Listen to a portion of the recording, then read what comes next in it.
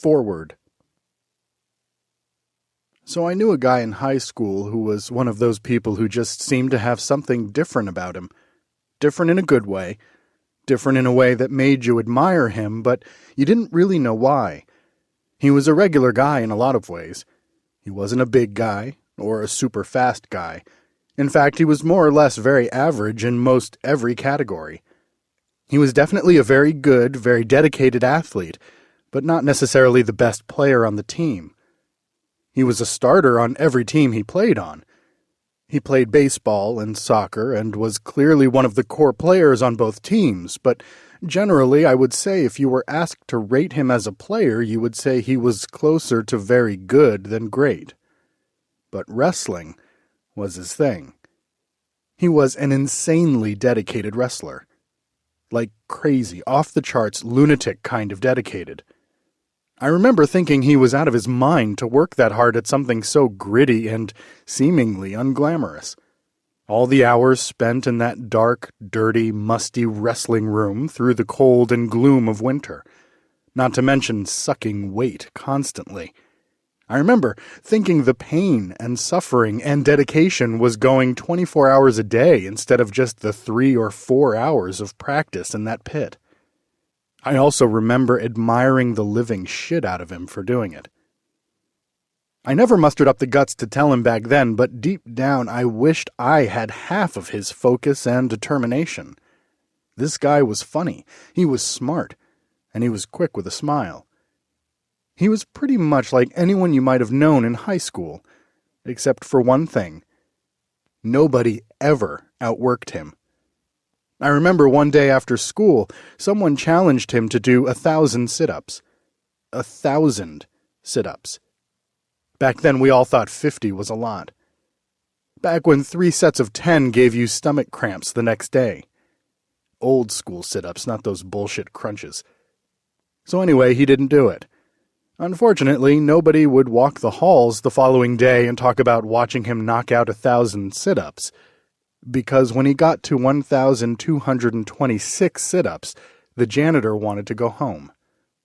1,220 friggin' 6 sit-ups. You see, the truth is you never know what lies within someone. People are capable of inexplicable strength and determination seemingly way beyond what you expect of them. Some people ignore physics and decide it simply doesn't apply to them. They don't subscribe to this thing that most of us call logic. To people like this, logic and conventional wisdom doesn't help change the world. To them, those two things will never serve you well when you face seemingly insurmountable odds. So anyway, I lost touch with this guy the day we walked away from our graduation ceremony. We weren't super close, and life pulled us into our respective directions. 30 years later, I came across him because of this book that he wrote.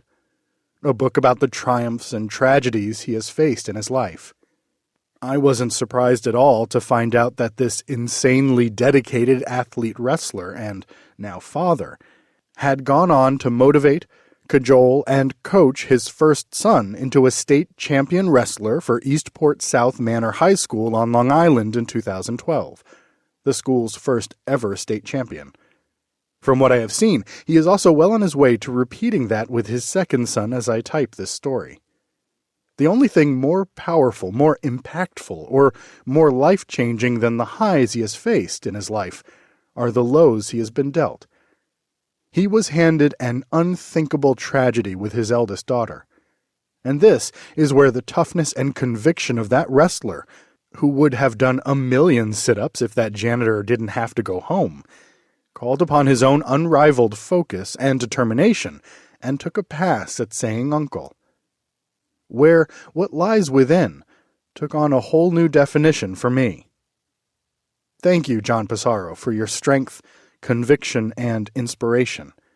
You have absolutely no idea how much I still admire you. I am positive Jess is proud to call you Dad. Fight on, brother. Steve Marshall.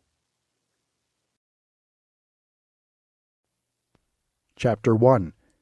How long is for a while? I don't know if we each have a destiny, or if we're all just floating around accidental-like on a breeze. But I think maybe it's both. Maybe both are happening at the same time. Forrest Gump. August 21st, 2009. Jess, why don't you come down and watch this movie with us? I asked my daughter in an attempt to spend more time with her before she headed back to college in a few days for her sophomore year at FIT. It's Serendipity with John Cusack. I think I'm just going to go to sleep for a while, Jess said as she spun herself around the wooden banister and headed up the stairs to her bedroom. That didn't sound right. Usually Jess would say, "I'm going to bed, good night." Why did she say, "I'm going to sleep for a while"? That was weird. Without anything else to go on other than my parental radar, I dismiss the slight change in her goodnight wording and convince myself that Jess is just tired after coming home from a 10-hour shift at work, where she has worked the whole summer in a retail fashion boutique in the Hamptons. In a few seconds, my parental radar's antenna goes back down to earth, and I get consumed with the movie once again. Serendipity. It is one of my favorite words. It is just a nice sound for what it means, a fortunate accident. Except I don't really believe in accidents. I believe fate is behind everything.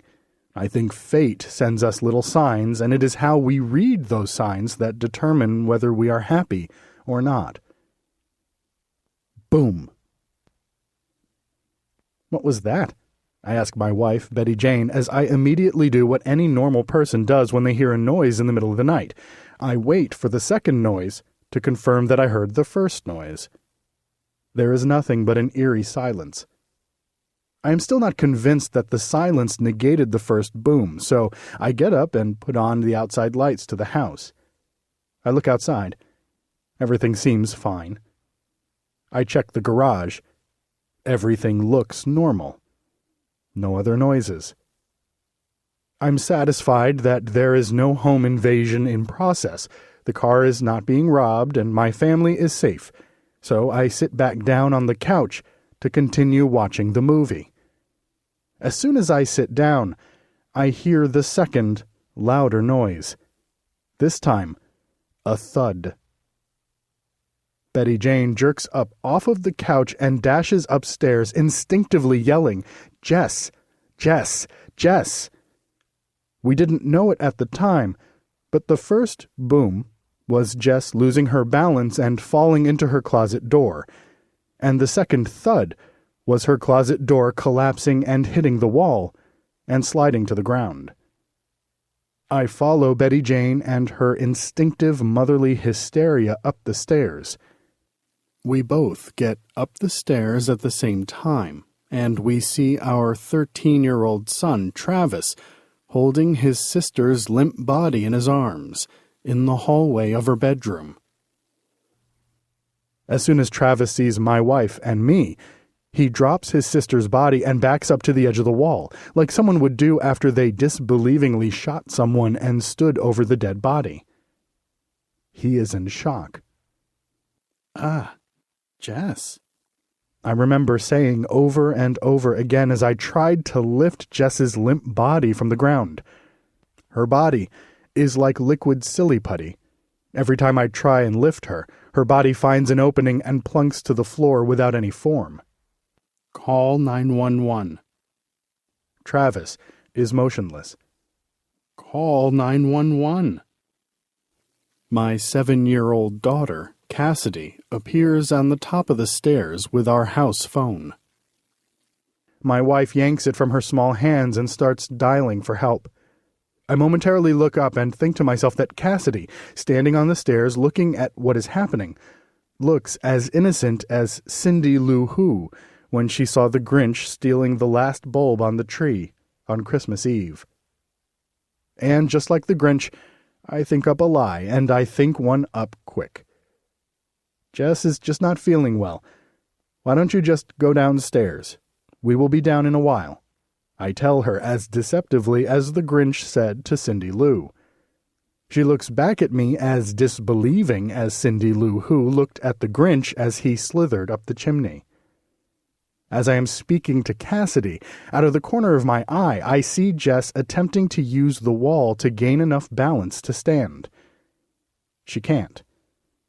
But she creates enough room between her body and the wall that makes an opening for me to insert my arm to help her up.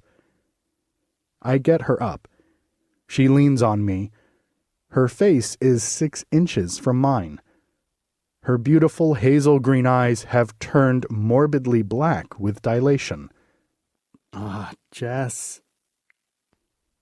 Jess's body starts shaking, trembling. She is seizing. Her eyes roll back into her head. All I see now are the whites. Her body gets real stiff. I feel like that if I were to move her, I would break her. I got to go, I yell out. I bend down, put my left arm between Jess's legs while my right arm grabs her elbow, and I put her in a fireman's carry hold and I run her down the stairs. Be careful. Don't slip. Don't slip. Take each stair, I say to myself as I run frantically down the stairs. I get to the bottom of the stairs. Her body feels different. Heavier. She is covering more of my back and less of my shoulders at this point. I kneel down and gently lower my head to take her body off of my back and shoulders and onto the icy tile floor in front of my front door. She has stopped breathing. Oh, Jess. I immediately pinch her nose, open her mouth, and start performing CPR. This is not happening, I am thinking to myself as I am blowing air into her mouth. I put my right palm onto my left thumb, and I start pressing on her chest. Nothing. I keep repeating the process for what feels like forever. I feel a tap on my shoulders and hear, "We'll take over from here." The EMTs are here, thank God.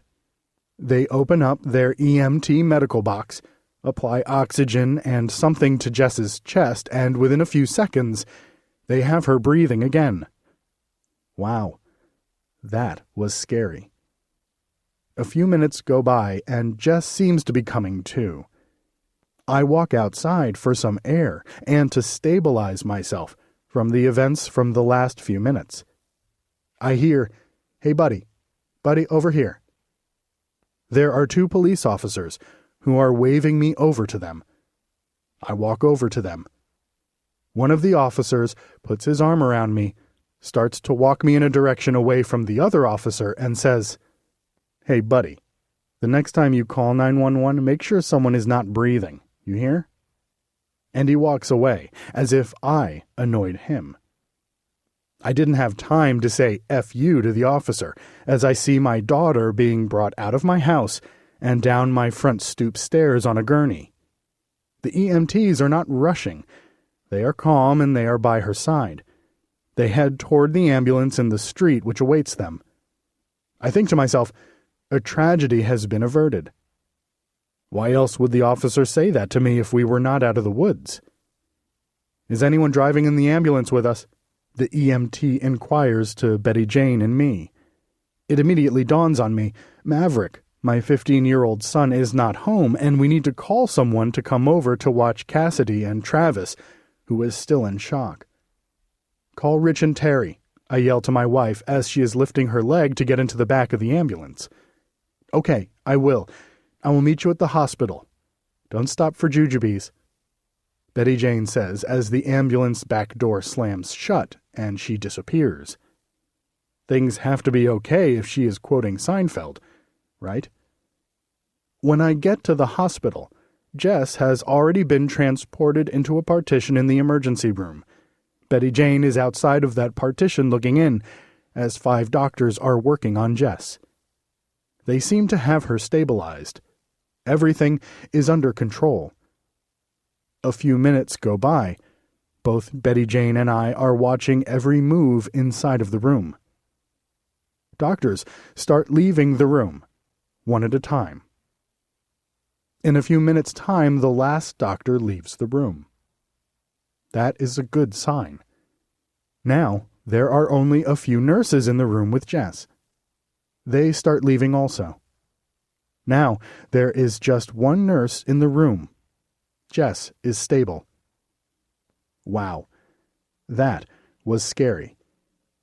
Betty Jane and I continue watching the one nurse in the room. She picks up an IV medical bag and hangs it from Jess's medical pole, which is attached to her arm. She leaves the room also. Jess must be stable if she doesn't need anyone by her side, I think to myself. 20 seconds go by. Ding, ding, ding, ding. Every bell and red alert starts to go off, and Jess is violently shaking on the bed.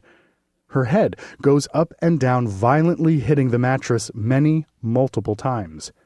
A swarm of doctors and nurses rush into the room. What just happened? Betty Jane rushes into the room and confronts the nurse who hung the medicine on Jess's pole. What did you give her? What did you give her? She gets no reply, so she rushes to the garbage pail where one of the doctors has unhooked the IV bag and tossed it away. What is this? What is this? She asks as she picks up the IV bag out of the garbage. A doctor walks up to her, takes the bag from her hand, and escorts her out of the room, saying, "We need to work on your daughter now." Betty Jane obliges and comes by my side outside of the room. As I look into the room, I see the frantic pace that everyone in that room is operating at, and I realize that I have entered a place where no person ever wants to be. I have entered hell. My wife realizes this also. No. No. No. She offers up a deal to the gods. Take me instead. Take me instead. There is nothing more blood-curdling than a mother's cry and scream when their child is in danger. I look up and I see that the nurse behind the ER desk is crying. At that moment, Betty Jane decides to sacrifice herself to the gods in replacement of her daughter. She decides to do a Tosh.0 trust fall, with no one behind her to catch her, to seal the deal. Luckily, I am within 5 feet of her when she decides to do this, and somehow I avert her crashing backwards, head first to the floor. I lift her up, catching her just inches from the floor. Her body is limp, and she is repeating the words, "I'm okay. I'm okay." I know that she is playing possum with me, hoping that I would leave her alone so she could attempt the trust fall again without me being there. I am wise to her strategy, and I hold her in my arms. She sinks through my arms and withers to the floor. "Get the white curtains," a doctor commands. "Get the white curtains and close the ER. Move everyone out of the ER now." Did he just say, "Close the ER"? The nurse at the ER desk, who has to be a mother also, is overwhelmed with a sense of powerlessness as she has the same look on her face that Patrick Swayze had in Ghost right before the spirits arrived. I immediately sense it. "Oh, no, no," I yell. I force Betty Jane to sit in a chair to avert another attempt to sacrifice herself. It has been 2 minutes since the red alert. A Jamaican priest walks over to me and says, "I would like to administer last rites to your daughter before she dies in a few minutes. Without it, she will not be able to get into heaven." I look him square in the eyes and say, "If you don't get out of here, I am going to kill you, and you will be the one needing last rites." He continues, and continues, and continues. He puts his hand on my shoulder and starts saying, "Forgive him, Lord. He knows not what he is doing."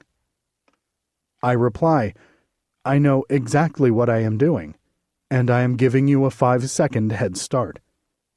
He moves away. I look up, and I see my mother and mother-in-law walk into the ER. There is terror on their faces.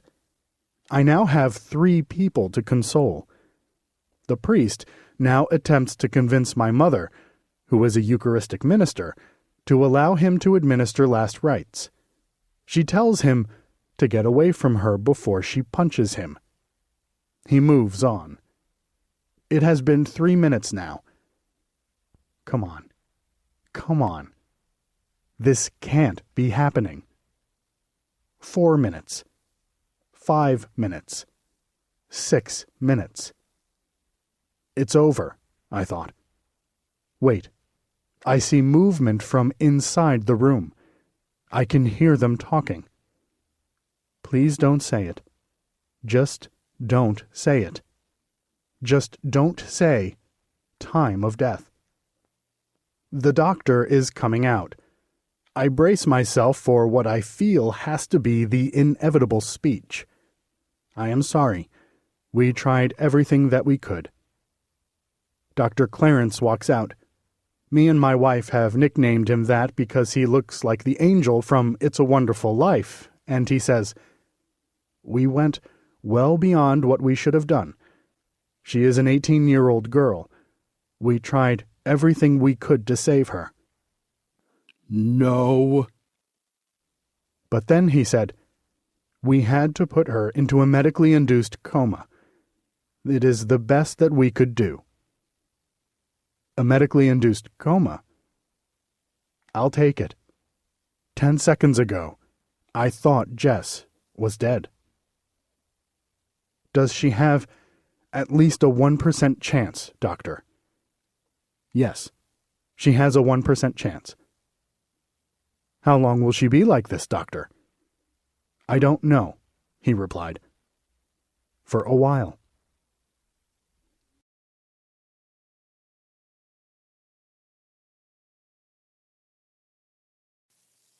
Chapter 2. Every Breath is Gold. What every long shot, come from behind underdog, will tell you is this. The other guy may in fact be the favorite. The odds may be stacked against you. Fair enough. But what the odds don't know is this isn't a math test. This is a completely different kind of test. One where passion has a funny way of trumping logic. No matter what the stats may say, and the experts may think, and the commentators may have predicted, when the race is on, all bets are off. Versus commercial. August 22nd, 2009. When you Google brain injuries, you will quickly learn the grim statistics. A patient has 28 days to recover from the initial injury, or their chances of a full recovery drop to less than 1%. I immediately take inventory of the situation and my mind quickly translates it into a sports metaphor. That is just how my brain operates. I have just been sacked at my own 1-yard line. There are 28 seconds on the clock, and we are down by 8. Down by 8? I ask myself. Yes, down by 8, I answer. Okay, down by 8. I accept the challenge and immediately start putting a plan into action. What we need to do is go into our 2-minute offense, drive 99 yards for a touchdown, and then convert a 2-point conversion to put the game into overtime and win it there. The thought goes through my mind as if I were the quarterback in the huddle giving out instructions to myself on how I was going to take my daughter from a 1% chance of survival back up to a 100% chance again. Doug Flutie did it right, I say to myself. Why can't I? My mind immediately replays the ending to the infamous 1984 game in my head. I have watched this video over 100 times over the years. Here we go. Here's your ball game, folks. The ball game is on the line. Flutie and Boston College are on the 50-yard line with 6 seconds to go, down by 4. 3 wide receivers out to the right. Flutie takes the snap.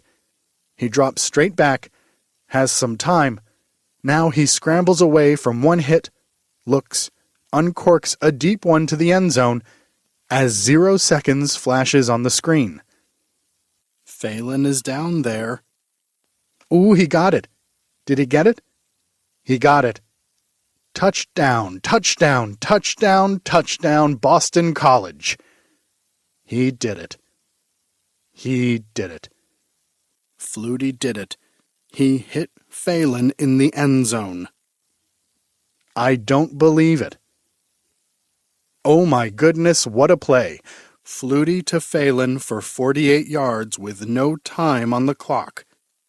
Boston College wins 47-45.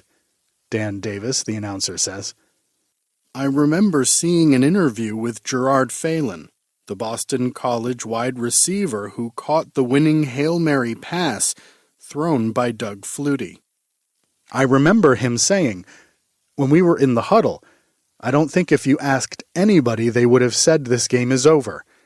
I think if you would have asked everybody they would have said, hey, wait a minute, we got another play. We got another chance to score a touchdown, and everybody went to work. This is exactly what I am going to do. There is still time on the clock. I'm going to fight. I'm going to win. As soon as I got to the end of my mental imagery of all of the Boston College football team swarming over Gerard Phelan in the end zone, I am taken back into current time when I am summoned over to Jess's neurologist. Mr. Passaro, could I speak with you for a second? He has Jess's CT scan results in his hands. I walk over to him. He extends his right hand out and invites me to shake his. I accept. He extends the shake and puts his left hand on my forearm for effect. A few seconds go by. He is still gripping my hand. The shake is no longer a shake, but rather a brace, as he holds onto my arm and says, Mr. Passaro, have you ever heard of Karen Ann Quinlan? I immediately, and not very politely, remove my hand from his grip, just like George Bailey did when he almost made a deal with Potter in It's a Wonderful Life. Yes, I have.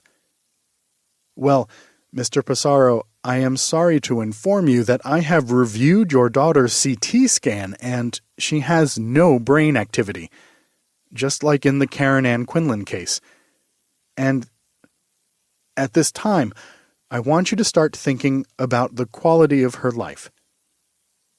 What do you mean, start thinking about the quality of her life? I slowly and reluctantly inquire. Well, Mr. Passaro, she can stay attached to those machines in there for a long time. Would you really want that? He said, as he nudged his head in the direction of my daughter's ICU room, where Jess has so many tubes attached to her that I can barely recognize her. Doctor, I believe it is my job for me to fight for my daughter's survival, not prepare for her death. Isn't that what I, as her father, am supposed to do? Isn't that what you would do? I don't agree, Mr. Passaro. I believe you should really consider the quality of life that your daughter will have and prepare yourself to make some very difficult decisions. I look into Jess's room. I see numbers flashing on my daughter's machine screens, and I think to myself, there is time for another play. Beaten up and battered, I walk back into my daughter's ICU room and, in frustration, I walk up to Jess's bed and I say to my daughter, Jess, if you don't start moving pretty soon, I am going to check your body for tattoos. She knew I was not a fan of tattoos, especially ones that may be on her body. The numbers on Jessica's computer monitor, which monitored her heart rate, start increasing. 128, 142, 156, 166. Does anyone see that? I ask. I guess she doesn't want you to know, the nurse says, as she is bending over putting some supplies in a cabinet. Know what? I reply. That she has tattoos, she says, as she moves toward Jess on the bed. I saw them when I was changing her. You see, here they are, she said, as she picked up Jess's hospital gown to show me. The first one is on her left side and is of a beautiful owl. And the second one, she starts to say. The second one, I disbelievingly utter. Yes, the second one is some writing under her right breast over here. And there it was. My answer to any internal conflict of whether I was doing the right thing by fighting for Jess's life. There, on Jess's ribs, were the words, "Every breath is gold." It is time to find my Gerard Phelan in the end zone. Chapter 3. Divided, yet united. United we stand, divided we fall. Aesop. August 25th, 2009.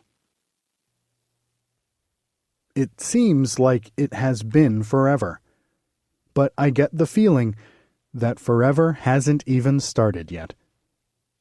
It is now Tuesday, August 25th, 6 o'clock a.m., 80 hours since Betty Jane and I have entered hell, and one day before Betty Jane and my 20th wedding anniversary.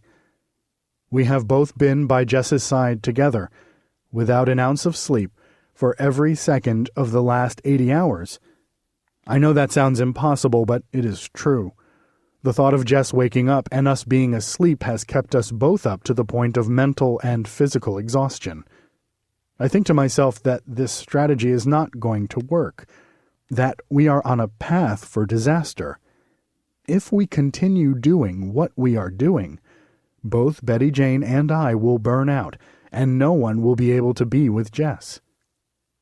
We both realize that we are in for a long battle, so we reformulate a new plan.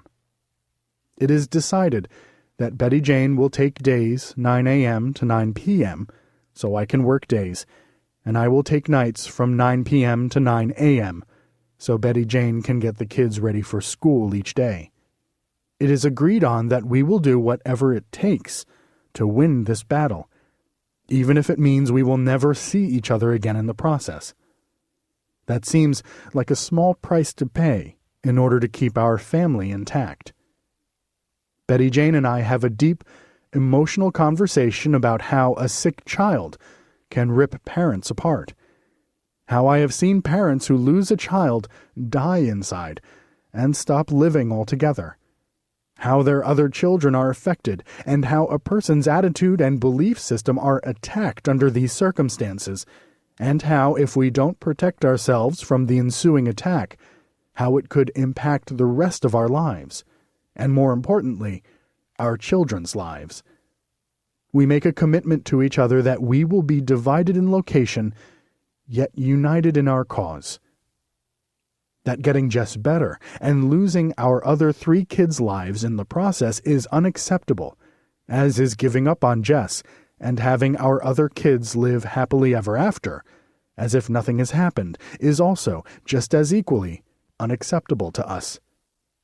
We want both. To care for and cure Jess, and to live and love life. One without the other is unacceptable. We want to invest every ounce of our energies to getting Jess better, and we want our other kids to live life to the fullest. Notice, I did not say, live a normal life. As we know, our lives will never be normal again. We commit to each other that we will live 2 lives at the same time, giving each their proper attention and passion. We both understand the Herculean effort that is going to be required to do this, and we commit to each other that we will never falter in our cause. We take our new vows to each other. No matter what, good or bad, thick or thin, right or wrong. It is at this moment that I realize the best thing I ever did in my life was to marry this woman. She is willing to give up her life for her child. I know most parents would do the same. But how many mothers would give up everything that they love, everything that they will ever be able to do in the future for the possibility and not the guarantee of getting their child better? Now, reduce the odds of success to less than 1%. How many mothers are still standing? Betty Jane is. Being that it is 6 o'clock a.m., I am the one who gets to go home first. Home. It seems so distant. So much has happened in just a short period of time. My thoughts wander to my life and everything that I was trying to accomplish before 4 days ago. How meaningless it all seems now. I catch myself on my mental aberration, and I promise to myself that I will not let that happen again. Life is full of meaning and is unbelievably awesome. I am back on course. My mind wanders to Travis. I wonder how he is doing. To Maverick. Does he even know what happened? I haven't spoken to him yet. To Cassidy. No 7-year-old should ever see what she saw. My mind wanders to the thought of how their lives will change, and how wrong that really is. It is at this moment that I make a promise to myself to never stop until I achieve both. To care for and cure Jess, and to live and love life. I make it out to my truck, which is sitting alone in the hospital parking lot under a light post. I open the door to my vehicle. I step up into the driver's seat, put my hands on the steering wheel, and I let my head fall forward, hitting the steering wheel, and I stay that way for a few moments. I then lean my head back in the other direction, trying to take on the enormity of the last 80 hours. I insert the key into the ignition, instinctively turn on the radio, hit the first preset, and I let the torture begin. How the hell did we wind up like this? Why weren't we able to see the signs that we missed? I quickly click to preset number 2. One day you'll see it could happen to me. I need a miracle. I want to be your girl. Click. As my memory rests, but never forgets what I lost, wake me up when September ends. I click off the radio and look around as if someone is punking me. A good feeling comes over me as I remember that the boys have a private wrestling lesson with Mike Petrovich in 2 hours. I have just enough time to go pick them up and make the half-hour trip to Comac. Yes, I am taking them to their wrestling private lesson. I want both. They are both going to win a state championship. This has now become even more important to me, but now for a different reason. This is now the bogey for accomplishing one half of I want both. I give a quick departing glance up to Jess's room up on the 3rd floor before I put the car in drive. Her room is on the corner of the building. I see Betty Jane inside the room with her face in the palms of her hands, and just outside the room, perched on top of the roof, as a decoration, there is a metal owl. I cry.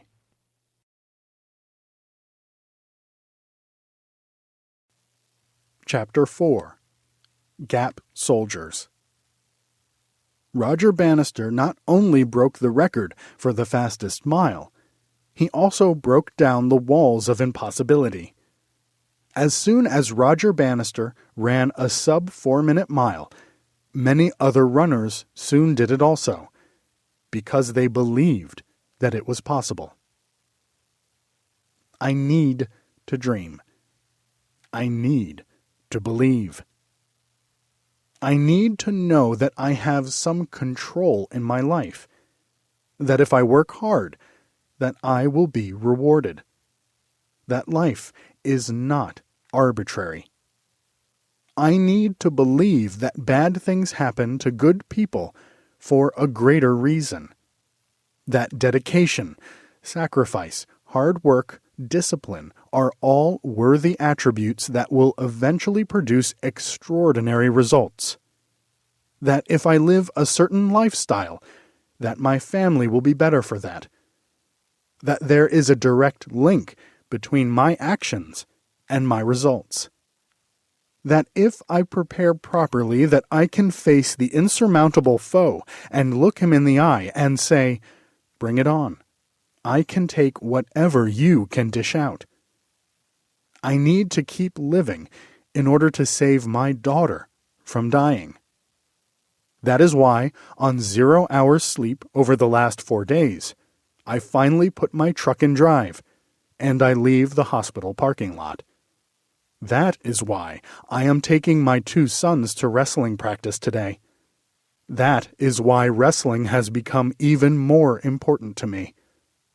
There are very few places on this earth that I feel totally at home, that I can be myself, that I truly have a deep affection for the people that I am around, and that I crave to be at all times. The basement of the old P.C. Richards building in Comac, which is the home of the Razor Wrestling Club, is one of those places. I arrive at the club with Maverick and Travis and head down the basement stairs. The place has an old boxing gym feel. As we head down the stairs, my right hand skims the wall as a guide. There is a huge chunk of concrete missing in the wall. My hand automatically and instinctively lifts itself up before the hole and drops itself back down onto the wall right after the hole ends as I walk down the stairs. I have literally done this over 400 times over the last 2 years. For 4 days a week, for the last 2 years, it is at this basement at Razor Wrestling where you would have been able to find me. I open the door to the basement gym. I see Mike Petrovich is sitting on the wrestling mat against a steel beam, writing on a chalkboard with a marker, preparing for the upcoming lesson. "Hey guys, how's it going? How was your weekend?" he asks.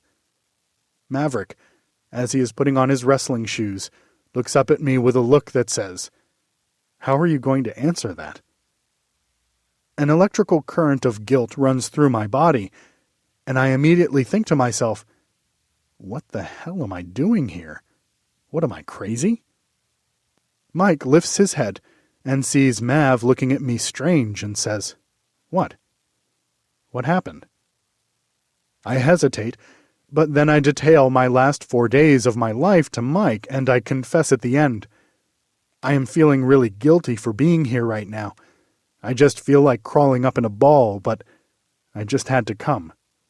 It may be wrong, but I just need to be here, I added. Mike immediately puts me at ease and says, "I know exactly what you are talking about." He then tells me the real-life story of when he was wrestling in college at Hofstra University, and his coach, Tom Ryan, the current coach of Ohio State, had his 5-year-old son Teague die in his arms in 2004. Mike went on to say how wrestling helped Tom deal with that rough time in his life the best way that he knew how. Mike conveyed to me how much respect and admiration that he had for his former coach. As Mike is speaking to me, my mind drifts back a few months to when Tom Ryan held a wrestling clinic at our high school. He was dynamic, full of life, and had the greatest attitude in a person that I have ever seen. I am astounded. That can't be the same person that Mike is referring to. He assures me that it is. Mike then suggests to me that I watch a videotape of a speech Tom recently gave at a ceremony naming the Hofstra Wrestling Room the Teague Ryan Wrestling Room. I make a mental note to watch the video as soon as I get home. For the next 60 minutes, Mike takes the boys a step closer to a state championship. How many more steps will be needed? I don't know, But what I do know is that today they did the work necessary in order to one day make that goal a reality. And tomorrow they will do the same. At the end of the 60 minutes, I thank Mike for all that he has done for me and the boys today, and I head directly home to watch the video. Life teaches us that parents aren't supposed to say goodbye to their children. Tom Ryan starts out in the video. I would give anything for it to be reversed. He goes on to say, during his speech, that one of the keys to success is an unconditional commitment, a willingness to do whatever it takes, not under your own set of rules, but rather what is truly required. He adds that an attitude and belief system of eternal optimism is everything. I am listening to and watching the computer screen as if he is speaking directly to me. Tom goes on to tell the story of the Gap soldier. A Gap soldier lived in the times of castles. A Gap soldier was a well-trained soldier who, during an attack, would walk through a break in the castle wall and hold off the enemy as they tried to rush in. They clearly knew what was at stake. I can't imagine the commitment of running through a hole in the wall preventing the enemy from coming in. It gets worse for the Gap soldier. The bad news for the Gap soldier was that while he fought the enemy outside the castle preventing them from coming in, his fellow soldiers were sealing up the castle behind him. I realized that Betty Jane and I are now Gap soldiers for our family. He continues, how hard are we willing to fight for what we want? What sacrifices are we willing to make to achieve the things that we want? Gap soldiers are an example of what we are capable of when we are fighting for something dear to us. I am mesmerized by the video and spend the next few hours reading stories about Tom Ryan and how he has dealt with the tragic loss of his son. In one, he starts off a speech saying, I have 4 kids. 3 are alive. In another, he talked about despair. Despair is a deep hurt that no human can fathom until you are there. And adds, the pain never goes away. I find quote after quote of every emotion that I am currently experiencing. Tom says in one interview, no one has caused me to hunger for the truth of life more than Teague has. The purpose of life began at his death. There are not too many people who you would meet for a brief few minutes in your life that can change your life for the better. For me, Tom Ryan is one of those rare people who did. When you know that something is possible, it is easier to accomplish. Tom Ryan has become my Roger Bannister. Without ever meeting with him, Tom Ryan made me realize that even through an unimaginable loss, one can still be dynamic, inspiring, and keep their love for life. His unbelievable attitude and approach on life set an example of how I wanted to live my life. Without him ever knowing it, he has become my guiding light. I now know that it is possible to live while you are dying inside. I believe again. Chapter 5. Follow the love, Jess. The intuitive mind is a sacred gift, and the rational mind is a faithful servant. We have created a society that honors the servant and has forgotten the gift. Albert Einstein. After reading every article that I could find on Tom Ryan, it is now approaching 6:00 p.m. It is time to relieve Betty Jane. I have now been up for 92 straight hours. I arrive at the hospital during visiting hours for the ICU. There are many family and friends in the waiting room, all waiting to visit with Betty Jane, myself, and Jess. For the next 2 hours, One at a time, friend after friend comes into Jess's room. Betty Jane will not leave. She talks to, hugs, and cries with every visitor. At 8:00 p.m., the ICU nurse pokes her head into Jess's room and says, "I hate to do this, but visiting hours are over. Please wrap up your visit." Betty Jane and I are currently visiting with Liz, Jesse's boss at work. Liz was the last person who spent the day with Jess before this occurred. Disbelief, tears, and empathy are all flowing from Liz as she visits with us. Once again, the nurse politely asks us to wrap up the visitation. Betty Jane and Liz decide to walk out to their cars together. Betty Jane and I hug, a long, extended hug, and finally, there is a double tap from me on her back. "It is time to go home," I tell her. They both start to walk toward the door to leave. And just before walking out the door, Liz turns around and, just like Columbo, says, "Just one more thing. Mr. Passaro, you should know that Jess loved that talk that you guys had the other day. She told me about it at work on Friday. She said it was special." I watch Betty Jane and Liz leave the ICU together. The talk. Oh my God. Never have I ever had a talk with my Jess like I did the other day. My mind reflects back to the talk. "Dad, I am never going to have kids," Jess says, as she sat down in a chair next to me while I was working from home the other day. "Jess, don't say that. You love kids. Don't worry, you will eventually find the right guy, you will fall in love, settle down, and you will start a family one day," I respond back to her, totally misreading her statement to me. "No, Dad, I know that I am not going to have kids," she says to me. "How do you know that?" I inquire. "I can't explain it. I just have this feeling. I just know." "Dad, have you ever had one of those feelings?" "Yes, Jess. I know I am going to write one day. I know that it seems unlikely right now, but I have always known that I would write someday." You see, that's the feeling that I am talking about. It doesn't make sense, but you just know. "Dad, do you believe in heaven?" Jess asks. "Jess, why do I get the feeling that this is not about what I believe, that it is really about what you believe? Do you believe in heaven?" After a delay, she says, "Yeah, I do," and then throws out another question to me. "Why do you think that God lets bad things happen? Why doesn't he step in and fix things?" "Jess, I don't have the answer to that question. I have often wondered that myself," I reply. "Do you think that there really is a God, then?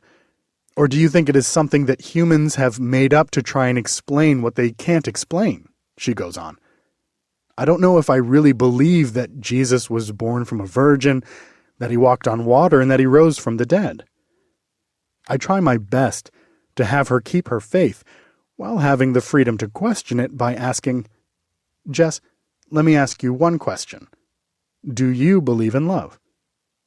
"Of course I do. It is what everyone lives for," she shares with me.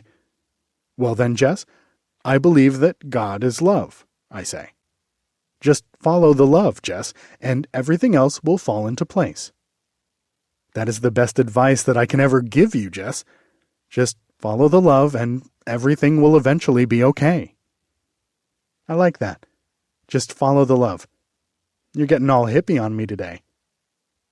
"Dad, why are we so obsessed?" "What do you mean, Jess?" "Well, I mean, everything that a Passaro does is so obsessive. I mean, you can't even coach a 10-year-old baseball team without trying to win a national championship, or as soon as the boys start to wrestle, you have your sights on winning a state championship," Jess says.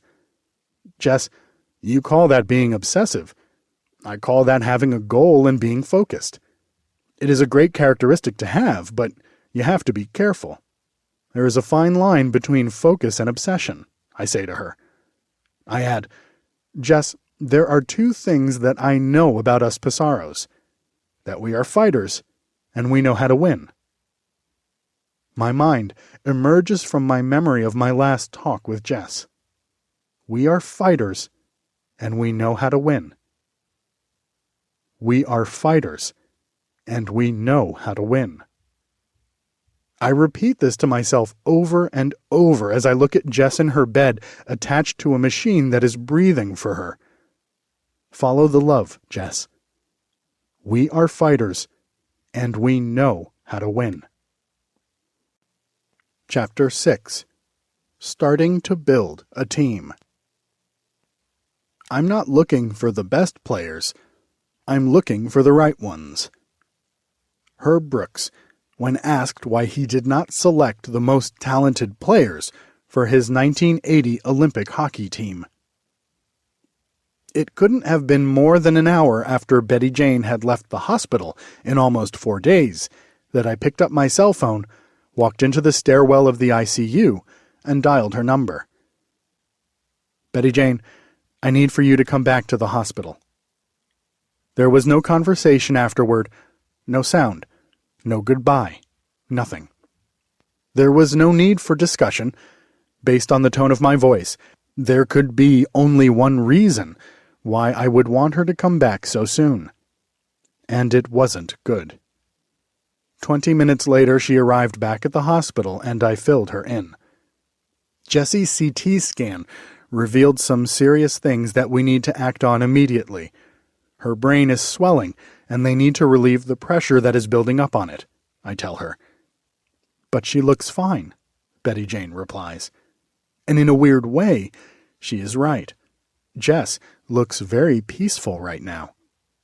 And they say that unless we reduce the pressure, it may accelerate very quickly. I pause for a second. She is scheduled for brain surgery in the morning. As we are speaking, the nurses come into the room and start to prep Jess for surgery. There is an argument that breaks out between Betty Jane and the nurses. Betty Jane will not allow the nurses to cut Jess's hair off. No matter what they say or do, Betty Jane won't budge. It's her hair. She loves her hair. It won't be Jess without her hair, she cries into my shoulder. I finally come up with a solution. What if we leave a long strand of auburn hair in the back of Jess's head, just like Samson? I compromisingly ask. That would work, I hear from both sides. The nurses then shave Jess's head and leave a long auburn braided ponytail in the back. Jess is now bald and looks like a cross between Sinead O'Connor and Samson. Betty Jane and I both silently ask God to give Jess superhuman strength, just like he did for Samson.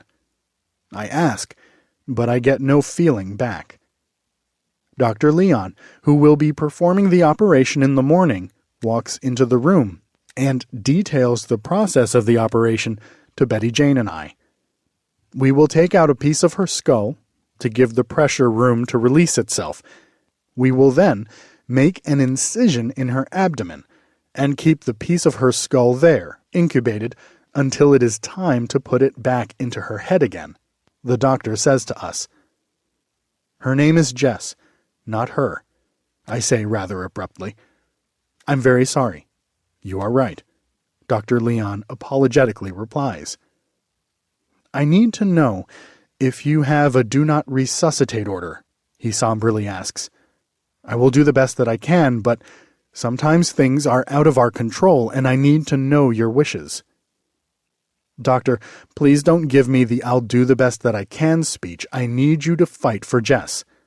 As long as there is a chance, I want you to realize my wife's and my stance. I don't care if the chance is 1%. It is up to my wife and myself to get it to 2%, then 4%, then 8%. That is what as parents we are supposed to do, right? I continue, Doctor, if you were me, what would you do right now? Mr. Passaro, the quality of life, he starts to say, and interrupts himself and changes course. I understand. I really do. I will fight for Jess, he says as he departs. There is something about Dr. Leon that I like. He is able to go from doctor to human instantaneously. He has an empathetic side. Betty Jane and I continue to talk, mostly about Dr. Leon and the feeling that we have about his ability to put himself in our shoes. A nurse overhears our conversation and says, "I don't mean to eavesdrop, but you are right. Dr. Leon just lost his wife recently. He knows exactly how you feel." It is at this instant that I know I have a very valuable asset, the ability to sense the unknown and trust my feelings. There is not another doctor in the world that I would want to be performing brain surgery on my daughter tomorrow morning than Dr. Leon. If I was the general manager, putting together my daughter's team of people who I want to help Jess recover, I would draft Dr. Leon in the first round. I don't know if he is the most talented doctor, but I do know that he is the right one. Chapter 7. Hallway, or Private Room. A heart breaking isn't always as loud as a bomb exploding. Sometimes it can be as quiet as a feather falling.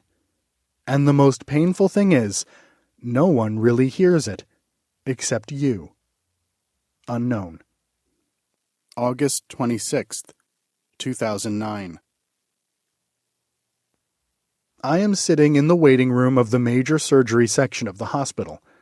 One scene plays out over and over again. Loved ones would frantically wait for a doctor to peek their head into the waiting room, call them over, where they would find out the fate of the rest of their lives. I am very good in math, and I happen to pick up on patterns very quickly.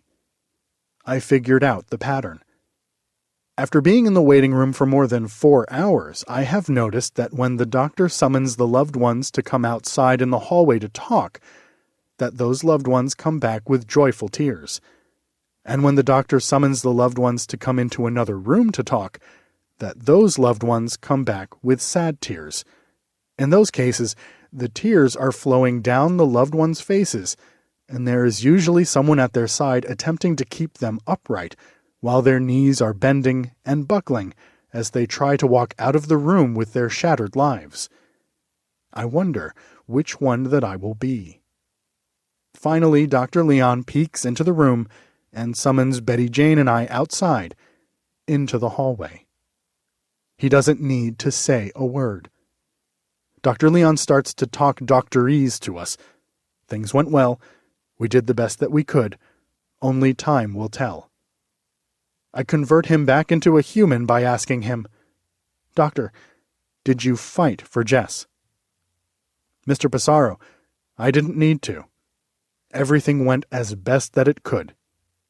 "Thank you," I say, as I look him in the eye. He is telling the truth. I can see it in his eyes. "Jess will be in the post-op for a few hours, and then you can see her back in the ICU," Dr. Leon says, as he sets off for his second brain surgery of the morning. I am one of the people with joyful tears. Chapter 8. There is an open circle. There are 86,400 seconds in a day. It's up to you to decide what to do with them. It has been 108 hours since Betty Jane or I have slept, unless you count sitting upright in a chair, closing your eyes for a few moments, and using the wall as a pillow, as sleep. Mentally, I am rejuvenated. Physically, I am breaking down. I have a deep chest cold coming on. I fear that it is bronchitis. Betty Jane and I decide that I should get to a doctor to take care of it right away, and stay away until I am fine. That means that she would need to spend the next 48 hours at the hospital by herself. That would take her up to 156 hours straight at the hospital. I feel horrible that I can't stay, but it is the right move. I hug Betty Jane and I head out back into the world. My first stop is at Dr. Iwai's office for an antibiotic for myself. He sees me without an appointment and asks me about my wife and my family. I fill him in on the events that have transpired, and his face wrinkles in sadness. He has a special relationship with my wife. He just loves her innocence. I see true sadness in his eyes as I leave his office, prescription in hand. I have this overwhelming feeling that I should be doing more right now, that there has to be something that I could be doing to improve the situation. I am so tired. I hear in my head, there is an open circle, and my wrestler's mentality takes over. You see, 26 years ago when I was in high school, my goal and mission in life was to win a New York State wrestling championship. I committed myself to a lifestyle, made the sacrifices, put in the time, starved myself, shaved my head. I had the hunger, the desire, and the determination, but I came up short. For many years after I graduated, it seemed like I got nothing out of my 6 years of total dedication to the sport, that the trade-off of what I gave and what I got in return to this sport was way out of whack. I hated wrestling for it. To put every ounce of your soul into achieving something and to get nothing out of it in return was beyond my comprehension, and I just could not justify it in my head. Until I had adversity in my life. And slowly but surely, I started realizing how much the sport of wrestling actually has given back to me. Much more than I ever knew. When life throws you to your back, you need to know how not to get pinned. Get off of your back and do enough to make up the difference in order to win. There is an open circle. This mantra is ringing in my ears. In order to achieve the results that you want, you need to do the things that others are not willing or able to do. There is an open circle. This mantra is what my high school coaches would say to me during wrestling practice when they knew that I was physically exhausted and was about to rest for a moment. There was an open circle on the wrestling mat, and if I was interested, I could get out there and do more. There is an open circle, meaning there is still more that you could do. Don't rest now. This is where the difference is made. To work when you are mentally and physically exhausted gets you to the next level. There is an open circle. When I heard those words back in high school, I would immediately ignore being tired and realize that there was still more that I could do. There is an open circle. No time for rest. It is time to get back to work. Chapter 9. Be the guy who sets the bar. People who say that it cannot be done should not interrupt those that are doing it. George Bernard Shaw. After a few hours of forced sleep, I am on my way to taking Maverick and Travis to wrestling practice. We arrive at practice. The kids get ready by lacing up their shoes, and I find an out-of-the-way spot in the parents' area to sit down and rest. I must look like hell. I'm too tired to care what I look like. I cross my arms across my chest and I close my eyes for a few seconds. It feels like a few hours. Practice begins. Mike Petrovich's resounding voice yells out, "Start circling it up." And on command, about 20 wrestlers get on their feet and start jogging around the 2 steel posts that are on opposite sides of the room. Practice is intense.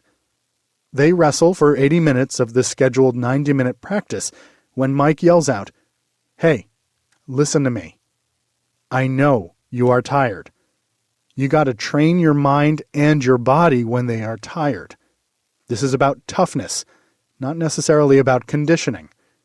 Get a little stronger, get a little tougher. No breaks. Don't take a break." For the next 10 minutes, 20 aspiringly elite wrestlers sprint to exhaustion. After about 60 push-ups, they are done, and Mike brings them into the middle of the mat to talk to them while they stretch and recover. This is the best part of practice. I have always videotaped these talks because they are so valuable. Today is no different. Mike starts out. There is nothing like a hot summer day to be in a basement wrestling room. It can teach you a lot. The one thing that it could teach you is to push yourself. I think that some guys had some time off and started to drag a little towards the end of practice today. What I watched happen was that there were a few guys who kind of set the bar and battled when they were tired, which caused a domino effect. I watched the tired guys look over to the group that was working hard and say to themselves, I can do that. At first, they were feeling sorry for themselves, and after looking at the guys who set the bar, the tired wrestlers raised their level. Be the guy who sets the bar. It's not going to kill you. I had a lot of practices where I thought I was going to die. The truth is, it never happened. You can always work harder. Be the guy who sets the bar. I am no longer tired. The bar has been raised.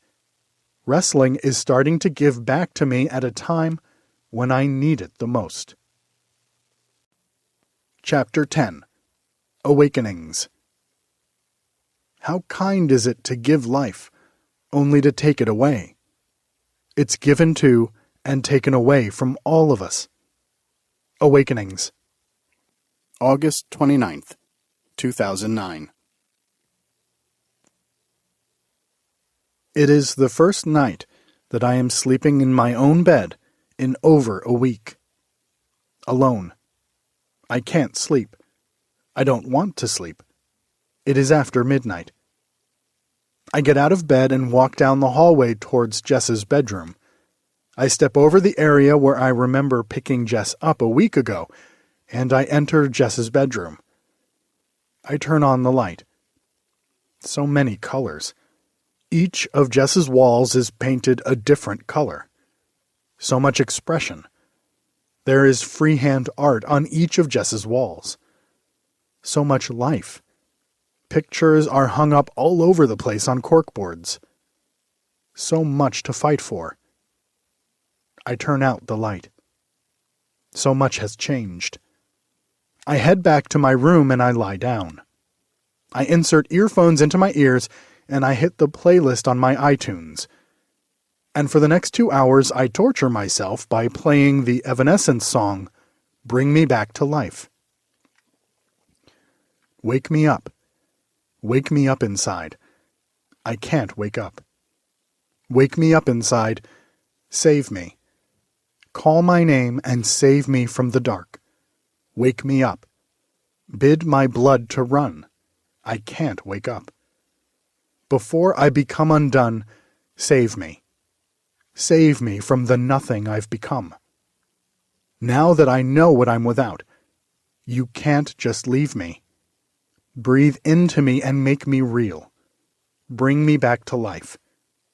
I've been sleeping 1,000 years, it seems. I've got to open my eyes to everything. Don't let me die here. There must be something wrong. Bring me back to life. Wake me up. Wake me up inside. I can't wake up. Wake me up inside. Save me. Call my name and save me from the dark. Wake me up. Bid my blood to run. I can't wake up. Over and over again. Hell is giving an obsessive person a problem that they cannot solve. Life in a loop. Over and over again. As if that is not torture enough, I watch the video. Over and over again. I got to stop this torture. I got to turn this around. I start Googling success stories of people who successfully emerged from Jess's state. After some time, I come across the 1990 movie Awakenings with Robin Williams. I watch the movie in its entirety in the wee hours of the morning. The movie Awakenings is about an obsessed doctor who believes that patients that have been in a catatonic state for over 30 years due to encephalitis are alive inside, after he sees a small reaction that one patient has to a stimulus. Everyone thinks that he is crazy. until he wakes up a patient and brings him back to life by giving him L-Dopa. I searched the internet. The story is true. The real-life doctor is Dr. Oliver Sacks. It happened in 1969. I may be crazy, but I vaguely remember one doctor asking another doctor the night that this occurred if he did an encephalitis test, and his answer was, "No, we didn't have time." Don't let me die here. There must be something wrong. Bring me back to life. Over and over again. There is a fine line between being focused and obsessed. Sometimes, obsession is just what the doctor ordered. Chapter 11. One person with belief is worth 1,000 people with only an interest. Never doubt that a small, thoughtful, committed group of people can change the world. It is the only thing that ever has. August 31st, 2009.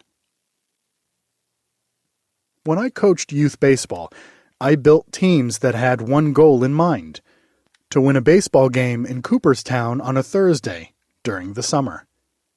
I called the mission Thursday Baseball. You see, the Cooperstown Dreams Park Tournament was the best youth national baseball tournament in the country, and the championship game was played on Thursday. 64 teams from all around the country came in every week of the summer to vie for a championship. For various reasons, a New York team never won a Cooperstown Dreams Park championship. I set out to do so. Over the years, I brought 8 different teams to Cooperstown. On each attempt, the teams got closer and closer to playing on Thursday. It was during these 4 years that I learned the magical formula for success. Belief, plus team, plus hard work, plus passion, equals success. I quickly figured out why a New York team never won. They believed the reasons why everyone told them that they couldn't win.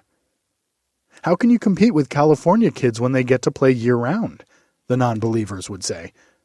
The Florida kids are just more talented. They have major leaguers coaching them. They have been playing together for years. You will never beat them. The truth is, whatever you really, truly believe becomes your reality.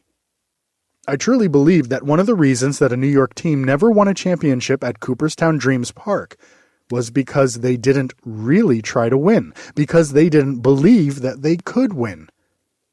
They believed in the excuses more than they believed in themselves. Don't get me wrong, everyone tries to win, but not everyone is willing to sacrifice so much for such a small chance to win a national title. In New York, it meant to play a different style of baseball than what was played locally. It meant playing with leading and stealing at an early age. It meant playing on a larger field. It meant valuing the details, the bunting, taking pitches, defense, and the ability to accept your roles. It meant that everyone on the team needed to know how to pitch, hit behind the runners, and know how to run the bases. Most importantly, it meant believing in yourself more than believing in the reasons why everyone else felt that you couldn't win. Each year, I set out to build a team of players who believed, who wanted to be on the team, and who had the passion to pursue winning under all adverse conditions. I simplified the formula to find the right players, the players who believed. Over time, I came up with a simply ingenious way of finding the right players for the team. My solution was this. I held tryouts at 5:30 a.m. on a Sunday morning in the dead of winter at an indoor facility. Why 5:30 a.m. on a Sunday morning in February?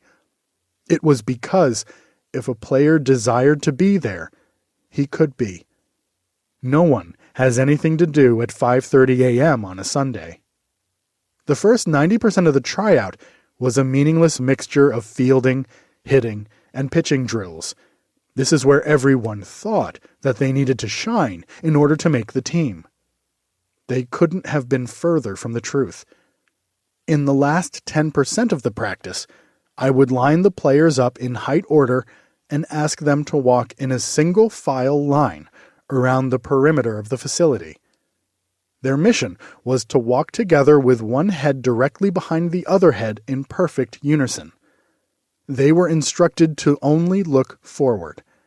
Not left, not right, not back, only forward. I let them know that the players who accomplished this were on the team. The players who couldn't, no matter how talented, were not. I was looking for one head with 10 hearts and one beat. That was my team. You see, I could teach a kid to hit, to throw, or to run the bases, but I couldn't teach him to believe. So, as time went by one, I accumulated players who believed. My players were never the most imposing-looking athletes. You never saw fear in the eyes of the opposing teams as we approached the field for a game. But you did see disbelief in their eyes as we walked off the field after the game. You could almost always hear them muttering to themselves, "How did that team just run-rule us?" I always laughed at this. I could have given everyone the formula before the season and it still wouldn't have mattered. It was too simple. My answer to myself was always, "You just don't get it. When a team works together for a common cause that they are all passionate about, it is not about your height or your weight. It is about your belief and your heart." No one valued belief more than I did. I truly had a great feeling in my heart when most of the players on my team went on and won a championship at Cooperstown Dreams Park while playing for another New York team. Even though there was a falling out amongst parents and they achieved this goal on another team, I was just very happy to add the most crucial ingredient to their success: belief. For the last 2 days, I have been receiving reports back from Betty Jane about Jess's progress after her brain surgery. When Jess came back to the room after the operation and after being weaned off of the propofol, Jess's eyes opened. No dramatic opening and rebirth, but a slight, very tired opening of her eyelids. Betty Jane and I adjusted our shifts to include an overlap of time when we could both be together for an hour after each of our shifts to update each other on the day's occurrences, just so we were both on the same page of what was happening. During our first overlap update, Betty Jane fills me in that she saw Jess open her eyes and move a little. I am real excited. She is distraught. "Why are you so sad? This is a good thing," I tell her. "No, it's not. They said to me, 'Don't read into this, it doesn't mean anything.'" She went on. "And after I noticed Jess moving ever so slightly, they told me that was a reflexive reaction. She is not moving voluntarily. They said that parents see what they want to see, and that they don't see reality." I am fuming. At the same time Betty Jane is updating me on the day's events, a doctor walks in, goes to Jess's bed, reads her chart, and says, "No change, no brain activity." I immediately say, "Who are you?" "I am Dr. So-and-so, and I am filling in for Dr. Leon. He is on another shift." "Can I speak with you outside, doctor?" "Right after my rounds." He dismisses me. "No, now," I assert. When we get outside, I say, "Don't you ever speak in front of my daughter like she is not there. Do you hear me? If you would like to speak to me, you speak to me outside." I continue. "Mr. Passaro, you and your wife have to realize that you are seeing things that all parents see. She is not moving. I don't want to give you false hope," he bluntly states. "Doctor, it seems to me that while everyone is so busy making sure that they don't give my wife and myself false hope, they are not realizing that they are eliminating all hope. Mr. Passaro, medically speaking, he starts to say as I cut him off. You're not God. You don't get to determine who is going to make it or not. Your job is to get them to make it. You are on the team of trying to make them make it. Mr. Passaro, you have to realize the odds, he says. Let me ask you one question, Doctor. Do you believe that Jess will make it? I put him on the spot. He does not respond. Doctor, your services are no longer needed, I say, and I walk back into my daughter's ICU room. Mr. Passaro, can I meet with you and your wife in my office? An official-looking woman asks me a few hours later. Betty Jane and I oblige. Mr. Passaro, you can't tell doctors that their services are no longer needed, she starts the conversation. Yes, I can, and I did. Why did you do that? She asks. Because he doesn't believe, I reply. It isn't his job to believe, she replies. Well, that is where you are wrong, I say. If he is on my team, he needs to believe. And what about the nurse you dismissed from her services earlier today? She brings up. She talked like Jess was not there. She didn't believe either, I informed her. You can't dismiss everyone who doesn't believe in your daughter's recovery. We have a set of rules that we follow, shifts and rotations. I can't rearrange everything for you only to have believers, she says, sounding very annoyed. Yes, you can, but it's not important enough for you to do so. But it is important enough for me to build a medical team of believers, and I will continue to do so. So anyone who talks in front of Jess as if she is not there, or refers to her as a her, or doesn't want to get emotionally attached, will not be on Jess's team, I emphatically inform her. You may only have a few people, Mr. Passaro, she says in a solemn tone. That is fine. I just need the ones that believe. One person with belief is worth 1,000 people with only an interest. 1 head, 10 hearts, 1 beat. I walk back into my room. I am followed in by another doctor who says to me, Mr. Passaro, let me teach you about how medicine works, he starts out. One of two things is going to happen. Either the doctors are going to say, I told you so, or they are going to say that Jess was the exception. What you believe will determine who gets to say, I told you so, to whom. Never stop believing, he begs me. Doctor, you are on the team, I say. He smiles. Chapter 12. Sawataneo. Amazing awaits. When you work hard enough, want badly enough, and refuse to say, I've had enough, amazing awaits. September 1st, 2009. An avalanche in your head. That is how a brain injury is described on one of the posts that I am reading on the internet at 2:48 a.m. I know that Jess is in there. I have seen slight movements, real movements. I can't imagine being Jess right now. I don't want to imagine being Jess right now. I have to imagine being Jess right now. An avalanche in your head.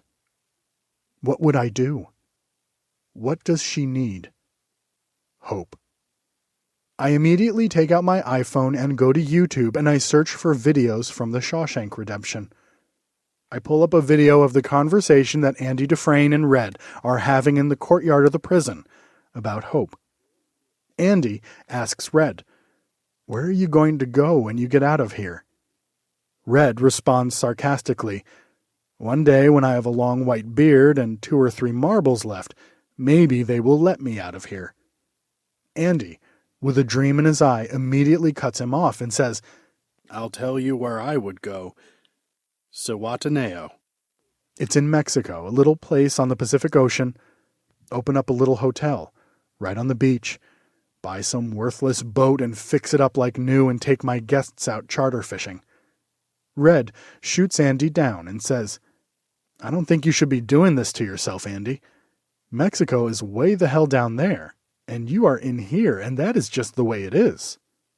Andy defiantly responds, I guess that it comes down to one simple choice, really. Get busy living or get busy dying. An avalanche in your head. Get busy living or get busy dying. It took Andy Dufresne 20 years to chip away at his prison wall and escape from his hell. Hope is what kept his dream alive. It is time to start moving the rocks away from Jess's brain avalanche so she can escape to her Sawataneo. It is now 3:03 a.m., and I approach Jess's bed, and I whisper in her ear, Jess, I believe that you are in there. I am here to get you out. We need to get other people to believe also. So what I want you to do is to move something other than your hands because they think that your hand movement is not voluntary. I need you to concentrate on putting your two big toes together. Jess, I want you to imagine that you are laying on the beach in the Hamptons right now. I sit back and start to coach Jess. Jess's legs are separated by at least 2 feet in length at this point. Come on, Jess. You can do this. Come on, Jess. You can do this. Prove to everyone that you are in there. Over and over again. When you stare at something for 20 minutes straight, sometimes your mind plays games on you and makes it look like there is movement, when there really is not. I try to play devil's advocate and dismiss the slight movement that I think I see on the above phenomenon. But it is undeniable. Jess's legs are getting closer and closer together. Come on, Jess. You can do this. My voice is crescendoing. It is now nearly 40 minutes since I started coaching Jess to touch her 2 big toes together. Her 2 feet are now about 1 foot apart. Come on, Jess. Come on, Jess. Come on, Jess. My coaching is nonstop at this point, and my excitement is almost at a feverish pitch and nearly uncontrollable. I look up from Jess's legs, and I see the head nurse approaching her room. I am so excited that I am crying at this point. I feel the warmest tear roll down my cheek. It hits my mouth. I can taste the salt. The head nurse enters the room. I immediately explain to her what has happened, and she says to me, Mr. Passaro, you need to keep it down in here before you wake up the other patients. Nurse, my daughter, on command, has moved her feet about 1 foot over the last 40 minutes. I'm a little excited. Try to understand, I say. I beg her to watch for a few minutes. She watches for 30 seconds and says, I don't see anything and I need to get back to the desk. Please keep your voice down or I am going to have to ask you to leave. Nothing is going to derail me, so I play the game and say, of course. Over the next 20 minutes, Jess has cut the distance between her big toes down to about 6 inches. Then 4 inches, then 2 inches. I can't believe what I am seeing. Actually, I can believe it. I knew she was in there. Jess is trembling now, trying to get her toes to come together for the last inch. She is battling. It is not enough to her that she has moved her legs together almost 2 feet over the last 90 minutes. It seems like the last inch is the most important to her.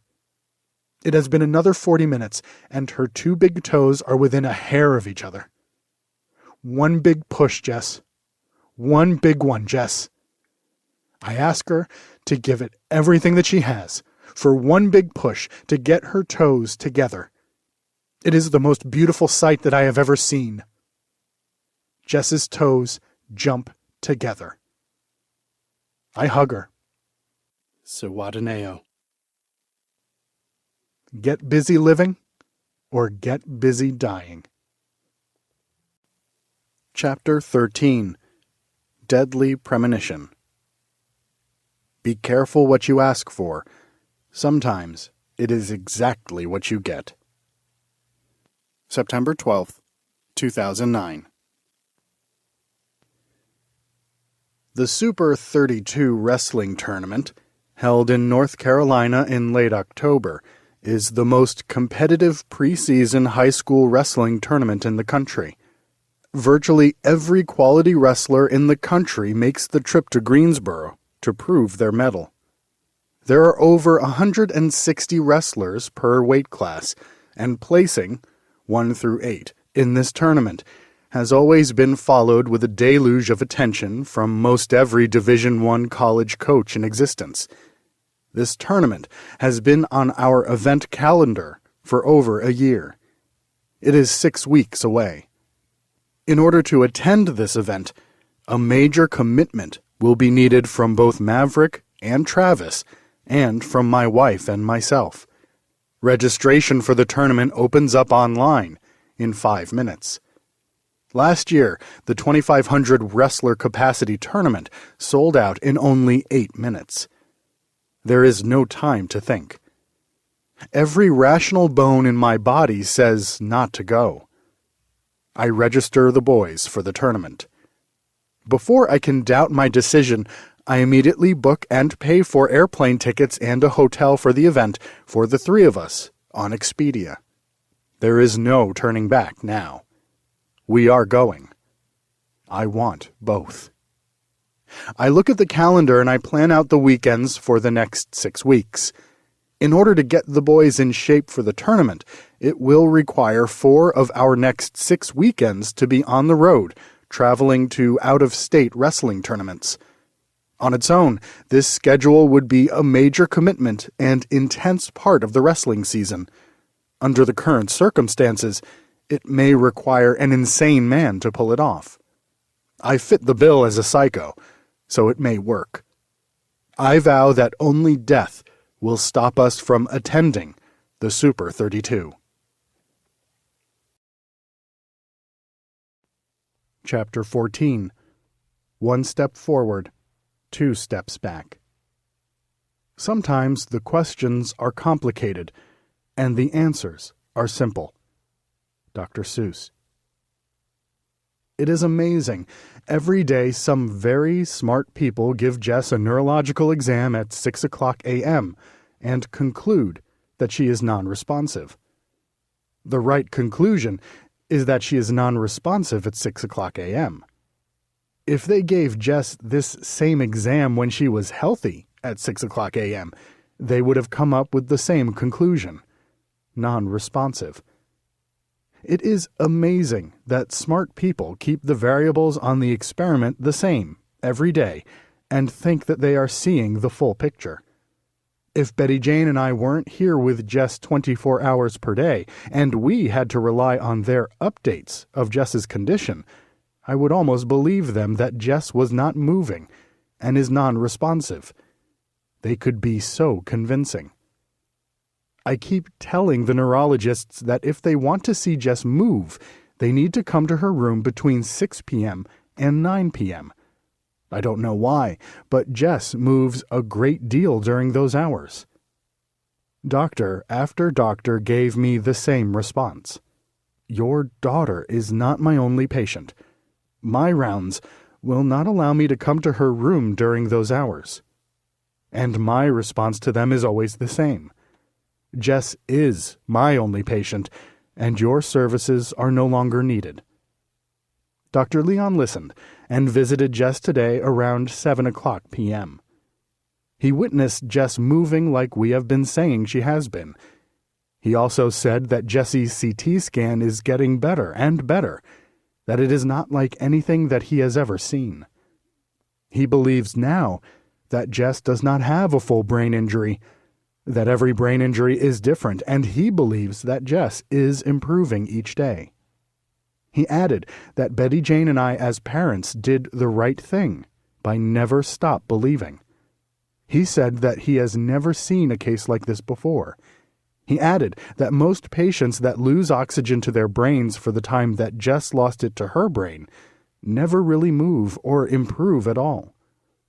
Dr. Leon's body language is very positive. I am very encouraged by his visit. I am glad to have him on our team. That is the good news. The bad news is that right after Dr. Leon left the room, another doctor entered and said that after 14 days, it is routine for a patient on a breathing tube to get a tracheostomy.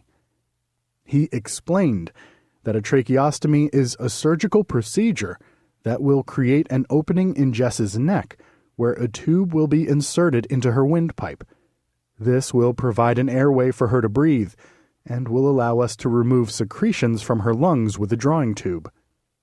Jess is scheduled for the procedure immediately. She also needs a procedure to move her feeding tube from her mouth to her stomach. Jess is back from the procedures. I don't know if I would rather have all the tubes away from her face or not.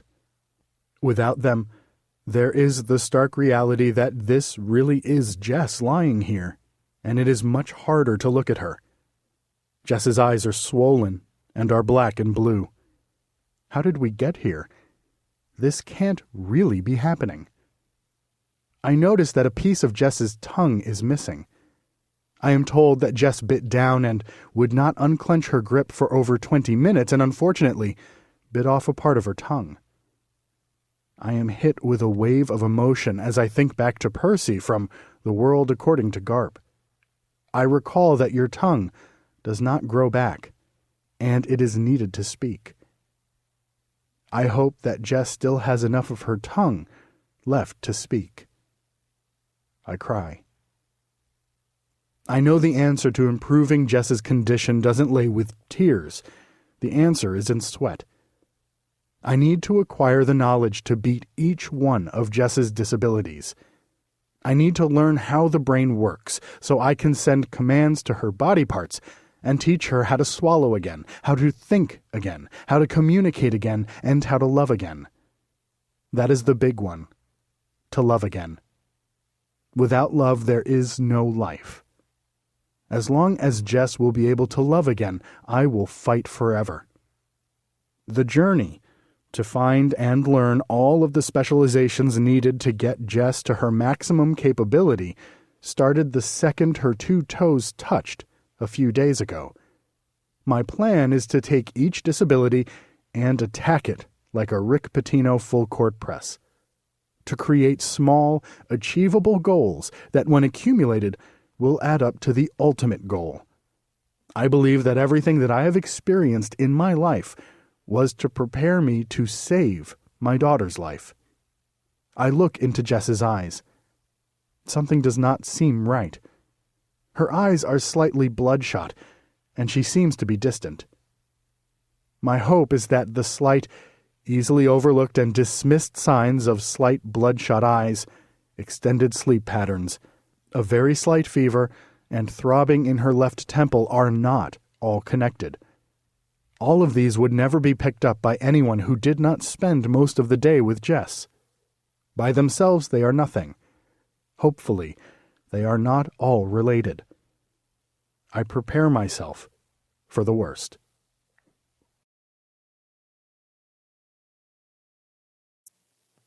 Chapter 15. Blind or Deaf. Is there anything worse than being blind? Yes, a man with sight and no vision. Helen Keller. The infectious disease doctor is talking to me and I am in a daze. Mr. Passaro, what should we do? It is as if Charlie Brown's teacher is talking to me. I can see his lips moving, but all I hear is blah, blah, blah, blah, blah. My mind is reviewing the night's events. My instinct was right. Last night at about 2:00 a.m., Jess spiked a fever to over 103 degrees. With every degree of temperature above the norm, one's heart rate will increase 10 beats per minute more than usual. Jess's heart rate went from 85 beats per minute to a sustained 135 beats per minute. Dangerland. Jess also vomited. To see a helpless person who cannot move throw up is one of the most chilling to the core events that you will ever see in your life. It nearly broke me. I am just glad that I was there to help her, because Jess could have choked on her own vomit and died. How much can I take? I ask myself, and immediately respond back to myself. I can take as much as they can dish out. Bring it on. After I helped Jess get past the vomiting, Jess just endlessly stared into space. This is almost a sure sign of aspiration, Jess swallowing some of her own vomit, which almost always leads to pneumonia. As I slowly drift back into reality, the doctor explains to me that Jess has two very dangerous types of superbugs, one colonized in her chest and the other one in her head. The superbug infection is a bacterium that gets stronger when it mutates to beat the antibiotics given to destroy it, thus making it resistant to almost all treatments. The infectious disease doctor is telling me that they had to let Jess's infection turn into pneumonia so they would have a better chance to treat it. I don't understand the strategy, but that is beside the point, because I am being told that Jess now has Klebsiella pneumonia, a very dangerous form of pneumonia that is highly lethal. Charlie Brown's teacher is back. I don't know how long I am gone, but eventually I come back too. Mr. Passaro, there are only two antibiotics left that can potentially beat these superbugs, amikacin and polymyxin. They are both very toxic with potentially major side effects. One sometimes causes blindness, and the other sometimes causes deafness. Which one would you prefer we use? Did he just ask me whether I prefer Jess to be blind or deaf? Doctor, are you 100% sure that those are the only two options? I ask as a last resort. Actually, we don't have the lab results back until the morning, but it may be too late at that time, the doctor informs me. What do you mean, too late? He does not reply and puts his head down for a second. Here is what we are going to do. We are going to tell the lab to expedite the blood work. How long will that take? We can probably get the results in a few hours, he says. Okay, let's wait on the results then, I direct him. After a few hours of pure torture waiting on the results bring good news. Jess's infection is Acinetobacter, which can be treated with the antibiotic Receptlin. This bacterium has not built up a resistance to this antibiotic as of yet. I can't believe I have to make these life-saving decisions on virtually no sleep and when I am most vulnerable myself. I cannot believe what has happened over the last 24 hours. I am just glad that I will be picking the boys up in the morning to go to Stamford, Connecticut for a wrestling tournament. I am glad that my decisions will go from choosing being blind or deaf to choosing top, bottom, or neutral. I just can't believe that this is happening. Chapter 16. Fish hooked. Don't take the bait. Daniel. You trained to fight. Mr. Miyagi. That what you think? Daniel. No. Mr. Miyagi. Then why train? Daniel. So I won't have to fight. Mr. Miyagi. Miyagi, have hope for you. The Karate Kid. September 13th, 2009. I am sitting on the bleachers in a high school gym some 200 miles away from Jess's hospital room. My body is in Connecticut. My mind and heart are in New York. I spend the next 45 minutes trying to merge the three of them together. If you chase two rabbits, both will escape. I keep repeating the lesson that I learned when I was faced with coaching both of my son's baseball teams at the same time in a baseball tournament a few years ago. Both teams had made it to the championship game, and the championship games were being played at the same time in different parts of the complex. My solution was to run back and forth to each game as much as I could, exactly like Greg Brady did in the episode of The Brady Bunch, when he was seeing two girls at the same time. I got the same result as he did by doing so. As much as I tried, no matter where I physically was, my mind was at the other game. It was a rookie mistake, and one that disallowed me from being of any help to either team. If you chase two rabbits, both will escape. I pledged to myself that while I am in Connecticut with the boys at a wrestling tournament, that my body, my mind, and my heart will all be here also. One rabbit at a time I can handle. I focus on my new anxiety. In every wrestling match, somewhere during the match, one wrestler will realize that he will not be able to win, and he will break. It happens in every match at different points during the match, but it happens. And when it does, it is the most obvious thing to the experienced eye. Am I pushing the boys too much, too soon, to compete? How will they handle the challenge of fight or flight? Will they be able to harness their built-up frustration and anger, or will they explode and cause a scene that no one will understand? I hope I am doing the right thing. There is a fine line between tough and crazy, and I know that I am flirting with it. Over the course of the next 6 hours, both Maverick and Travis show signs of really developing as wrestlers. Their stance, their offense, their defense, and their desire are all at a noticeably higher level. I am amazed that they are able to stay strong and perform. Maverick won 3 of the 4 matches that he wrestled. His only loss came at the hands of Maverick's opponent, a wrestler from upstate. In that match, a call did not go Maverick's way, and instead of getting 2 points for a takedown, the teenage referee decided to give Maverick's opponent the takedown after a scramble and 2 very quick back points. Maverick handled it very well. He fought to the end, and he very impressively kept his cool. He has come a long way, as probably 6 months ago he would have had a much different mental showing during the match, when the call did not go his way. Travis's day was a little bizarre, and, quite honestly, a very cruel test. Travis also technically won 3 of his 4 matches.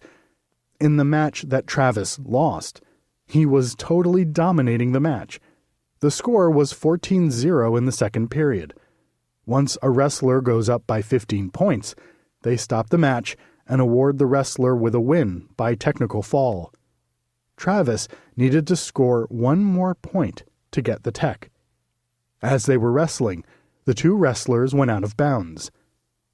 And then a scene right out of The Karate Kid breaks out, the one where the evil coach gives the command to sweep the leg.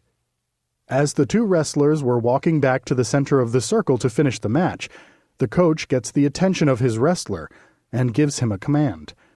The coach takes his forefinger and inserts it into his mouth and pulls on his own cheek. The communication was blatant and obvious. Up 14-0, Travis is on the top position to restart the match. The whistle blows. Travis's opponent immediately reaches back, inserts his fingers into Travis's mouth, and wrenches his neck around. Travis and everyone mat-side are pleading to the teenage referee that the kid has his hands in Travis's mouth. Travis is actually bleeding from his mouth. The referee ignores the pleas, as Travis is yanked to his back, choked, and quick-pinned. Now, the evil sensei coach rushes the mat, picks up his wrestler in jubilation, all within the punching distance of Travis. "Don't do it, Trav. Don't do it, Trav," I say helplessly to myself. After Travis provides proof of the fishhook by showing the ref his scratched, bloody mouth, the referee adds fuel to the fire by making Travis come back into the circle to shake hands the right way, thus giving Travis another opportunity to explode. He doesn't. Although he was fishhooked, He didn't take the bait. During the 3-hour trip back home, I realized that my mind has been concentrating on something other than life or death. Mission accomplished. Time to get back to Jess.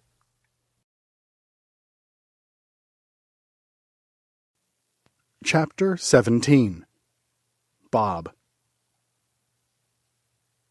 Death is no more than passing from one room into another. Helen Keller. September 14th, 2009. At 9:00 a.m. on September 11th, 2001, my father was scheduled to have his right leg amputated due to complications from diabetes. As you can imagine, he never did have the operation that day, as every doctor and surgeon was called into New York to help save lives. As the world was in chaos, my father got to keep his leg for one more week. Wheelchair-bound for the last 8 years, my dad has spent 6 hours a day, every other day, at dialysis, getting his blood decontaminated. His dialysis nurse is Mary.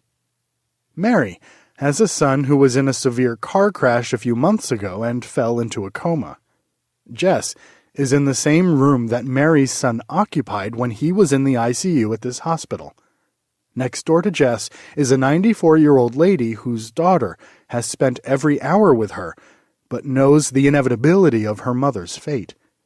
The daughter has been extremely nice to me and Jess, and has popped her head into our room at just the right time, with 2 cups of coffee in hand, and a smile on her face. In ICU room number 3 is an elderly man who has brain cancer. He has a white bandage wrapped around his head from a recent surgery and has had a deluge of visitors recently. I will call him Bob. In room number 4 is a mid-20s male handcuffed to his bed. I'm not sure what he did or what has happened to him, as he has not had any visitors. It is 2:00 a.m. in the morning. Bob is crying. He is struggling to say something. I can only hear muffled, incoherent rambles. For the first time in my life, I know something deep down that is absolutely true. Bob's loved ones visited him for the last time yesterday. They don't know it yet, but I do. At 7:30 a.m., the nurses change shifts. Before one shift goes home and the other takes over, they bring one another up to date on each patient. They ask that I leave during that half-hour period, as they feel if I overheard a patient's status report that it would be an invasion of privacy to that patient. At 8:00 a.m., I re-enter the ICU and see the hospital workers mopping room number 3. Bob is gone. Chapter 18. Day 28. Eerily Parallel Lives. There are winds of destiny that blow when we least expect them. Sometimes they gust with the fury of a hurricane. Sometimes they barely fan one's cheek. Nicholas Sparks, Message in a Bottle. September 19th, 2009. Ever since Jess touched her 2 toes together a few days ago, Jess has been moving more and more. She has been moving her hands, opening and shutting her eyes, and moving her head back and forth. Her favorite movement is touching her toes together. The process still takes about 2 hours for her to completely bring them together. I felt so bad for her the other day, as Jess was 90 minutes into the process, having moved her toes within inches of each other, and up walks an unknowing nurse and separates Jess's feet before I could stop her.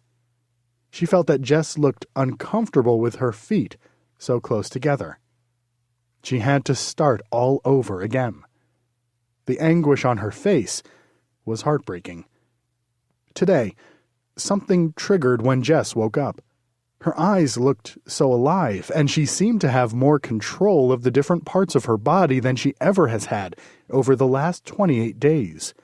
Today, Jess seems alive. It was weird. There was a code 64, cardiac arrest, in the ICU this morning, and all the nurses started scrambling around, and after a few minutes, I could see the look on Jess's face express her feelings. This is not for me. The bells and whistles and chaos are not for me. I am okay. In my daily text message that I send out to my family and close friends, I let everyone know that Jess seems to have more confidence in her eyes and in her look, as if she is saying, "Let's start moving this process along." These text messages have been a cathartic release for me. It is 6:00 a.m., and Jess is given her daily neuro exam, which the doctor informs me that there is no change. Jess is still non-responsive. I laugh as he leaves the room. A few minutes later, another doctor walks in and explains to me the procedure that they want Jess to have today. He is very empathetic and explains the procedure in great detail. They want to insert a filter in Jess's lower half of her body because they found a blood clot in her arms.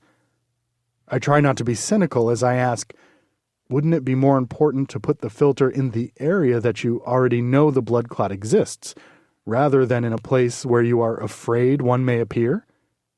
It has been my experience in life that when someone lays out a plan that you can poke a hole through, and that plan is implemented anyway, there was some detail that was omitted along the way.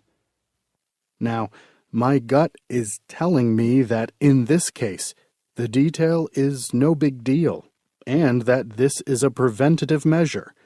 But it just illustrates how one must make decisions, not having all of the information.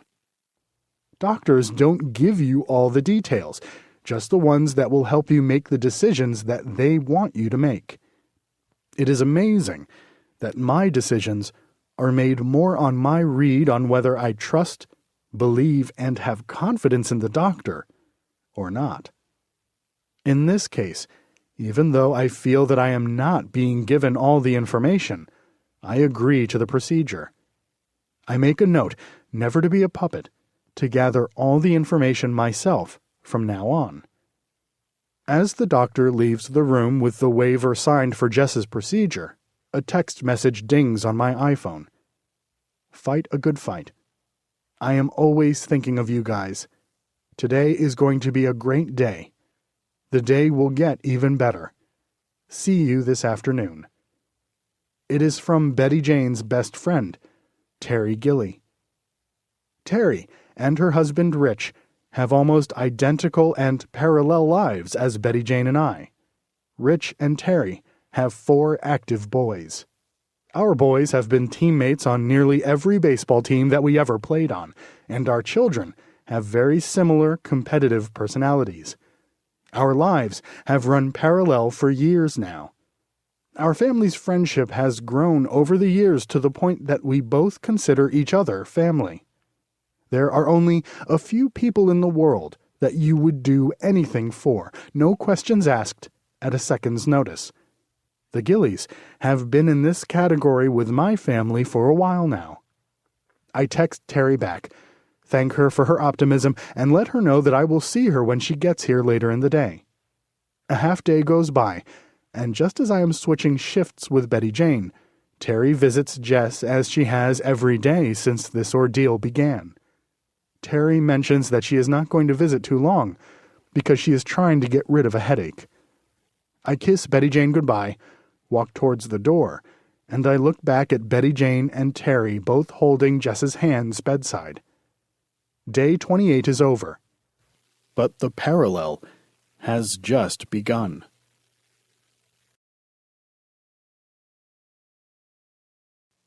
Chapter 19. The Great Sadness Begins. Sad are only those who understand. Arab proverb. On my way home from the hospital, I wonder if Jess has recovered enough to be considered a success, one of the ones who recover enough within the first 28 days to fully recover, the way that the statistics talk about. After stopping off for a bite to eat, I realize that I need to get to a place where I feel good, a place that I can just relax, and be myself. My car pulls into the parking lot of baseball heaven. I am at home watching youth baseball. In my past life, coaching youth baseball was my passion and obsession. One of the 2 or 3 places in the world that I feel most at home is on a baseball field. I have coached in over 1,000 games over the last 6 years, and just sitting and watching a game right now will take my mind off of fixating that today is day number 28. As I am walking into the complex, through the gates towards the fields, my phone rings. It is Rich, and he is crying. I can hardly hear him. I immediately think that something bad has happened to Jess. It has not. It is Terry. He informs me that Terry has been rushed to Central Suffolk Hospital in Riverhead. She has a brain aneurysm. They need to operate immediately. I stop, paralyzed in my tracks for a second, and then I immediately head over to Central Suffolk Hospital. I arrive just in time to console Rich and his boys right before they transport Terry to Stony Brook Hospital, where they say that they are better equipped to handle what has happened. During the 45-minute ride, I wonder if I should call Betty Jane and let her know. I don't know how much more that she can handle. She deserves to know. It is her best friend. I decide that it would be best to let her know when there are other people around, so she won't be alone. I call and inform her of what has happened. She was just here, Betty Jane repeats over and over again. After a long silence and a brief discussion, Betty Jane feels that it is best that I go to Stony Brook University Hospital and that she stay with Jess. I am to keep her updated on everything. I arrive at the hospital and see Rich and his boys outside the emergency room exit. I wish there was a way that I could absorb their pain. I would. I would take it all on myself. I approach them. In front of me are 5 strong men who are visibly shaken to their core. I am usually not very good at offering my sympathy to others in times of need, but this time I am. We all hug for a few minutes, wipe away our tears, and start to regroup. After a while, we head upstairs to the waiting area, and we wait. And we wait. And we wait. Finally, after many hours, the doctor comes out and allows the family to visit with Terry. After another hour, Rich asks me to come into Terry's room to visit. I enter. I can't believe my eyes. Terry is on a life support machine, just like the one Jess was on a few days ago. Less than a day ago, Terry was bedside, holding Jess's hand. Now, I am at her bedside, holding her hand. The great sadness has just begun. Chapter 20. 2 Roses. Some say love, it is a razor that leaves your soul to bleed. Bette Midler, The Rose. October 2nd, 2009. It is the first time in 38 days that Betty Jane and I are together, in the same place, outside of Jess's hospital room.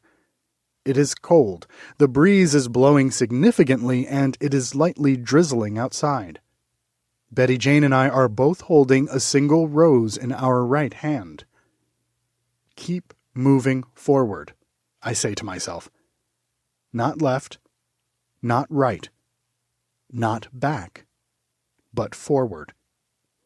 Believe it or not, I am 44 years old, and I have never been to a cemetery after a funeral before in my life. One by one, Terry's friends approach her coffin, and they drop their rose onto her casket as they say their goodbyes. Terry's immediate family and best of friends are near the end of the line.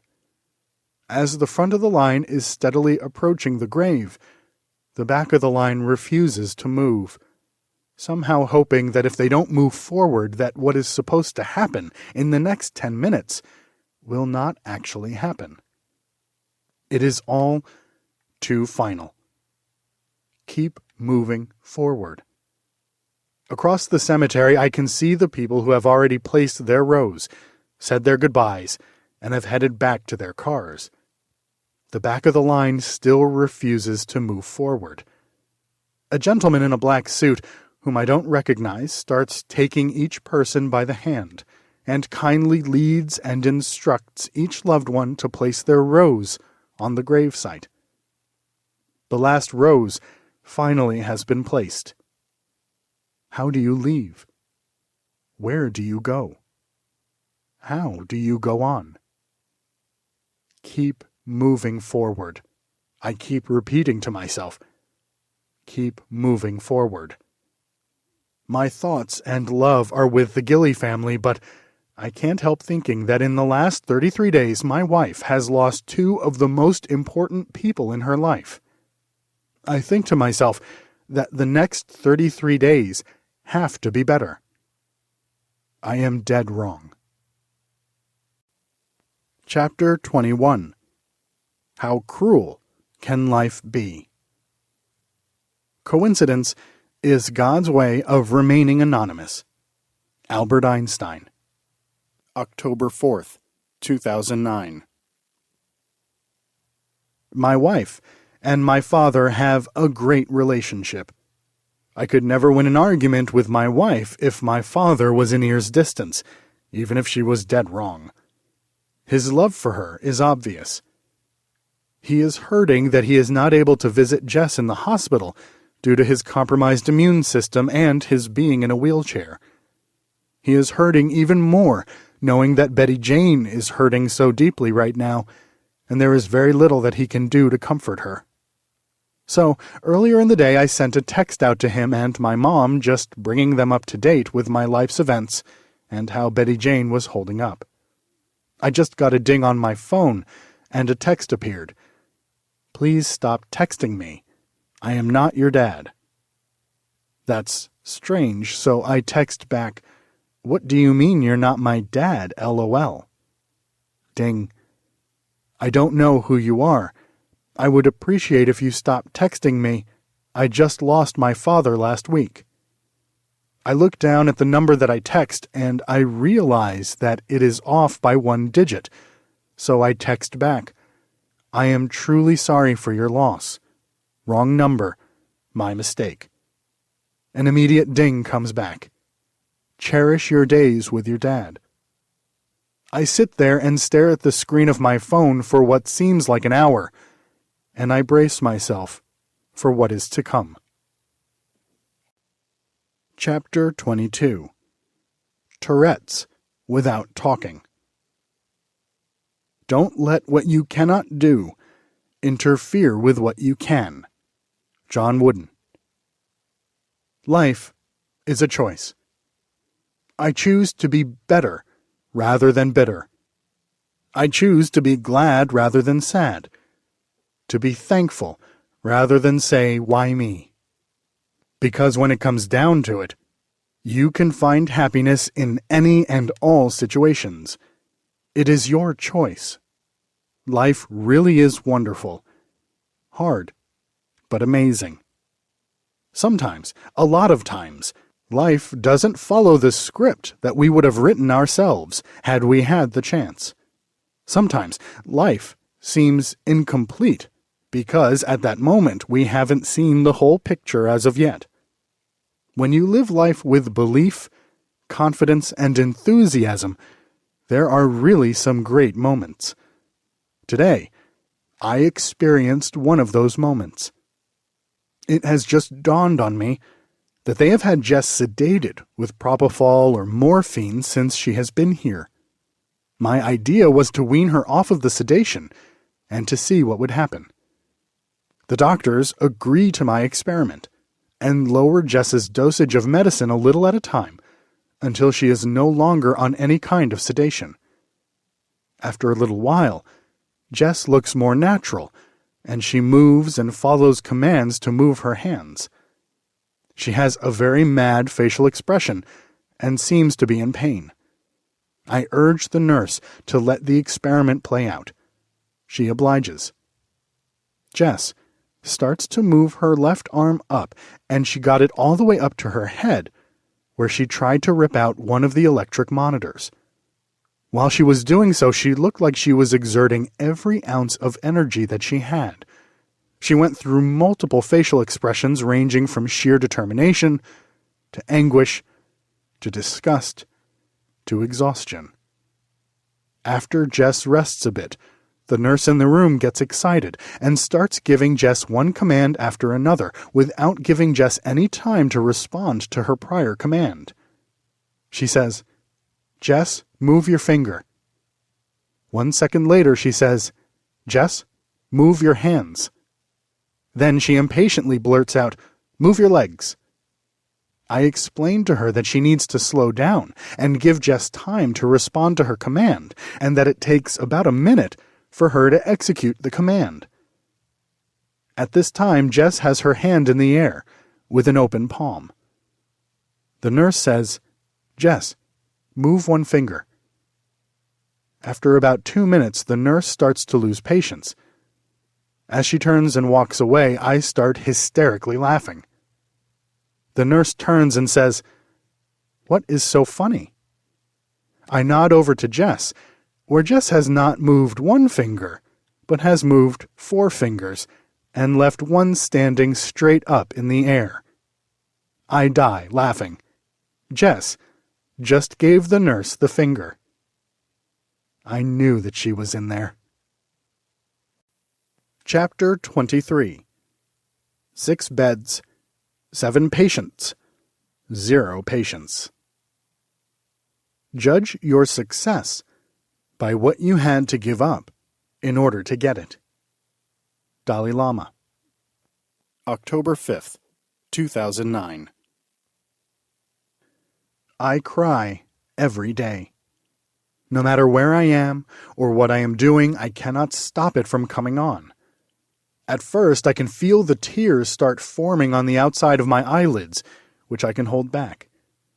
Then, my jaw starts to tremor and my top lip starts to quiver, and this is where I start to lose control of being in control. Once my top lip starts to quiver, it feels as if the tears are being drawn from all parts of my head around my eyes, as the tears are released, drowning my eyes. At this point, I must either turn my back to everyone or find a reason to leave the room. I am currently in the process of looking away to camouflage this occurrence when I hear Betty Jane call me. "John, before I leave, what do you want to do about parent-teachers conferences?" I don't turn around. She asks again. I still don't turn around. She picks up on what is happening and gives me time. She understands because it happens to her too. Just like a great seesaw partner, she realizes that I am down, and she transfers some energy to me. The goal is to have us both on equal terms of energy. We can never both be down at the same time. I haven't told her yet.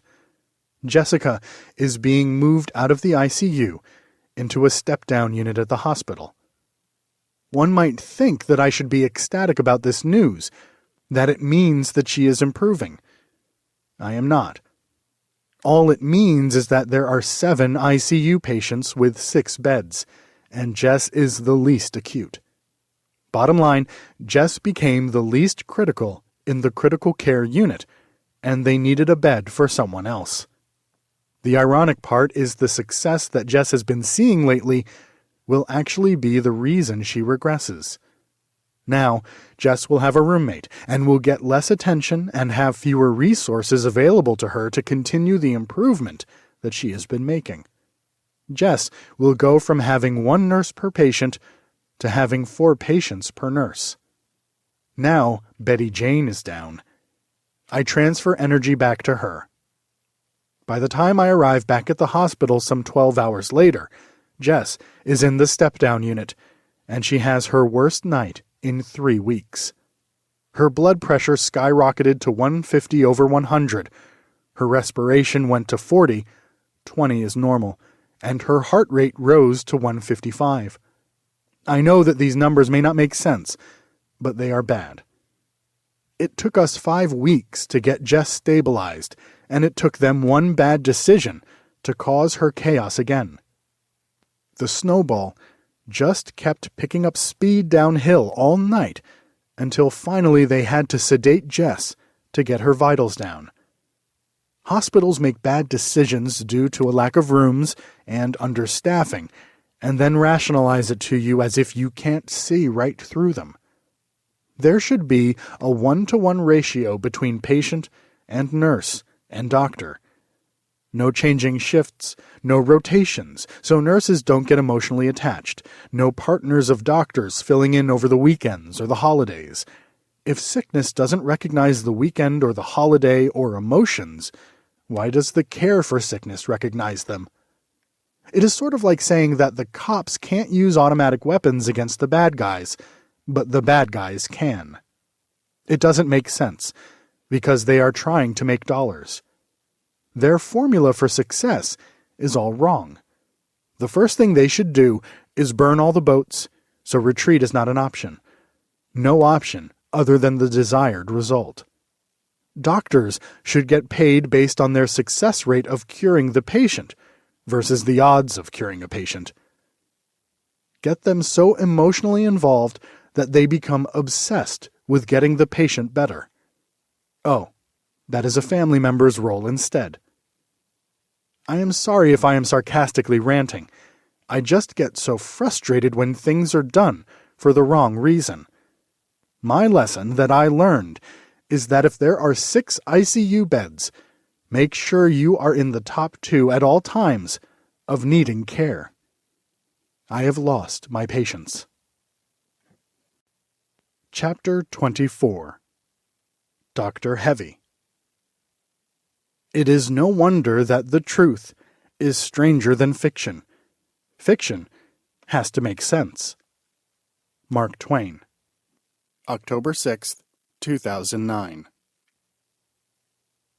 Picture this.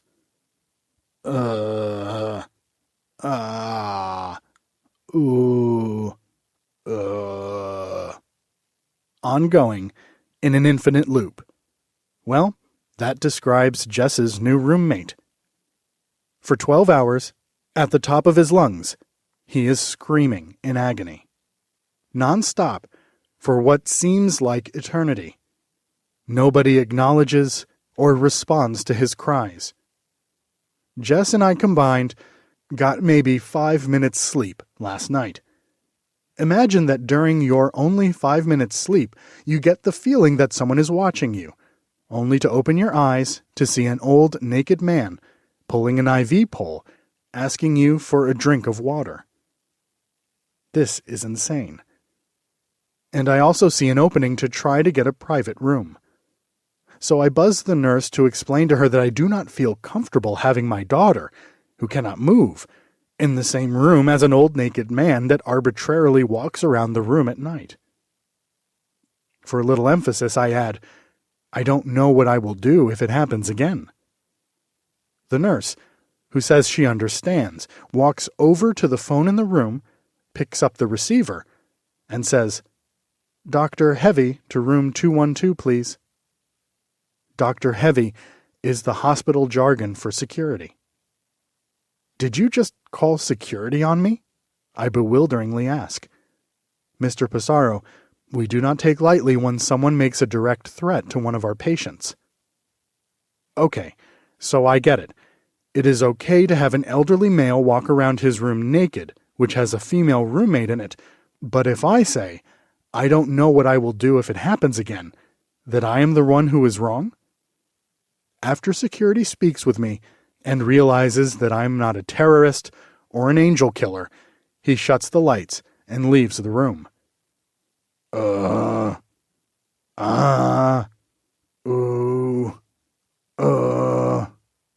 It starts again. My first thought is that security should have taken the pillows with him. Chapter 25. Red ice at night. Courage isn't having the strength to go on. It is going on when you don't have the strength. October 9th, 2009. Jess finally got a private room. It took 2 roommates over 3 days, but the bottom line is that people like Betty Jane more than they like me. I am okay with that, especially when it gets the results that I want. Yesterday, the naked old man was transferred out, and a seemingly nice but stinky old lady was transferred into Jess's room. As is the norm, when Betty Jane or I spend time at the hospital, we hardly ever leave the room during our stay. So, as the seemingly nice but stinky old lady was wheeled into the room, on the way out, the nurses taped a yellow infectious warning sign outside the entrance of the room. I never left the room, so I never knew that the warning sign even existed. When Betty Jane arrived, the first thing she saw was the yellow warning sign. The second thing that hit her was the stink. After speaking with the nurse, Betty Jane was informed that the seemingly nice but stinky old lady has C. diff. C. diff is an infectious condition that spreads in a hospital setting to people on antibiotics. It causes extreme diarrhea. Are they crazy? It took Betty Jane all of 2 seconds, and there were plans on moving Jess to her own private room. Just as I got to the hospital for my night shift, Jess's first night in her private room, Betty Jane informs me that Jess is having a reaction to a new antibiotic that the doctors are giving her. Betty Jane lets me know that Jess has been turning red and blotchy. She said that the nurses gave her Benadryl and stopped the antibiotic. She says, "Just keep an eye on her tonight." I promise her that I will, as I always do.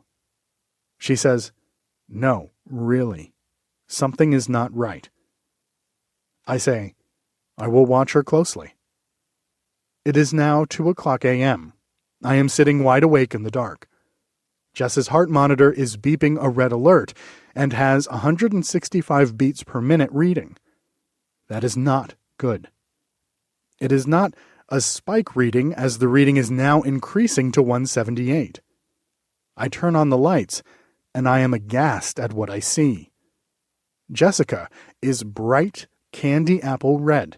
She is burning up. I'm guessing 104 to 106 degrees easily. Jess's eyes are just staring, hollow, without any life, straight up towards the ceiling. I run to get help, and by the time that I get back, her heart rate is at 215 beats per minute. Oh, I can't go into every detail on how every second feels at this moment, but to summarize it, it is the worst I have felt since this ordeal began. The top of my head, my brain, is racing, trying to keep everything together. My eyes are fighting back a dam of tears. My mouth and bottom lip can't stop quivering. My heart literally aches. My stomach feels like I have swallowed a whole bottle of vitamins on an empty stomach. I say to myself, no time for feeling any of this. Stay poised. Stay poised. You need to take care of someone who is feeling 100 times worse than you are right now.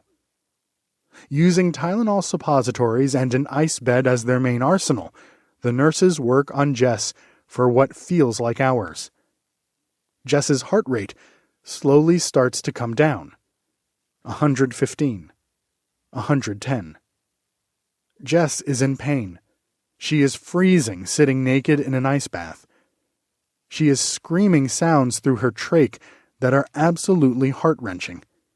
She is shivering cold on an ice bed looking at me, begging me for help. She wants off of the ice bed.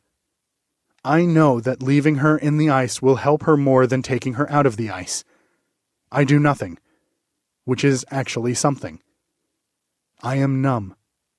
I want to help her so bad. My stomach is churning. I can taste the vial as it is coming up my throat. I keep thinking to myself a lesson that I have been taught in sports. that you are closer to victory than you know when you feel that you just can't go on any longer. It is what makes champions who they are, the ability to muster up a little bit more when everyone else would give in. It is at that moment that a tipping point usually occurs. I say to myself, victory must be just around the corner. Chapter 26. Pre. If you can fill the unforgiving minute with 60 seconds worth of distance run, yours is the earth and everything that's in it. And, which is more, you'll be a man, my son. Rudyard Kipling. October 10th, 2009. Nearly 3 decades after my wrestling career ended acrimoniously, I read something profound that Ben Askren wrote.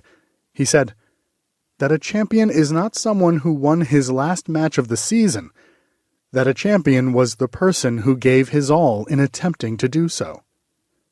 Yes, there can be many champions at once.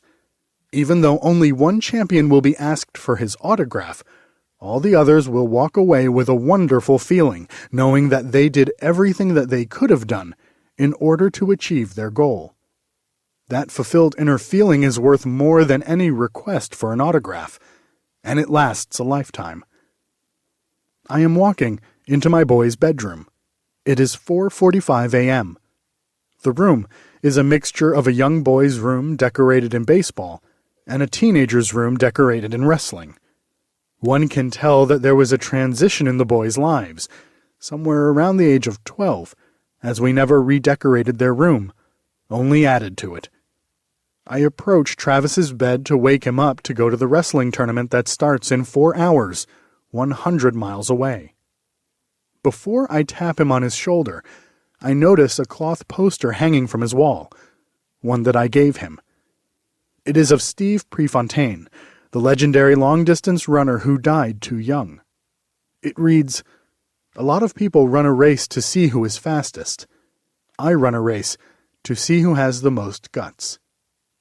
I reflect for a second on a lesson that I am trying to teach the boys. That sometimes you win, and sometimes you learn.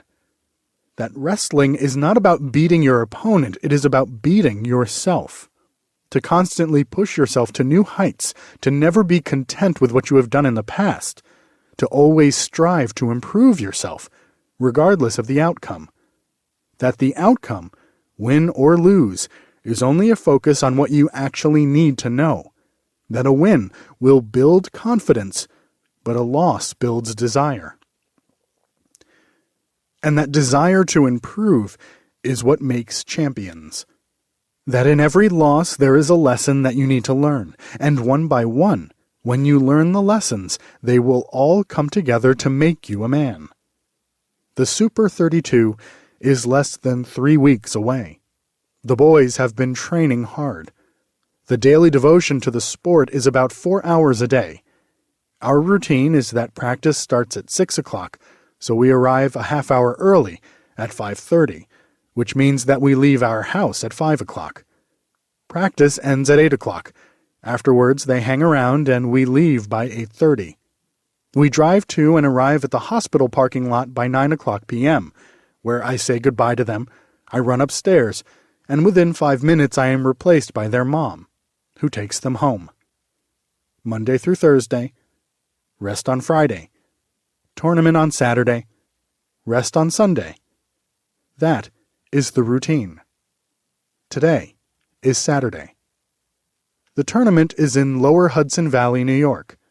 It lasts for 8 hours. In the end, Maverick's matches pretty much all went the same way. He would start his match with his headgear on, and by the time the second period started, he would fling his headgear off during the competition, as if to say, "So you want to fight, huh?" He looked good, not great. He went 4-1 with a win over a talented wrestler from Wantagh. But it is not that win that Mav will dwell on for the next week. It is the 2-1 defeat at the hands of a state qualifier from Cornwall. Travis is on a roll. He is wrestling with an extreme amount of confidence and is in a nice rhythm. wearing a turquoise penguin singlet and bright yellow wrestling shoes. He better back it up. He does today. His finals match is an overtime win over a quality wrestler from Pine Bush. The ride home is silent. Winning gives you confidence. Losing gives you desire. Travis is sleeping. Maverick is brewing. Maverick is sitting in the passenger seat next to me watching his match on the video camera. At one point, his opponent has a 2-1 lead. He is on the bottom, Mav on top, and Mav is getting frustrated because his opponent is stalling. Maverick is throwing crossface after crossface, inserting his elbow to his opponent's neck. He is wrenching on his opponent's shoulder to score that last 2 points. To quote Steve Prefontaine, "Somebody may beat me, but they are going to have to bleed to do it." Bill Bowerman, Steve Prefontaine's legendary coach at Oregon, was once asked to describe what makes Steve Prefontaine different. He replied, "You can't teach desire." Chapter 27. You call this a storm? I may not have gone where I intended to go, but I think that I have ended up where I needed to be. Douglas Adams. October 11th, 2009. When I was a kid, my mom told me the story of Roy Campanella, the Brooklyn Dodgers catcher who became paralyzed in a car crash. I remember her telling me what was the hardest part for him to deal with during his paralysis. It was a fly landing on his face. He could do nothing about it. It is Sunday morning. I am sitting in church by myself. A fly lands on my face. I do nothing. It took no more than 4 seconds for me to go crazy. I consider God my friend. I am mad at my friend right now. And I do what one does when they are mad at their friend. I stop talking to him. A true friend would be there in their friend's time of need. They wouldn't have to be asked, nearly begged for help, I say to myself, knowing that God can hear every word.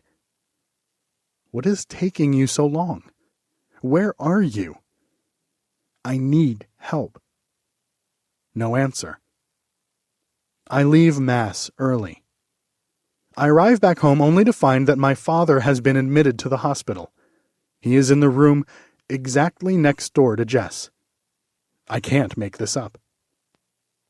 These footprints in the sand sure do look like my shoe size, I say to myself. Aren't you supposed to be carrying me? I sarcastically add. I drive out towards the hospital. It is raining. I am in my truck alone, and I yell out, "You call this a storm? It is time for a showdown. I'm right here. Come and get me." Just like Lieutenant Dan did in Forrest Gump. I am hurting bad, and my friend has not shown up to help me. Chapter 28. An awaiting reservoir of can-do. Nothing is impossible. The word itself says, I'm possible. Audrey Hepburn. I arrive at the hospital. As I emerge from the stairway of the second floor, I am confronted by 3 sets of people. My extended family informs me that my father was admitted because he is jaundiced and has an abscess on his liver. Betty Jane informs me that Jess's pressure in her head has been building and is at dangerous levels, and they may need to insert a shunt into her head to help drain the pressure. And a representative from the hospital would like to speak to me, as Jess's expenses are currently $2.2 million above their insurance limits, and they want to know how I want to handle it. I try to look at the bright side of things and acknowledge the close proximity of my dad's and Jess's rooms.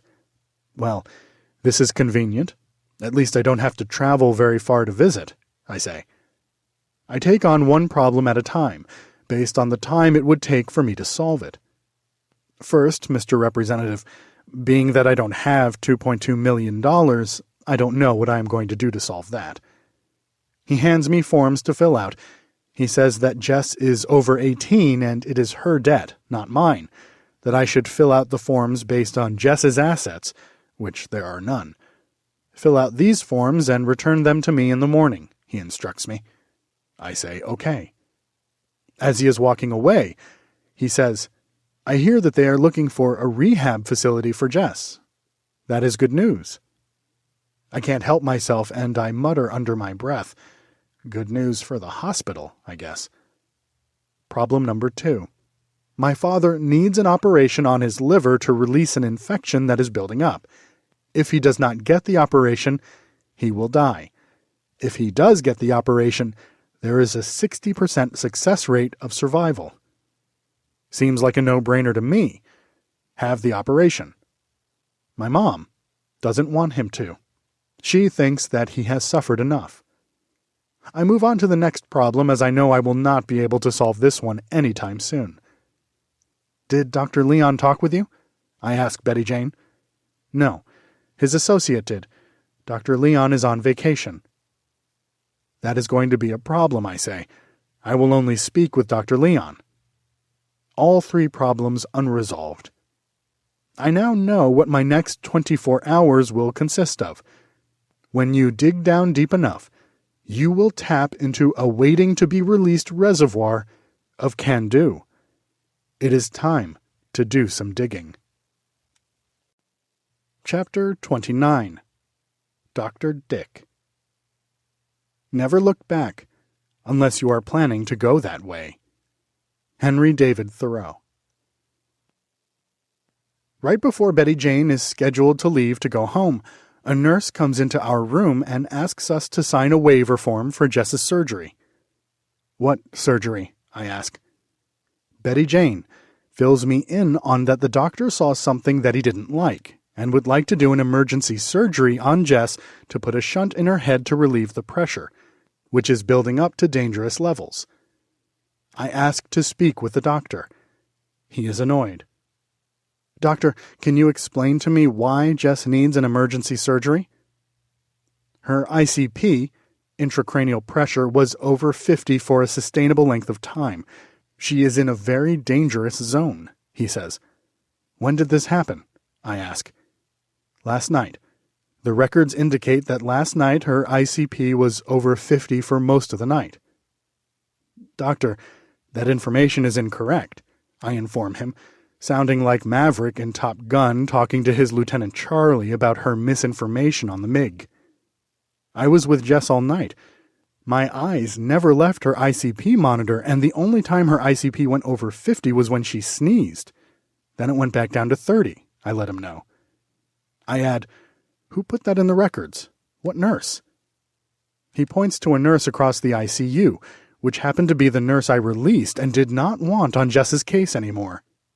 I say, Doctor, I am telling you that Jess's ICP was not sustained over 50, it was 30, and spiked to 50 for 30 seconds and then came back down.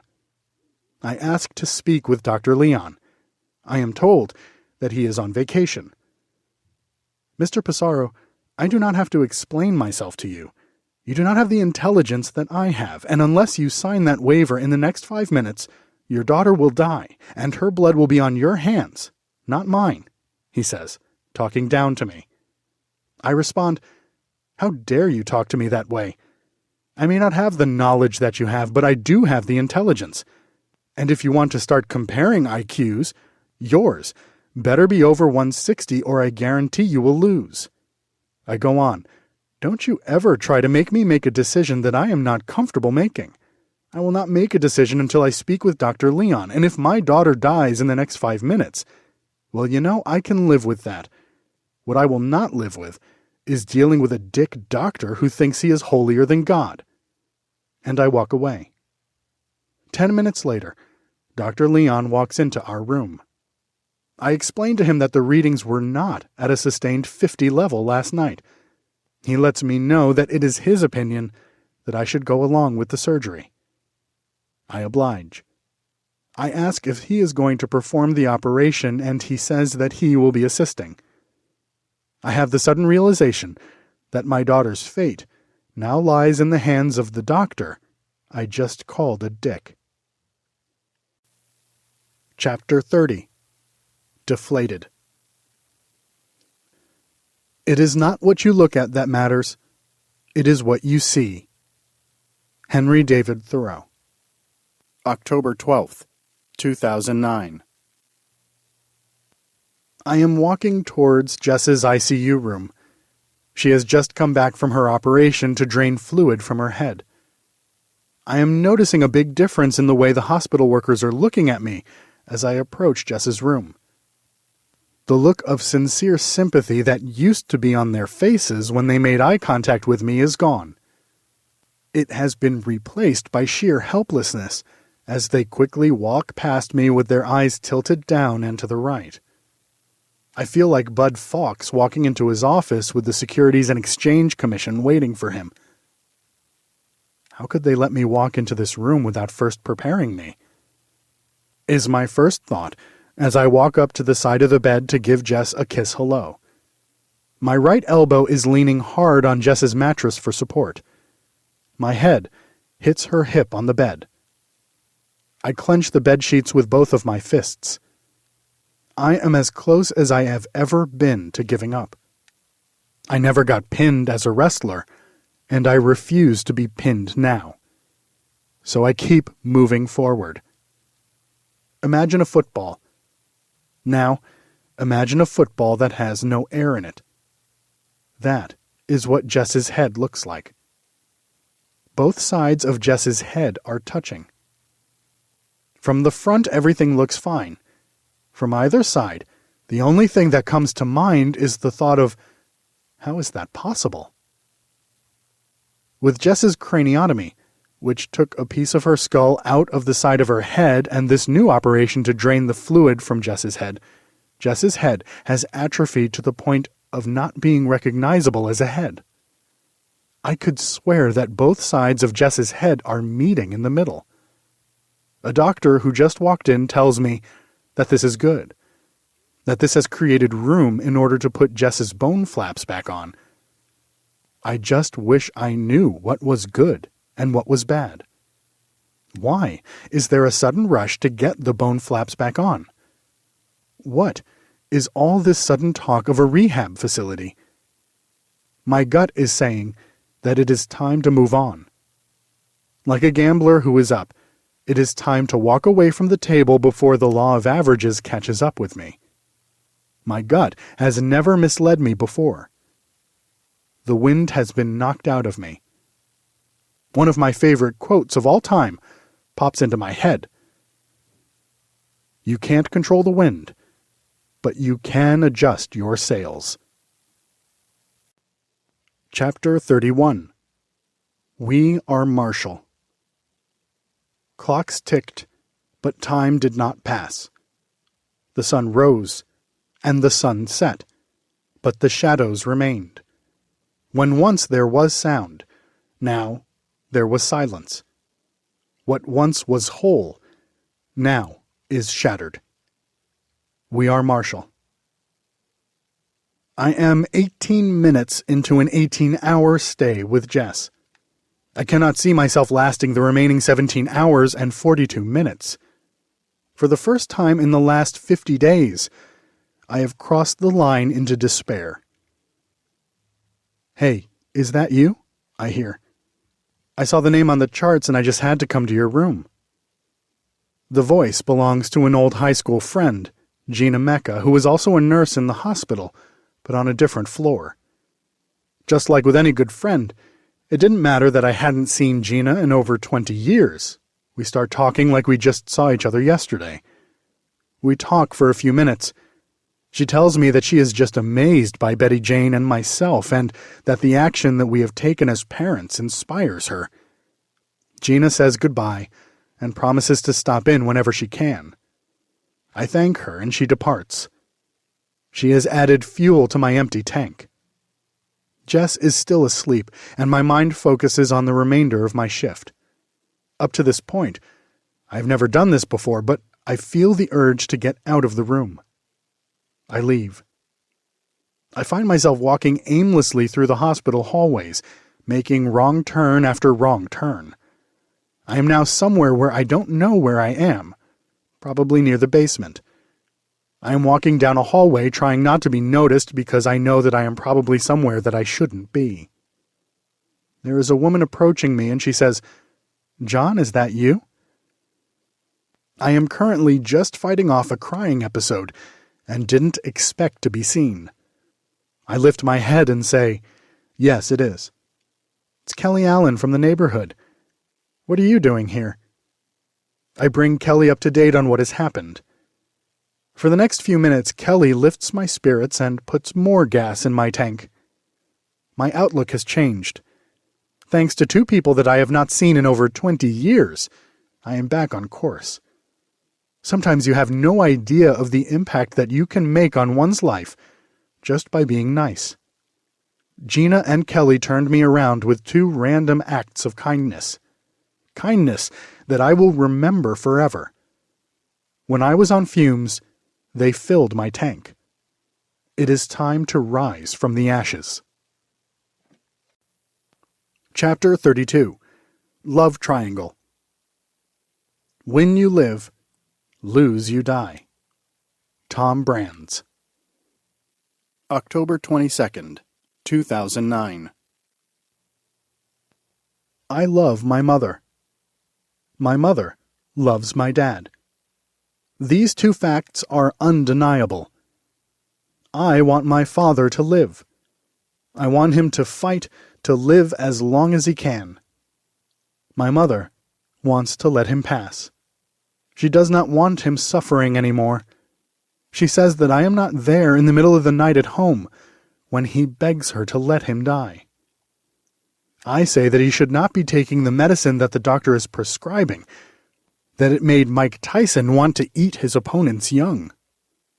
I truly do not know what my father wants, so I am going to find out. I leave Jess's room and I enter my father's room.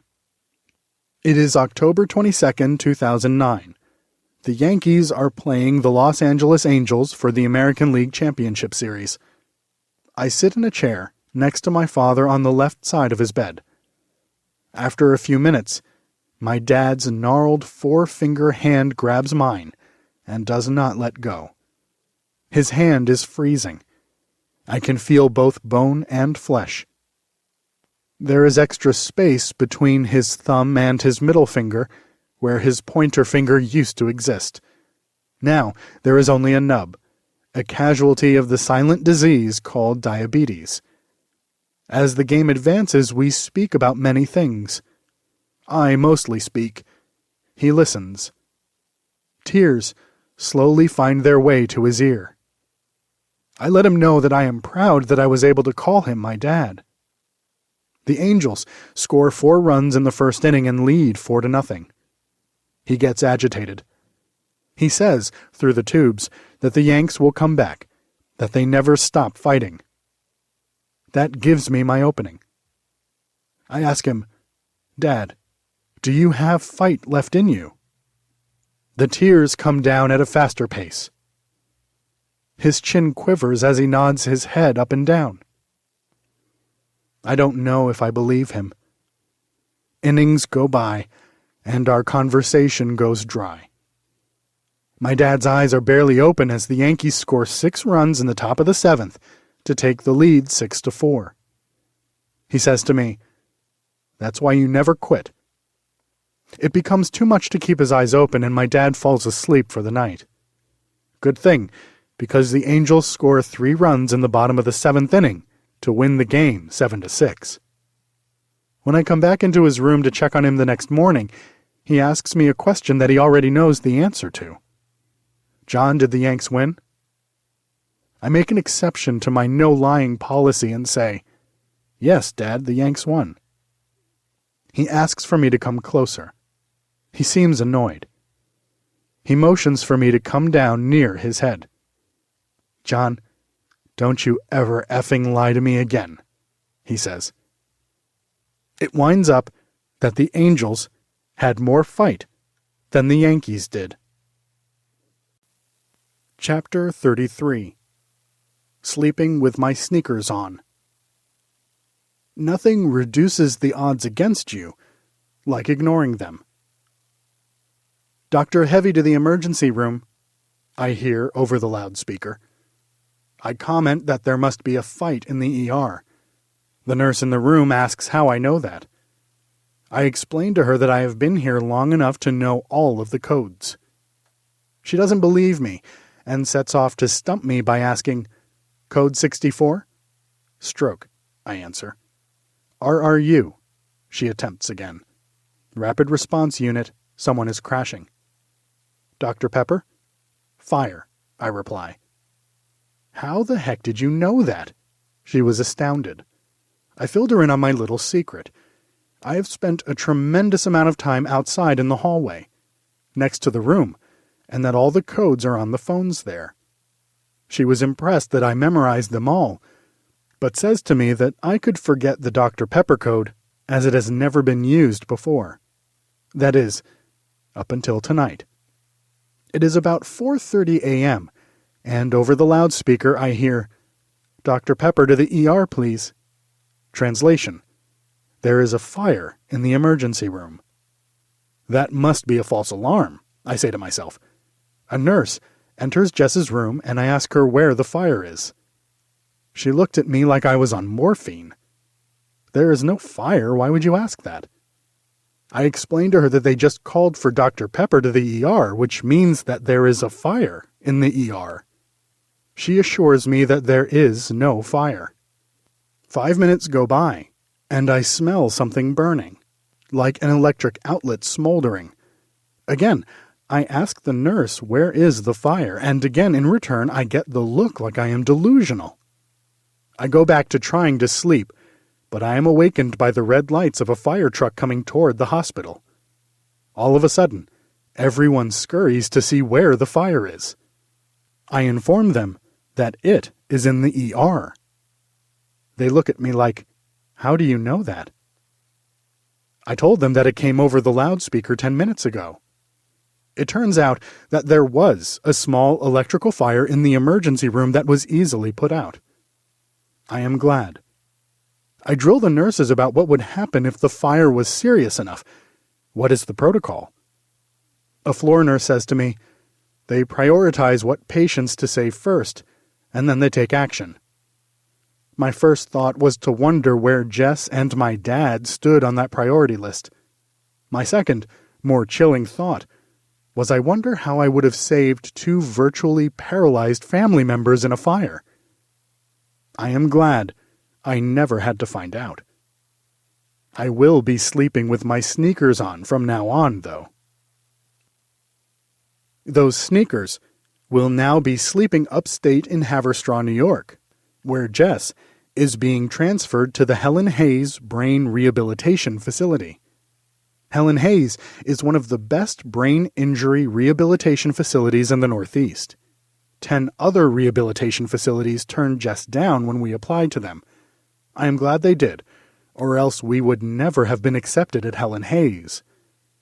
Here are the terms of Jess's stay at Helen Hayes. Jess has been accepted on a 30-day trial basis. If, after 30 days, Jess shows significant improvement, she stays in the program and the insurance will continue to pay for it.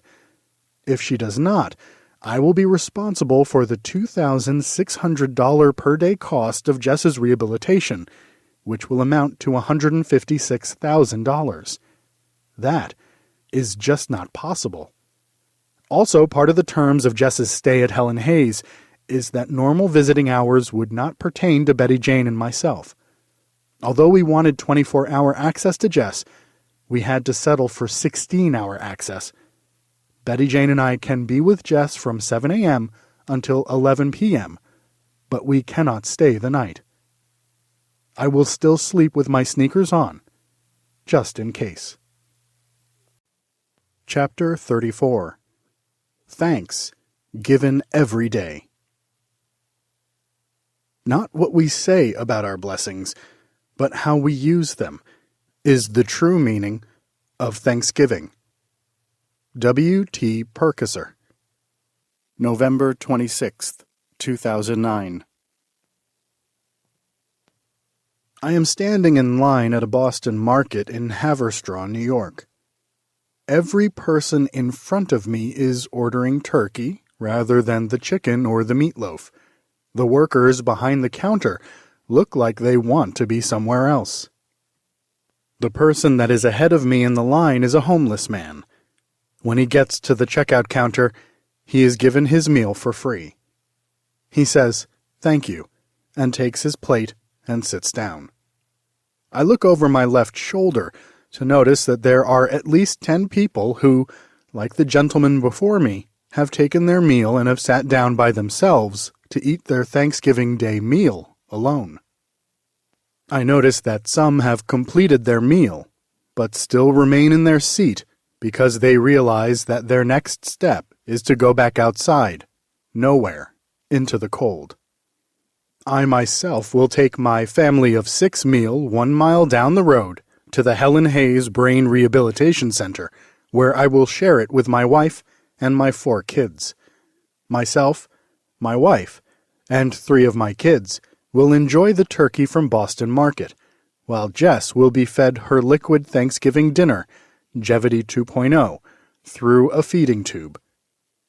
Before I walked into this Boston Market, I was allowing my past experiences of Thanksgiving to dictate how I felt that this year's Thanksgiving should be. That was a mistake. My life has changed. My life has changed a great deal. 3 months ago, my daughter lost oxygen to her brain for 6 minutes. Obviously, many things in my life are not the way that I would want them to be. I am currently working on fixing that, but many things in my life have serendipitously improved a great deal, and for that, I am thankful. For one, Thanksgiving is not a once-a-year event. I give thanks every day now. Imagine if you lived your life as if it were Thanksgiving every day. What a great life you would have. No, this Thanksgiving will not be a traditional one where most family members are forced to spend a few hours with each other over dinner and are too glad to get out of that setting because they just can't take each other's company anymore without fighting over nothing. No, this Thanksgiving I get to spend time with my family, eating Boston Market in the lounge of a hospital and savoring every moment of it. Watching the traditional Detroit Lions football game this year has been replaced with a pickup basketball game that my family plays on a court outside of the facility. My youngest daughter, Cassidy, who is 6, makes the game-winning shot, a pure swish on a 10-foot basket. Her first swish ever. I am overwhelmed with joy for being able to experience her first swish ever. Like I said, my life has changed. My life has changed a great deal. For the better. I give thanks every day now. Chapter 35. REM. Losing My Religion. Oh, life, it's bigger. It's bigger than you. And you are not me. The lengths that I will go to. The distance in your eyes. That's me in the corner. That's me in the spotlight. I thought that I heard you laughing. I thought that I heard you sing. I think I thought I saw you try. But that was just a dream. Try. Cry. Why try? That was just a dream. Just a dream. Just a dream. Dream. REM. Losing My Religion. November 27th, 2009. It has been 1 month since the Angels came back to beat the Yankees in the 5th game of the American League Championship Series. Betty Jane and I are both in the same location outside of Jess's hospital room together for only the 3rd time. We are standing in line and are both holding a single red rose in each of our right hands. Again. I am standing at the end of the line, which is slowly moving forward. I have not had REM sleep for months. I look to Betty Jane and say to her, "Do you know what I really miss?" "Besides Jess, Terry, and your dad," she reminds me, I miss dreaming. I haven't dreamt in 3 months. Every night I am totally blank. Nothing. Nada. I miss dreaming. She agrees and adds, "We have had no time to dream in this nightmare." We walk arm in arm back to the limo. I feel nothing, and I hate it. If given a choice between grief and nothing, I would choose grief. I have no hurt left. It has been all used up. Where is my friend? Chapter 36. The Look. Unless someone like you cares a whole awful lot, nothing is going to get better. It's not. Dr. Seuss, The Lorax. November 28th, 2009.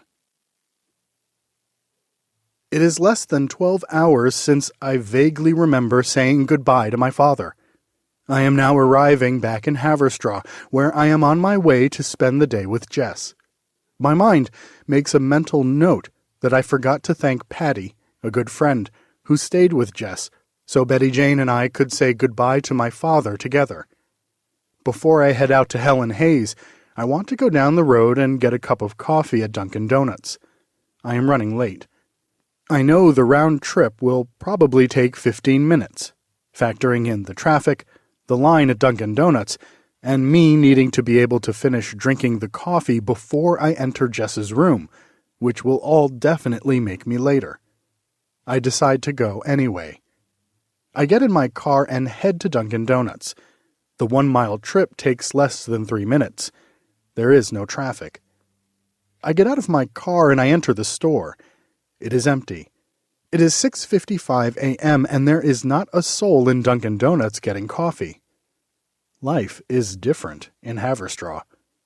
Back downstate, if I entered a Dunkin' Donuts at 6:55 a.m. and it was empty, I would immediately vacate the premises, fearing that there were hostages being held in the back room somewhere. There is one person working in the store, a vibrant 30-something-year-old young lady who immediately greets me with, "Hi, my name is Wanda. Isn't today a great day?" I nod, as small talk by my nature does not come naturally to me. "You're not from around here, are you?" she says with confidence. "No, I am not," I respond, still not opening up. There is some silence. I fear that I have hurt her feelings with my short answer, so I ask her out of guilt, "How did you know that?" She smiles, which makes me seem like I caught on to the fact that, whether I liked it or not, that we are going to have a conversation before I got any service. "You're an HHH person," she says, as if she is putting the pieces together as she is saying this. "I'm a what?" "An HHH person. A Helen Hayes on the Hill person." She cues me in on the meaning of her acronym. "You have a loved one at Helen Hayes, right?" she asks me for confirmation. "Who is it?" she asks, as if it really means something to her. "It is my daughter," I say, choked up. "What is her name?" Wanda asks. "Her name is Jessica," I proudly say. "What a beautiful name." "You do know what Jessica means, don't you?" My first thought is, who is this girl, which I ask to myself silently. My second thought, which I vocalize, is, no, I really don't know what it means. "It means she knows," she says. "She knows," she says again. "How did you know I was an HHH person?" I ask, now opening up. "You have the look," Wanda enlightens me. "You see, I had the same look a few years back when my brother was at Helen Hayes after a motorcycle accident." There is a brief silence, and then Wanda says to me, "It hurts, doesn't it?" My chin quivers, and I hurry to say, "Yes, it does," before I have to step away to hide my tears. I fear to know how her brother is doing now. Being that she didn't offer, I do not ask. "Remember, she knows," she says again. "Thank you," I say. I take my coffee and drive back to HHH. The round trip wound up taking 15 minutes, but for much better reasons than traffic and crowds. I walk into the lobby at Helen Hayes, and even though I am running late, I make a detour to the gift shop in the lobby as some pajamas with a motivational saying on them catches my eye in the window. I head to the back of the store to find the unique pajamas.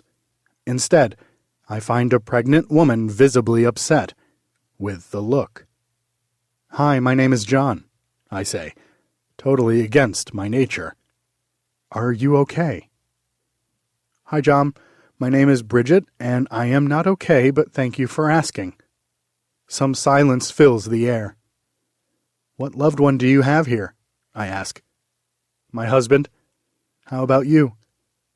"My daughter," I respond back. "It hurts, doesn't it?" I vulnerably share. "Yes, it does," Bridget says. "But it hurts less now." Bridget smiles. We both separate from the back of the store and head our separate ways. I wind up not getting the motivational pajamas that I saw in the window, and I head up to Jess's community room. I am sitting bedside with Jess, holding her hand, when Bridget walks into the room. She sits down next to her husband, and she moves his hand and places it on her lap. After a few moments, Bridget picks up her head. She sees me across the room and recognizes me from the gift shop. Then she smiles and silently mouths, "Thank you." Bridget has a new look. Chapter 37. Only light drives out darkness. Walking with a friend in the dark is better than walking alone in the light. Helen Keller. November 29th, 2009. The emotional dichotomy of my days is torturous. So much has happened. So little has happened. Time has stood still. Time has flown by. Betty Jane and I are hopeful, and many days we are crushed and broken down to our core. It is 6:00 a.m. and I am getting my day started. I am in a 10x10 former dorm room, which has 2 beds, a small refrigerator, a television, 2 pink concrete walls, and 2 walls that have windows to the outside, which are covered by old Venetian blinds. This dorm room is exactly 100 feet directly across the parking lot of Helen Hayes Rehabilitation Facility and exactly 100 miles from my home. Helen Hayes is nice enough to allow Betty Jane and myself to use this dorm on campus, like a Ronald McDonald house while we visit Jess. It saves us paying for a hotel for the next 90 days. I am very appreciative, and I silently pledge to myself that when I become rich, I will start a similar program one day. Being that Jess is over 100 miles from our home, Betty Jane and I decide to take 4-day shifts at a time. I am about to leave the dorm room to start mine. The cornerstone of my faith is my belief that everything in life happens for a reason, and that God works in mysterious ways. My faith and belief system are being tested, and I need a sign. So, I ask for one. I just blurt it out, sort of what someone does when they start talking to someone that they haven't spoken to in a while. I need a sign. I need something. I'm not asking for much, but you got to give me something. I try to use leverage that I do not have as I plead, "Please show me a clear, distinct, undeniable sign by midnight tonight." I wipe my eyes, pick up my key off of the refrigerator top, and I head over to see Jess. I open the door to the facility, and I walk through the beautiful marble lobby to the elevator. I am alone on the way up to Jess's room. I have been told to measure Jess's progress over months and years, and not over days. That is all good, except for the fact that Jess has days here and not months or years. Jess needs to start fast and show improvement quickly. The elevator dings when it gets to the 3rd floor. I get out and walk toward Jess's room. Against my best wishes, Jess is sharing a room with 3 other patients who also have a trach. I enter the room. There is a huge window that takes up the whole far wall. It allows a tremendous amount of sunshine into the room, but makes the room extremely hot. Jess's bed is on the far right-hand side of the room. Directly across from her is Zori. Zori is a middle-aged African-American woman who recently had a stroke. Zori's neck is tilted from the stroke and is almost perpendicular with her body. It is hard to view. Next to Jess is Crystal. Crystal is a 20-year-old young girl who can pass for 8. Crystal lives nearby and her mom and family visit her often. Directly across from Jess is Chris. A few months ago, while Chris was on the construction site helping to build the new Yankee Stadium, Chris's head got crushed between 2 steel beams. Chris has an extensive brain injury and a pregnant wife named Bridget.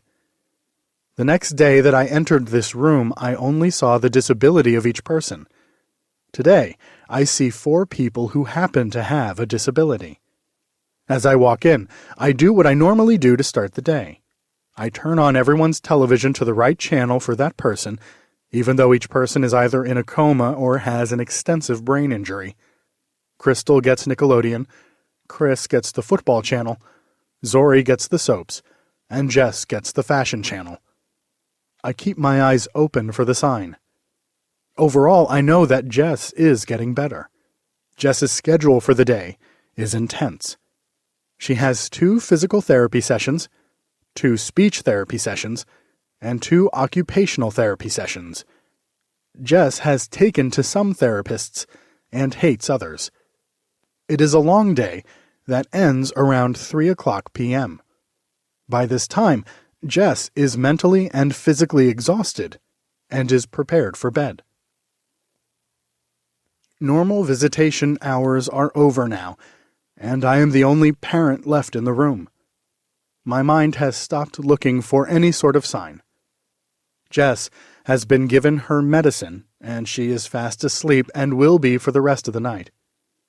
I sit by her bedside until I am asked to leave about 11:00 p.m. I kiss Jess on the forehead and I head back to the room. On the way out, when I am in the elevator, I realize that I have not eaten at all today.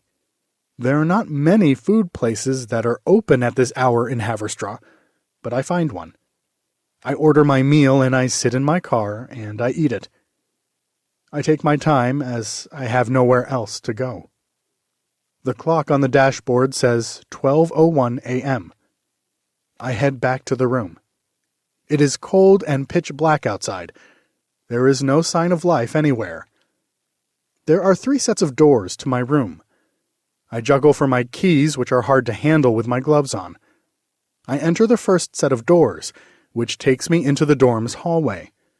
A few feet down on the left-hand side, I unlock another door, which takes me into a vestibule and a quad of dorms.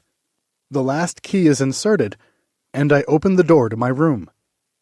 It is pitch black inside, except for an illuminating ray of light that is coming from the lamppost outside, shining through my window, filtered by a cracked Venetian blind, which has beamed a perfect white cross on the pillow of my bed.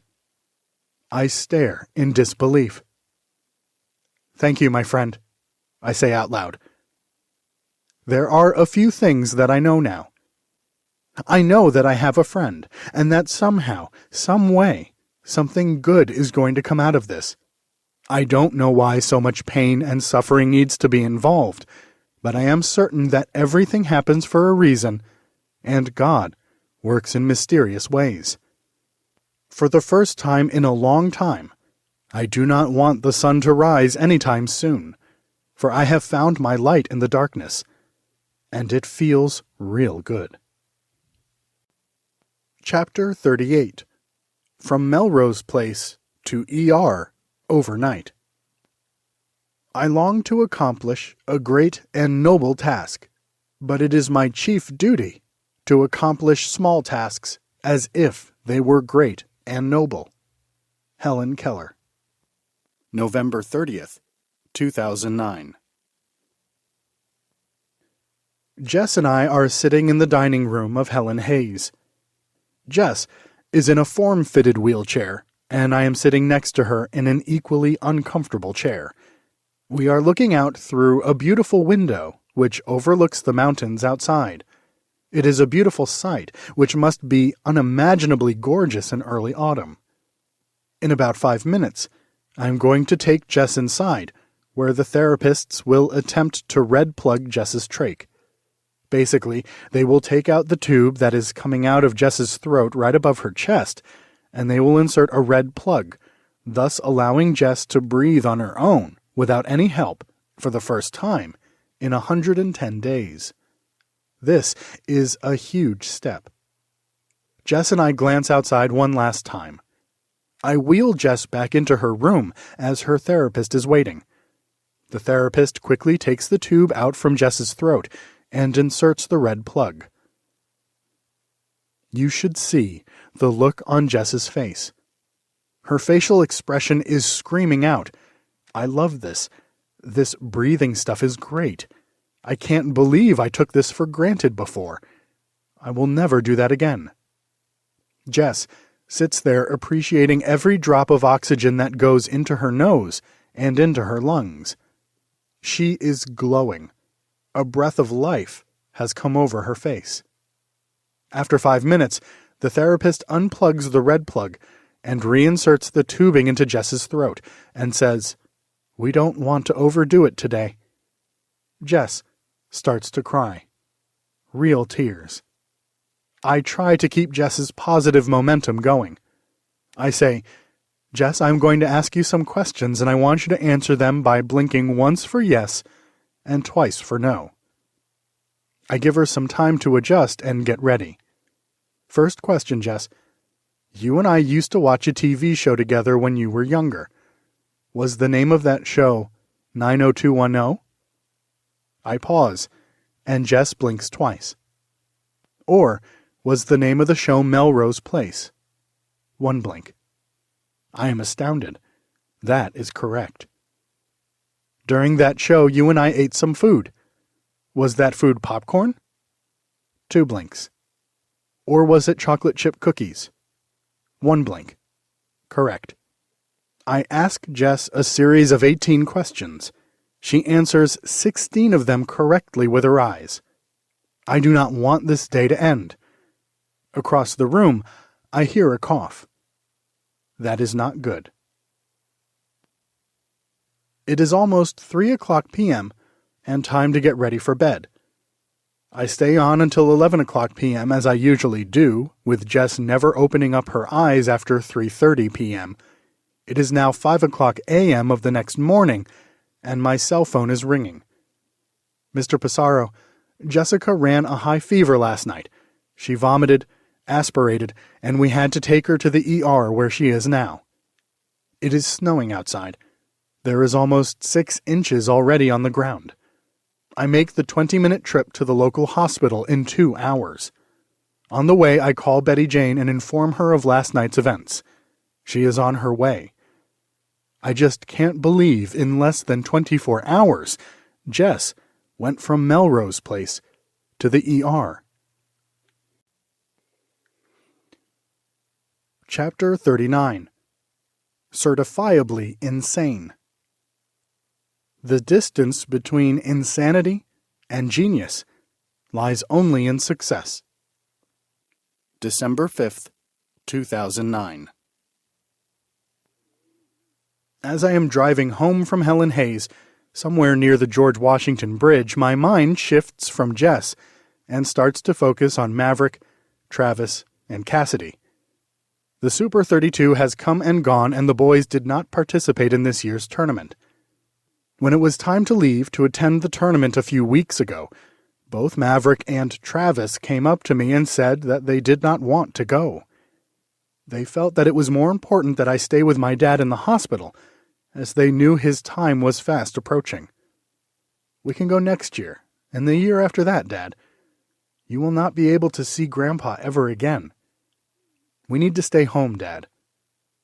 And we did. The high school wrestling season started 3 weeks ago. I arrived back on Long Island just in time to pick up Maverick and Travis from wrestling practice.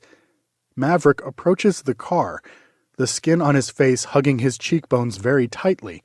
His pants are falling off of him, and he can barely talk because his mouth is so dry.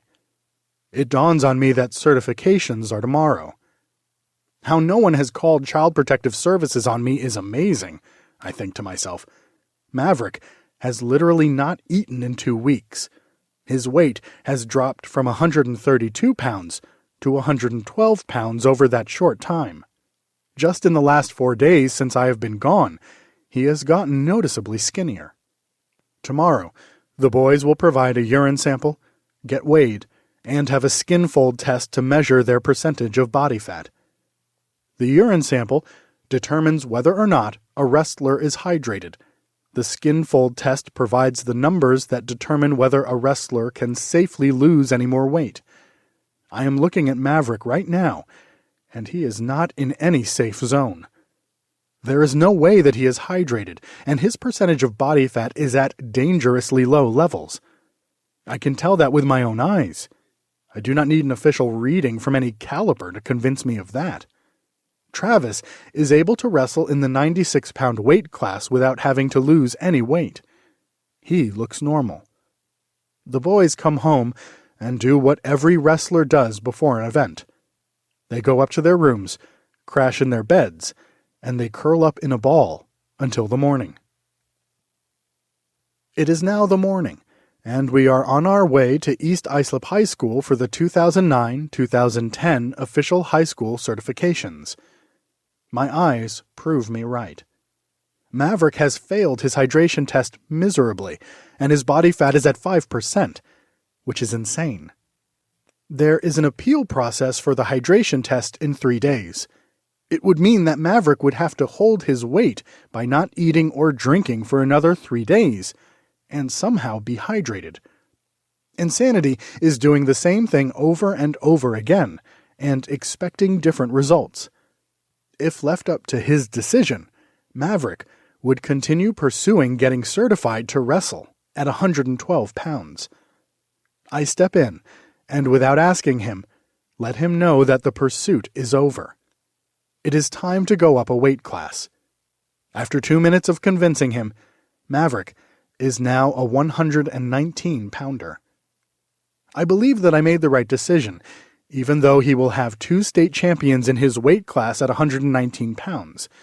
It is his overall health that I am more worried about. I look around at all the wrestlers who are excruciatingly thin and wonder to myself how this certification process actually stops them from cutting an insane amount of their body weight.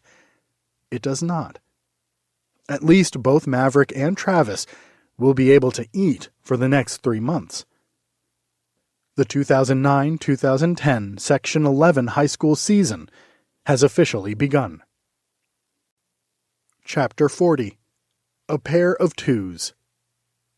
It is not about the cards you are dealt, it is about how you play the hand. Randy Pausch, The Last Lecture. December 21st, 2009. I am standing in a corner, in a hallway, outside of Jess's room at Helen Hayes. It is where I go to gather myself when I am overwhelmed. Jess is back here at Helen Hayes after overcoming another bout of pneumonia. This corner is more of an alcove than a corner, as it has a ledge on the radiator on which I can sit, and a floor-to-ceiling window in which I can view the beautiful upstate mountains and late autumn landscape. Jess is currently inside, lying down on a board. 2 therapists, one on each side of her, are standing the board upright to stand Jess up. She is held in place by 3 Velcro straps, one each around her chest, hips, and ankles. The 2 therapists simultaneously lift the board up and stop when they get to 45 degrees. They pause for a moment and then take Jess the full 90 degrees upright. Initially, I am elated that Jess is out of bed for the first time in 100 days. Then it hits me. In order to get out of bed, she needed to be Velcroed to a board and stood up by 2 therapists. Hence, I am outside in the hallway, gathering myself, and trying to adjust my train of thought. As I look out through the window, into the horizon, a huge spider weaving a gigantic web on the outside of the window, 3 stories above the ground, clouds my view. I chuckle to myself as a childhood memory of Charlotte's Web enters my mind. At first, the reference sweeps through my mind and tries to leave, but at the last second, I pull it back into my head. I believe that there are no coincidences in life, only subtle signs that when you inspect them will lead you where you need to go. This spider is 3 stories above the ground spinning his web in front of me for a distinct reason. I believe that. I stare into the vast web for what seems like a few minutes, looking for a word and/or the spider's message. I don't see any words or messages. So I close my eyes, still my mind, and I wait until the message comes to me. I still don't see anything.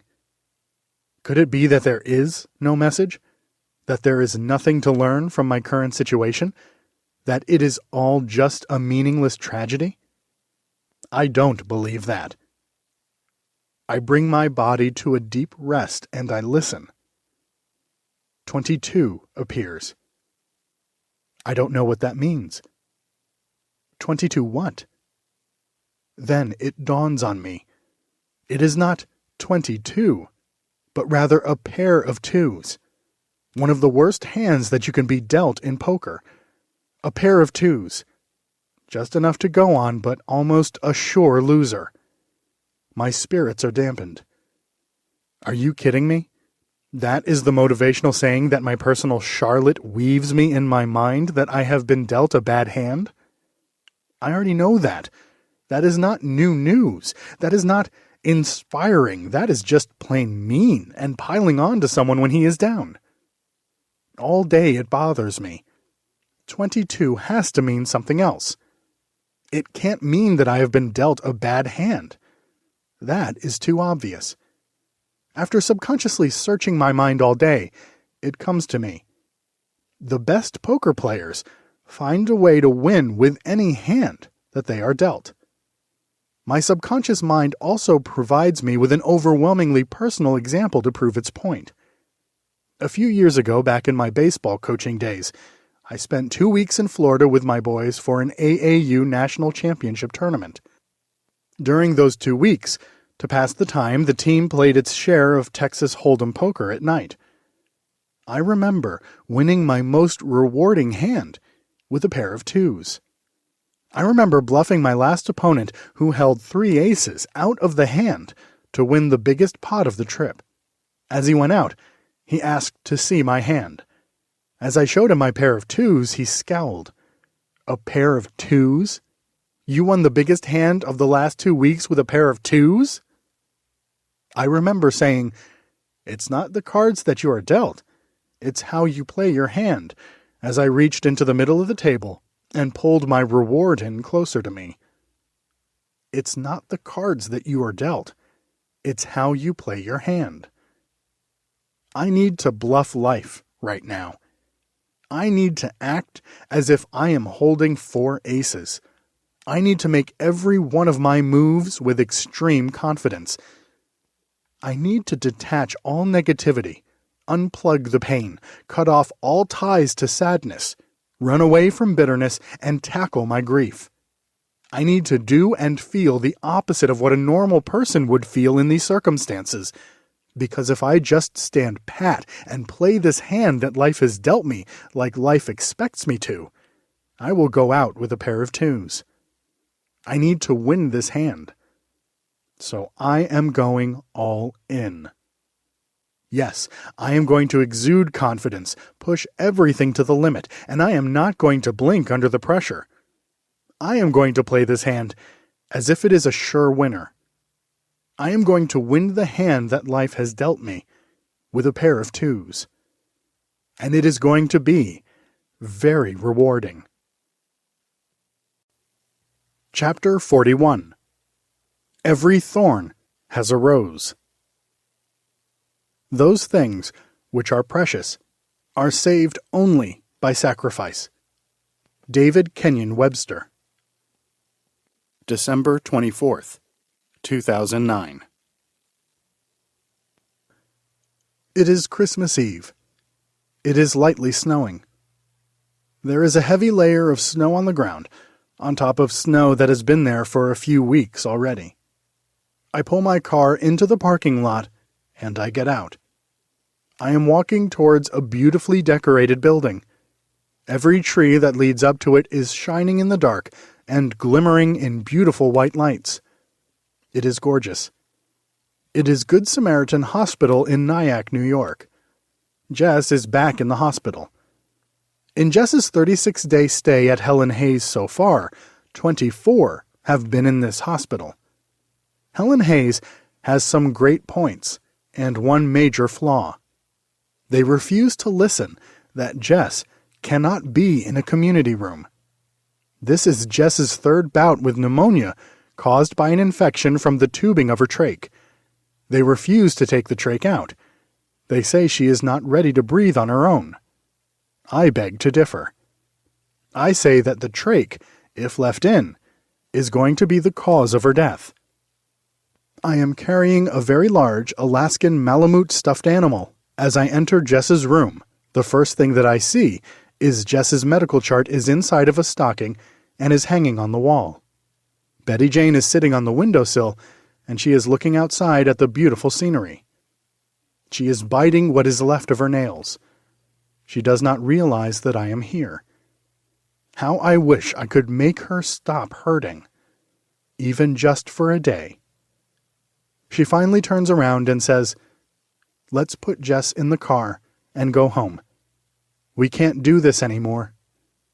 First it was Thanksgiving at Boston Market. Now it's Christmas in the hospital. This is not what a family is about." I say, "Just the opposite. It is exactly what family is about." I convince Betty Jane that we will take Jess home, just not today. But very, very soon, I promise her. She hugs me, picks up her suitcase, and heads out to her car. I watch from the windowsill as she passes each of the beautifully lit trees, opens her car door, hesitates, and then slowly drives away. Somehow, after she leaves, the scenery does not seem as beautiful. Chapter 42. Mrs. Irrelevant. When it comes to life, the critical thing is whether you take things for granted or have gratitude for the opportunity.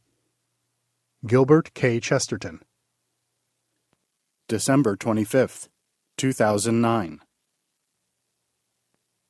Every year, over 300 players are selected in the NFL college draft.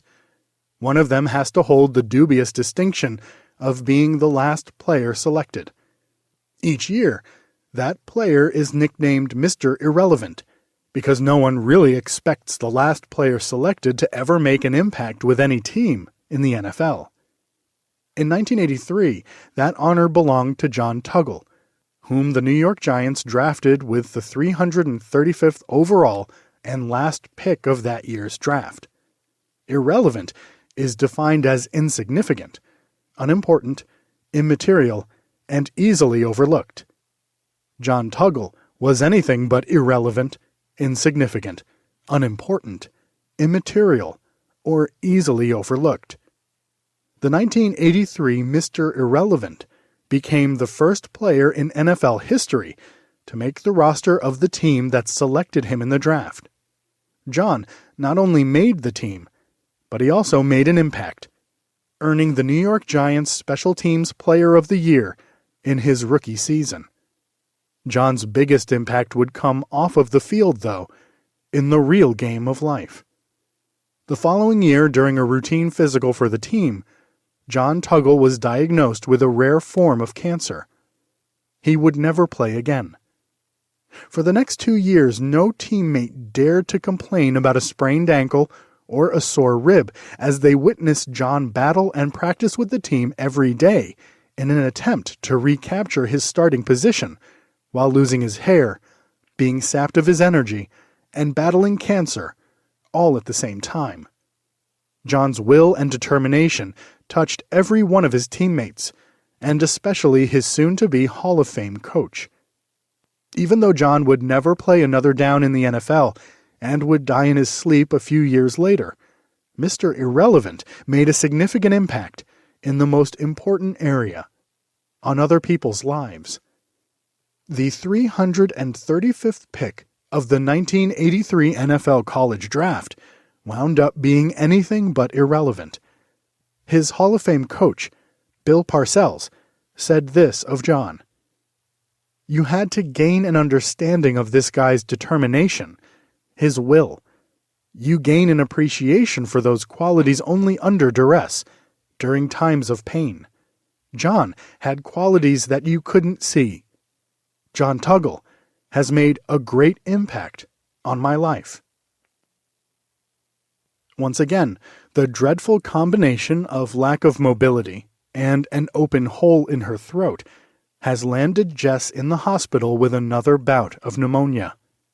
I am getting to be a pro at this by now. By this, I mean my 3-day excursion staying in Jess's hospital room with her, being her advocate while she is as vulnerable as one could possibly be. At first, I would just blend in and just be there for Jess and allow the hospital to run on its rhythm. It didn't take me too long to figure out that the cookie-cutter system that the hospital ran on was not what was right for Jess. While having a respiratory treatment done at midnight, blood work done at 2 a.m., temperature taken at 4 a.m., and blood pressure taken at 6 a.m. may have been what was right for the hospital, it certainly was not the schedule that I felt was right for Jess. She needed uninterrupted rest to heal. So I quarantined her. I made it perfectly clear that no one was allowed in her room from 11 p.m. until 8 a.m., so she could get her proper rest. Utopia ensued after this adjustment, or as close to utopia as I could create under the circumstances. After a few attempts of trying to ignore my new quarantine rules, the hospital adjusted to my new schedule for Jess. So, at exactly 8 a.m. on Christmas morning, a very reluctant head peeked into Jess's room and said, "Mr. John, would you mind if I came in and cleaned the room?" It was Juanita. "No, of course not, Juanita. Come on in."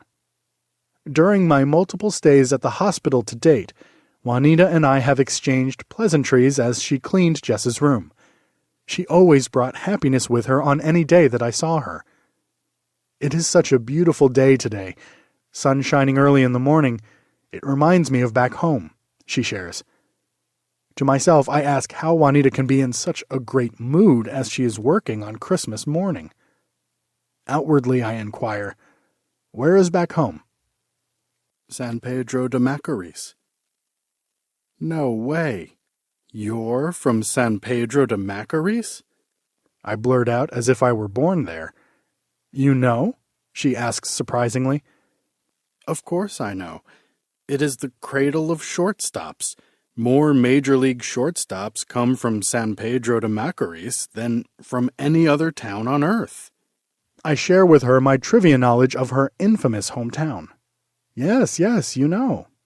"Juanita, how do they do it? How does your hometown produce such great ball players?" "Mr. John, I no live there for a long time, but I do still have family there," she responds. I ask a different way. "Juanita, when you lived there, what was it like?" "Oh, very poor. Everyone is very poor. I remember little boys not having enough money for a ball, so they used a sock. They played all day. They loved to play. They all want to be, how you say, all-star?" "Yes, an all-star," I confirm. She goes on, "The boys play in their bare feet in the streets all day. They love to play. There is nothing else. They can't believe that America pays boys millions of dinero to play baseball, a game that they would play for nada." For a brief second, I contemplate how miraculous it is for a boy from San Pedro de Macorís to make it to the major leagues. "Juanita, you said that you have family back home," I ask. "Yes, Mr. John. My son. He is not a baseball boy. I am so glad that I have this job in hospital. I save money to send to him for him to come to America one day. It must be hard to be away from your family, I solemnly say.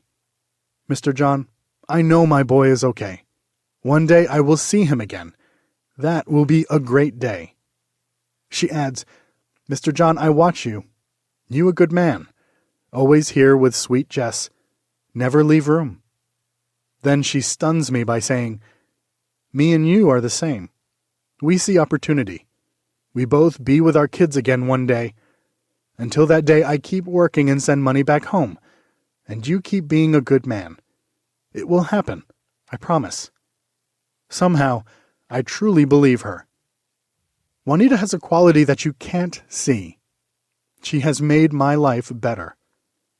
From San Pedro de Macorís to the majors, for both of us. Chapter 43. Adult Large. Take the hit. Hold on. Hold on to yourself. For this is gonna hurt like hell. Sarah McLachlan, hold on. December 28th, 2009. Every once in a while, I just need to be anonymous, invisible to everyone so I can rejuvenate my batteries to be able to fight my daily battle. The superhero power that I wish for the most is not from Superman or Spider-Man. It is from Bert, from Soap. The ability to cross my forearms in front of my chest and snap my fingers and become invisible. Just for a few minutes. To be able to create a protective shield around me where nothing can get in, just for enough time for me to regain my composure and continue fighting. Sometimes I do this by sitting in my car by myself before I head back into my house after going to the market, or sometimes I stroll outside and wander for a few minutes. A few minutes of solitude does wonders for me. Today, something told me as I was driving home from the hospital that I should become invisible at Boston Market before going home. It didn't make any sense, as dinner was waiting for me. So I enter the restaurant, I find an out-of-the-way table in the corner, and I become invisible. Or so I thought. As I was sitting down biting into my chicken carver sandwich, I see Adult Large's dad walk through the vestibule, look around the store, and immediately make a beeline towards me. I guess my superpowers of invisibility are not working today. I fondly call him Adult Large's dad because 6 years ago, when I was helping to run the Little League in my town, and we were placing orders for our Major League replica uniforms at 2 a.m. in the morning, we came across an order for an L jersey for a player. The order did not specify if it should be a youth large or an adult large-sized jersey. Being that there was no phone number on the application, and the order had to be in first thing in the morning, we needed to make an executive decision. We ordered an adult large custom Major League replica jersey for the smallest kid in the league. The jersey acted like a parachute as he ran the bases. Hence the name Adult Large. It has been 6 years since I have seen Adult Large's dad. He is now standing over my shoulder and asks, "Do you mind if I sit down?" "Please do," I respond. I find it weird that he does not order any food. He starts out by saying, "You know, I have never been in a Boston market in my entire life." He pauses and adds, "I was driving around aimlessly and something told me to stop. I didn't know why until I got to the door and saw you." He now has my attention. "I am really sorry to hear about Jess," he says with genuine sadness. "Thank you," I say. "How is little Johnny?" I inquire.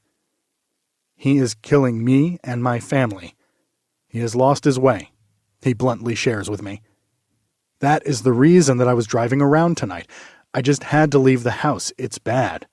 Real bad." He adds, "I have done everything that I could possibly do. I'm done."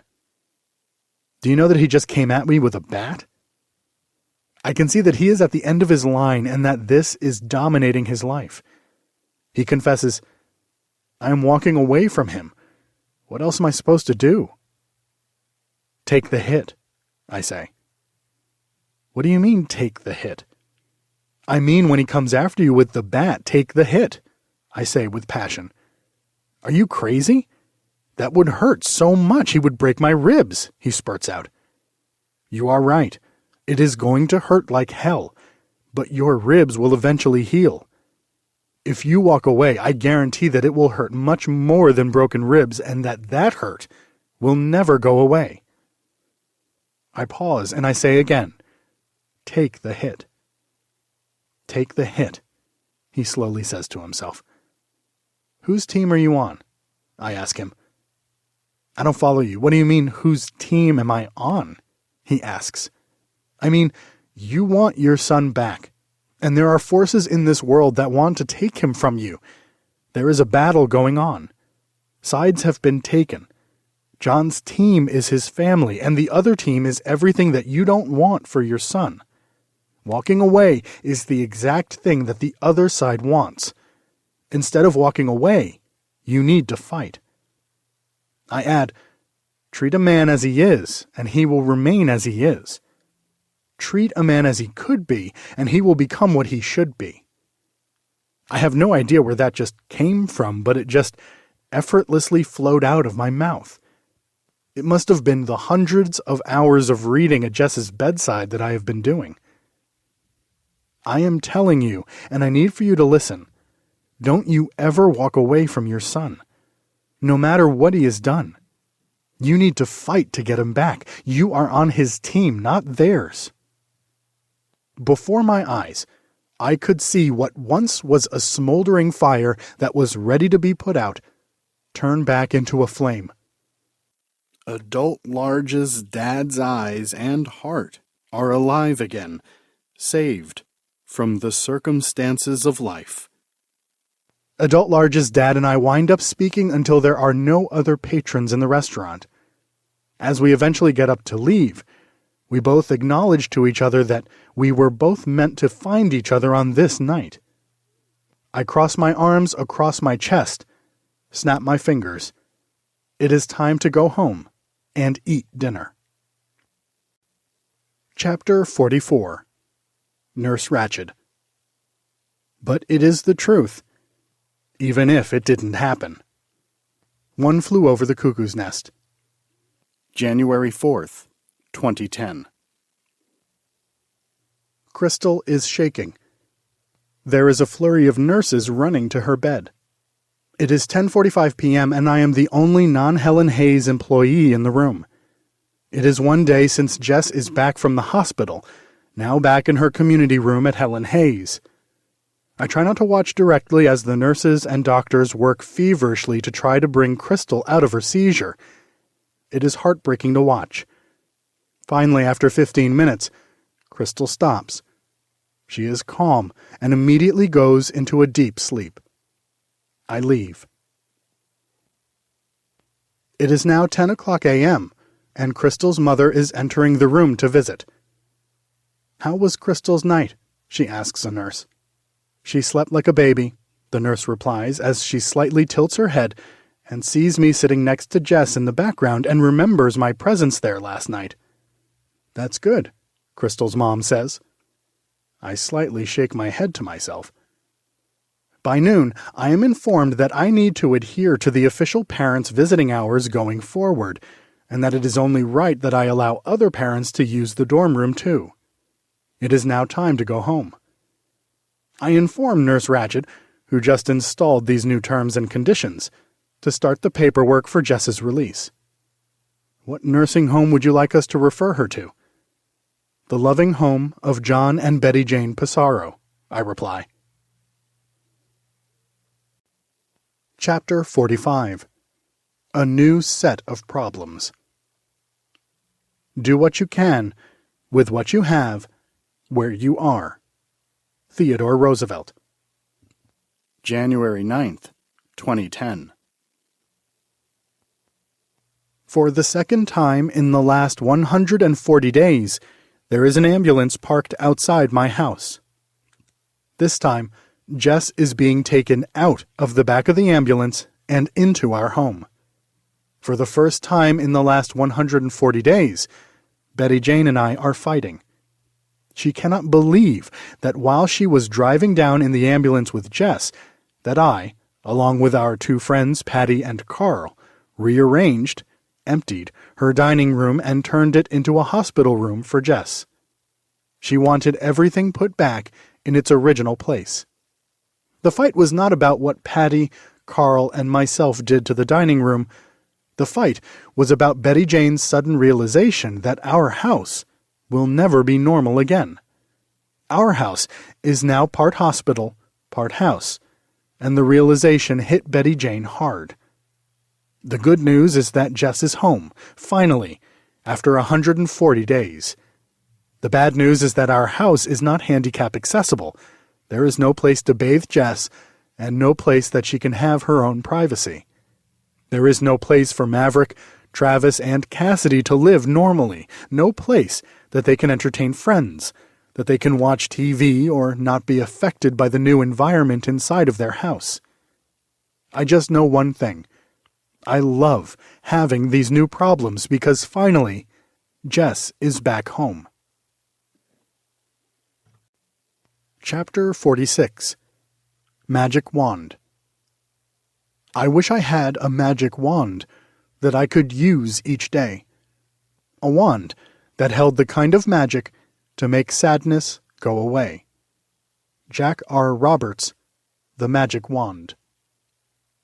February 16th, 2010. My mind is in overdrive and I cannot sleep. I grab my laptop and attempt to go online to pass the time. As I open the top of the laptop up, the screen automatically goes on. There is a half-written letter on the screen. Dear Extreme Makeover, my name is Maverick Passaro and I live in Long Island, New York. I have decided to write to you to tell you about the two heroes in my life, my mom and dad. My parents would sacrifice anything for my brothers and sisters and me. Now it is my turn to try and help them. My parents have never been big on fixing up our house. They have always spent the money instead on us. I can't tell you the amount of things that need to be fixed in our house. You would never know it from looking at our house from the outside. On the inside, it needs repair. But for us, that has always been okay. That is not why I am writing to you today. On August 22nd, our lives changed when my 19-year-old sister went into cardiac arrest. She is now nearly paralyzed. For 4 months, my mom and my dad never left her side. I mean never. 24 hours per day, every day. They both took shifts in a hospital upstate while the other tried to keep everything together back home. One of my parents was always with Jess, and the other was always with us. Everyone told them to put Jess in a nursing home, but they said that Jess is part of our family and that she belongs home with us. Now on top of everything, my sister's room was upstairs.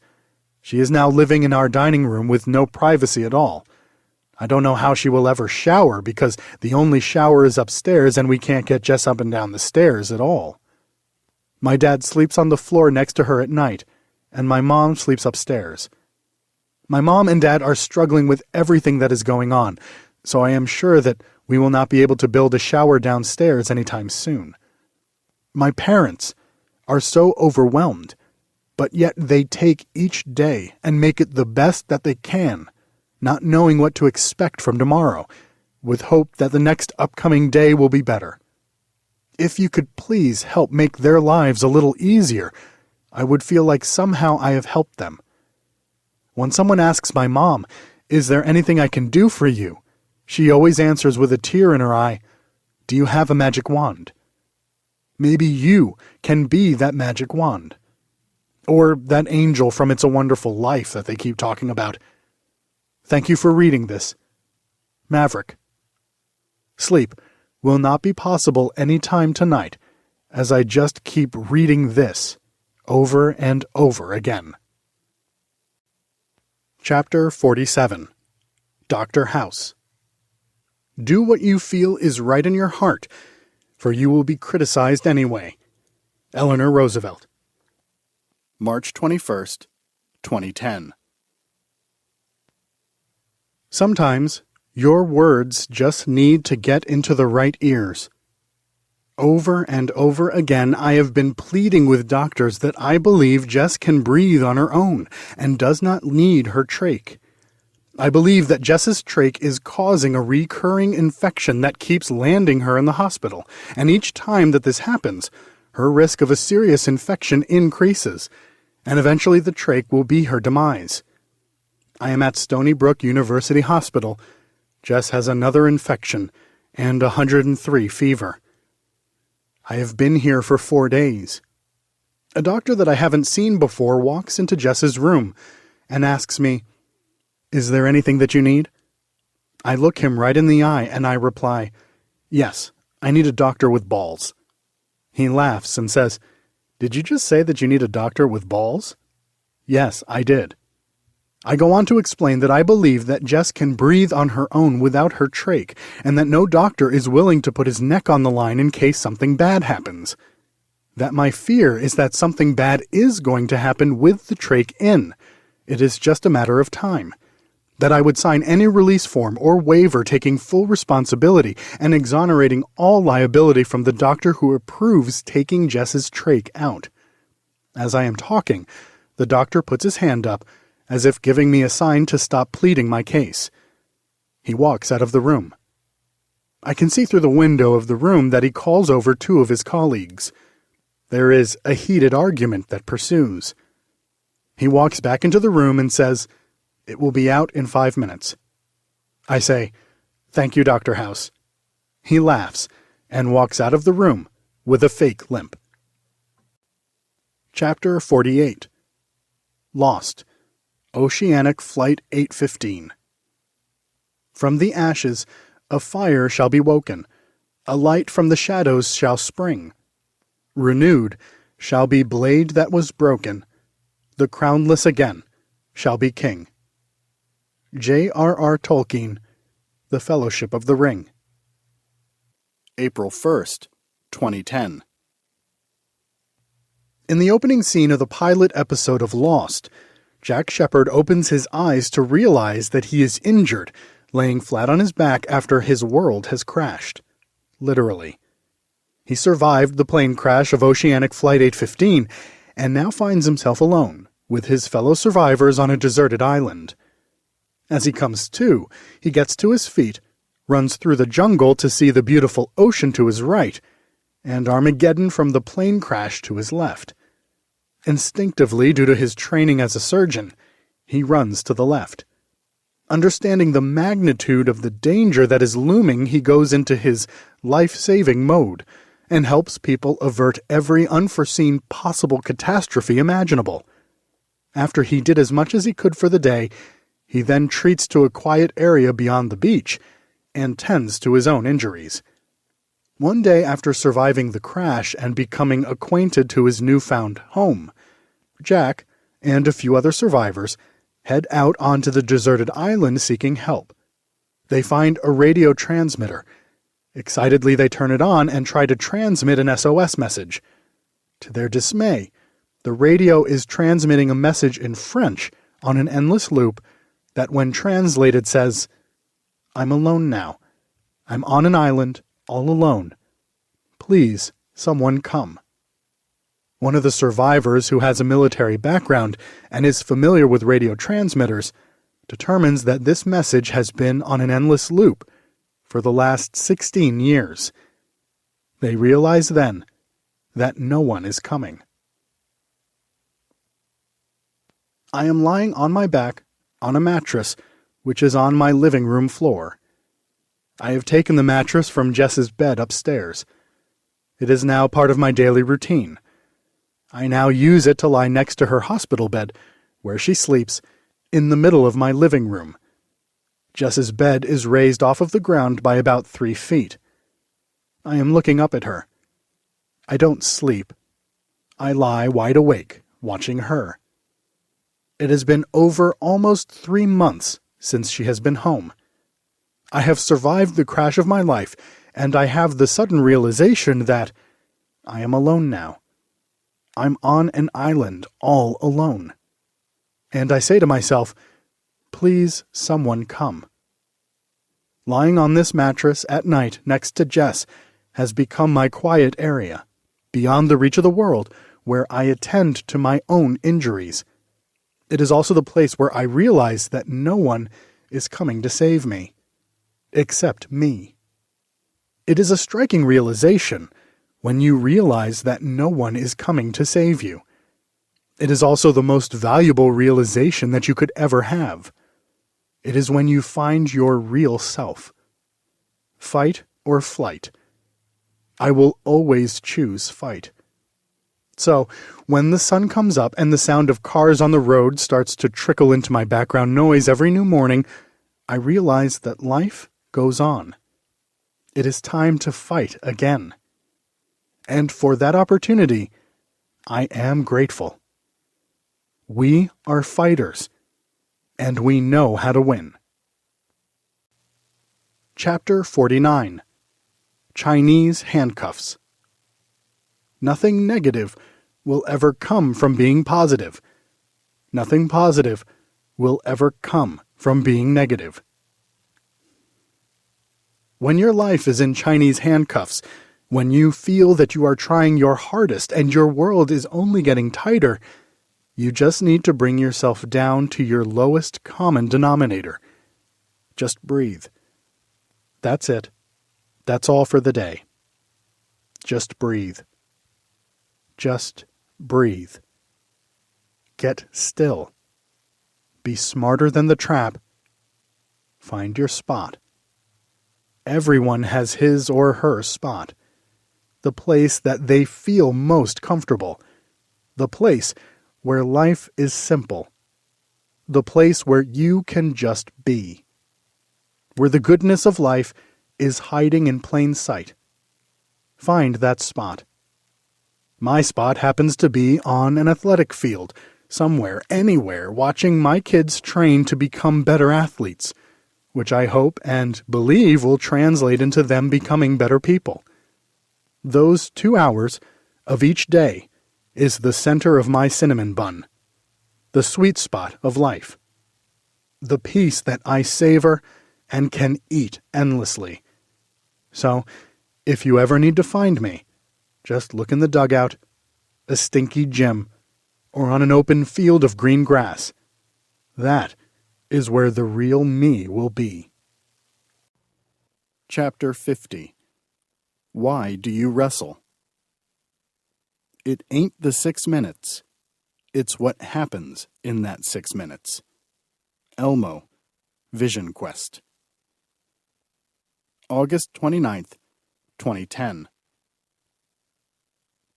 Yesterday, while I was on the side of the mat next to some wrestlers who were warming up for their next match, I found myself standing side by side next to an extraordinary wrestler.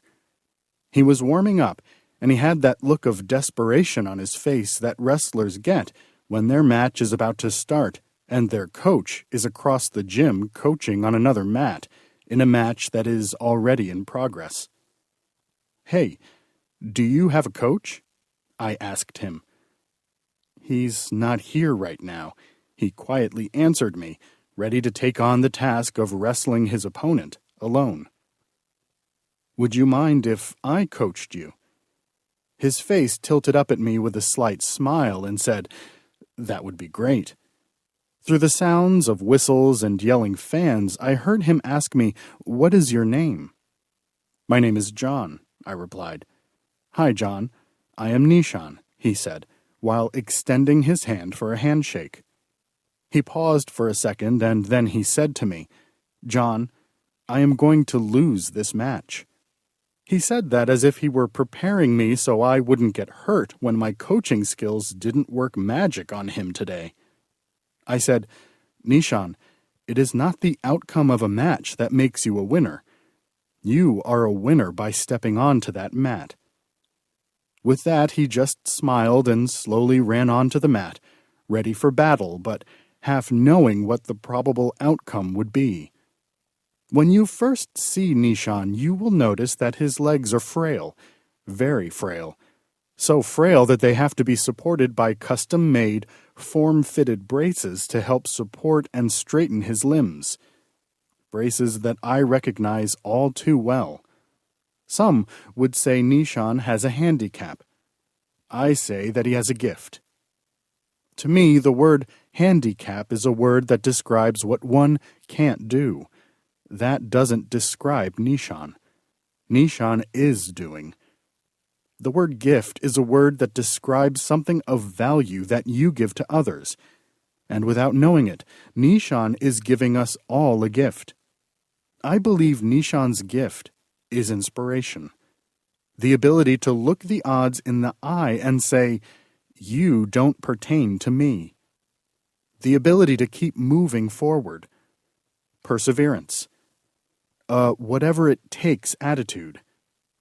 As he predicted, the outcome of his match wasn't great. That is, if the only thing you judge a wrestling match by is the final score. Nishan tried as hard as he could, but he couldn't overcome the 26-pound weight difference that he was giving up to his opponent on this day in order to compete. You see, Nishan weighs only 80 pounds, and the lowest weight class in this tournament was 106. Nishan knew he was spotting his opponent 26 pounds going into every match on this day. He wrestled anyway. I never did get the chance to ask him why he wrestles, but if I had to guess, I would say, after watching him all day long, that Nishan wrestles for the same reasons that we all wrestle for. We wrestle to feel alive, to push ourselves to our mental, physical, and emotional limits, levels we never knew we could reach. We wrestle to learn to use 100% of what we have today in hopes that our maximum today will only be our minimum tomorrow. We wrestle to measure where we started from, to know where we are now, and to plan on getting where we want to be in the future. We wrestle to look the seemingly insurmountable opponent right in the eye and say, "Bring it on. I can take whatever you can dish out." Sometimes life is your opponent, and just showing up is a victory. You don't need to score more points than your opponent in order to accomplish that. No, Nishan didn't score more points than any of his opponents on this day. That would have been nice, but I don't believe that was the most important thing to Nishan. Without knowing for sure, the most important thing to him on this day was to walk with pride, like a wrestler up to a 32-foot circle, have all eyes from the crowd on him, to watch him compete one-on-one, not only against his opponent, but against himself and all that life has thrown at him, and in the process, giving it all that he had. That is what competition is all about. Most of the times in wrestling, you are competing against yourself. Nishan is no different. They say 80% of life is just showing up. Nishan showed up today. He showed up when most of us would have stayed in the stands. Today, all of Nishan's opponents may have scored more points than him, but he competed. He competed against his opponents, he competed against himself, and he competed against life. And no matter what the score may have said in any one of his matches, he won in every case. You learn later in life how important the disciplines of wrestling are to you in handling real-life problems, especially when facing a seemingly insurmountable opponent in a disease or illness. If you live long enough, life will throw you to your back. And when it does, you are much better off if you have wrestled. You will know how to fight like hell to get off of your back, to get back on your feet, and to come back and win. Chances are that I will probably never see Nishan again. That is just how life works. Wrestling brother, keep moving forward. And I thank you for the gift. You are an inspiration. Chapter 51. Maybe. Not for ourselves alone are we born. Cicero. February 12, 2012. A year ago, Maverick's main competition to win a Section 11 championship came from Hauppauge's Nick Moriello. The two were scheduled to wrestle a few weeks before the postseason in a dual meet match between Eastport South Manor and Hauppauge High School.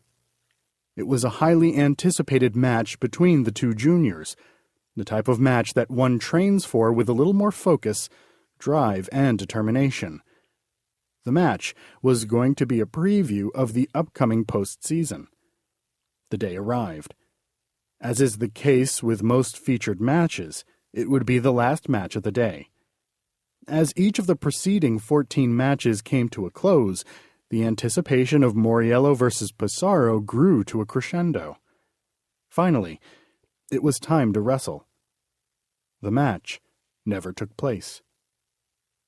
At the time, we shook it off as the usual strategy that most coaches have of not wanting their wrestler to meet their main opponent so close to the sectional tournament. A few days later, rumors started to leak out that Nick might be hurt. Something about Nick's knee, then his neck, circulated throughout the tight-knit Long Island wrestling community. The rumors proved to be wrong. It was more than that. Nick had contracted MRSA. Methicillin-resistant staphylococcus, or MRSA, is a bacterial infection that can be passed along through contact sports like wrestling. MRSA is a skin infection, one that, if it enters your blood through an open cut, can be life-threatening. A week ago, while competing in a tournament, Nick had an open cut on his knee. It is thought that the infection entered there and then. Whenever and wherever he contracted it is unimportant, as the MRSA quickly and unsuspectingly circulated through Nick's bloodstream. First, it was an inflamed knee, then a stiff neck, and then within days Nick found himself at Stony Brook University Hospital, on life support. For 19 days, Nick stared death in the face. The only good part about MRSA picking a fight with Nick was the fact that Nick was a wrestler. Wrestlers know how to fight. Wrestlers know how to win. Thankfully, Nick fought and won the biggest battle of his life. He was happy and lucky to be alive. 4 months later, Nick started training again. He started to compete again.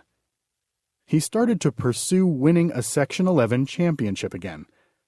This time, instead of being Nick's competition, Maverick became his workout partner. A great workout partner knows when to push, and just as importantly, knows when to ease up a little so progress can be made, confidence can be built, and new levels can be achieved. For 4 months, Nick and Maverick trained together to prepare to win a Section 11 championship in Suffolk County, New York, at 126 and 132 pounds, respectively. On February 12, 2009, Maverick and Nick's partnership paid off as they both won a Section 11 championship, a championship which would earn each of them the right to compete for their ultimate goal, a New York State title. Maybe it was that in the back of their minds last year they each knew that they were going to be pushed by a great competitor, one that they both realized needed for them to be at their best to face and conquer. Maybe that future inevitable clash drove them both to prepare to their fullest capabilities. Maybe it was that no great competitor wants to see their elite competition ever get hurt or sick instead of being able to compete against them. Maybe it was the chilling series of events that put Nick on life support in a medically induced coma. Maybe it was Maverick's first-hand knowledge of what someone in a medically induced coma actually is going through. Maybe they both knew what it meant to drive down Nichols Road heading towards Stony Brook University and to make a right-hand turn into the hospital instead of a left-hand turn into the sports complex where the Section 11 tournament is held each year. Maybe it was realizing that when you really prioritize things in life, that wrestling is not that important. Maybe they knew that when you really prioritize things during life, that wrestling is extremely important. Maybe they knew how much stress a medical illness can have on a family. Maybe they knew how much a medical illness could bring a family closer together. Maybe it was hearing that a strong, growing young man who once weighed 140 pounds dwindled down to 112 pounds due to his illness. Maybe it was the first-hand knowledge that Maverick had of what that weight loss looks like on someone you love. Maybe it was the hope of the miracle recovery. Maybe it was knowing how much focus and desire is necessary to be able to take life's best cheap shot and keep moving forward.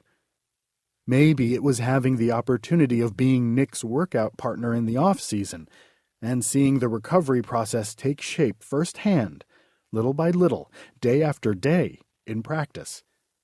Maybe it was a subconsciously communicated pact that allowed Maverick to be part of Nick's recovery process in exchange for the ability to be able to believe in the medically impossible. Maybe it was all of this. Maybe it was none of this. Whatever it was, it is undeniable. There has been a lifetime bond that has been formed between Maverick and Nick. Need proof? After winning the Section 11 title tonight, Maverick chose without hesitation to find Nick Moriello, who was warming up, ready to take the mat for his own Suffolk County title, and share with him the one thing that is most sacred to a wrestler, the first celebration hug. Maybe, just maybe, without knowing it, Nick helped Maverick more than he will ever know.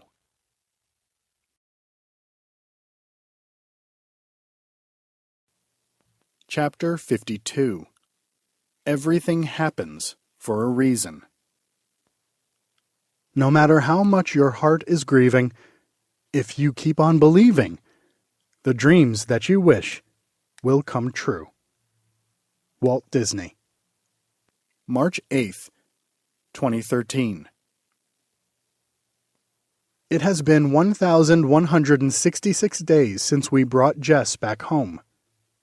I can't tell you that it has been easy, but I can say that it has been worth it.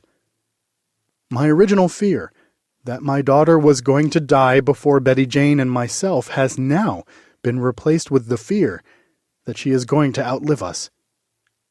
It turned out that Jess's seizure was overridingly caused by meningitis, which we learned by reading the hospital records many months after it occurred. While being a normal teenage girl, Jess had a virus that traveled to her brain, which made it swell and made the electrical circuitry of her brain overheat. Jess has made small strides forward, has had setbacks, peaks and valleys, and more strides forward. Most importantly, I know that she feels our love. During the last 1,166 days, Maverick and Travis have wrestled a combined total of over 600 matches. I used to think that wrestling was an individual sport. It is not. It is a true team sport. Your team consists of your parents, your family, your coaches, your workout partners, and your supporters. Without each of them doing their part, success is not possible.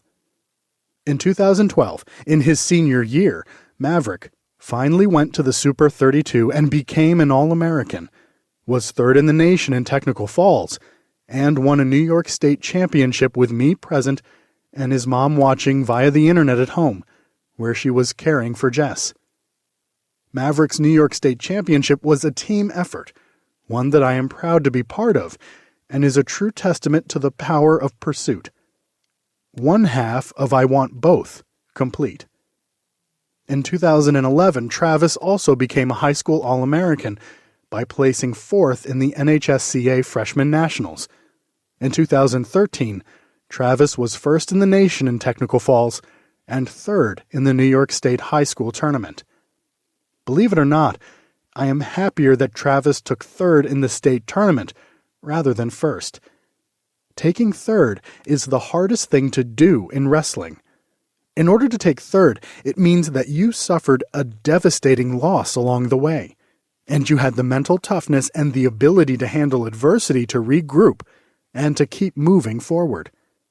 I already knew that Travis is a champion. Now I know that he is also a rebounder. And that may be more impressive. Cassidy is my miracle little girl. She has grown up to be a caring, loving person who is always looking to help others. Every day she draws a picture of a happy, optimistic, radiant world. I can't wait for Cassidy to compete in high school sports, and we are in the process of coming up with a dynamic athletic goal for her, as I feel that is an important aspect of one's life. All I can say about Betty Jane is that I am the luckiest man alive. With over 6 billion people in the world, the right one chose me. That is the greatest asset a man can have in his life. A great wife, mother, and friend, all in one person. I am glad that my sons are wrestlers. Wrestling has given back to me more than I can ever imagine. I am very thankful. It is a great feeling knowing that you are unbreakable, and I have wrestling to thank for that. I look forward to each day, and I can't wait to find my spot where I can do something for someone who can never repay me. I am looking across the room at Jess, in her bed, in our living room. Betty Jane is beside her, and our dog Bandit is cuddled next to Jess. A memory pops up into my mind of when Cassidy wanted a dog for Christmas. Over the years, I previously told Jess no, that she couldn't get a dog. Something inside me was telling me to change my stance this time. I asked Jess if she would be hurt if I let Cassidy get a dog after I denied her from having one. She was just too excited about having a dog in the house to even remember me denying her one in the past. Betty Jane secretly took Jess to go pick out a dog at the kennel. They both agreed on one until Betty Jane noticed that the dog did not have a tail. Jessica turned to Betty Jane and said, "You're telling me that if I had something wrong with me that you wouldn't want me?" Needless to say, that dog Bandit is now laying next to Jess on her bed, and does so every day. Everything in life happens for a reason. If you listen to your inner voice, you will get closer to what that reason is. It just takes time to fully develop.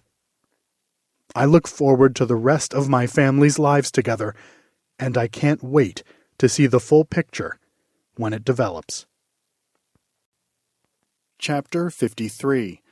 Member of a Secret Club. The real voyage of discovery consists not in seeking new landscapes, but in having new eyes. Marcel Proust. There is a club in this world that you do not join knowingly. One day you are just a member. It is the Life-Changing Events Club. The fee to join the club is hurt beyond belief, payable in full, up front for a lifetime membership. The benefit of the club is a newfound perspective on life, and a deep understanding that you may not be happy about your current situation, but you can be happy in your current situation. The only rule to the club is that you can never let on, not even once, that your life has completely changed. The club does not provide a directory of its members, but when you look into a member's eye, you can tell that they, too, are part of the club. Members are allowed to exchange that brief eye contact that says, "I didn't know." Being a member of this club is the last thing that anyone initially wants in their life. Being a member of this club is the best thing that ever happens to a person in their life, and there is not a person in the club that would ever give up their membership. If you really look and know what you are looking for, you can spot the club members. They are the ones that provide a random act of kindness and do something for someone who can never repay them for what they have done. They are the people spreading joy and optimism and lifting people's spirits even when their own heart has been broken. I have paid my dues. My lifetime membership arrived today, not by mail, but by a deep inner feeling that I cannot describe. It is the best club that I never wanted to be part of, but I am, for life. Chapter 54. The Realization. In the midst of hate, I found there was, within me, an invincible love. In the midst of tears, I found there was, within me, an invincible smile. In the midst of chaos, I found there was, within me, an invincible calm. I realized, through it all, that, in the midst of winter, I found there was, within me, an invincible summer. And that makes me happy.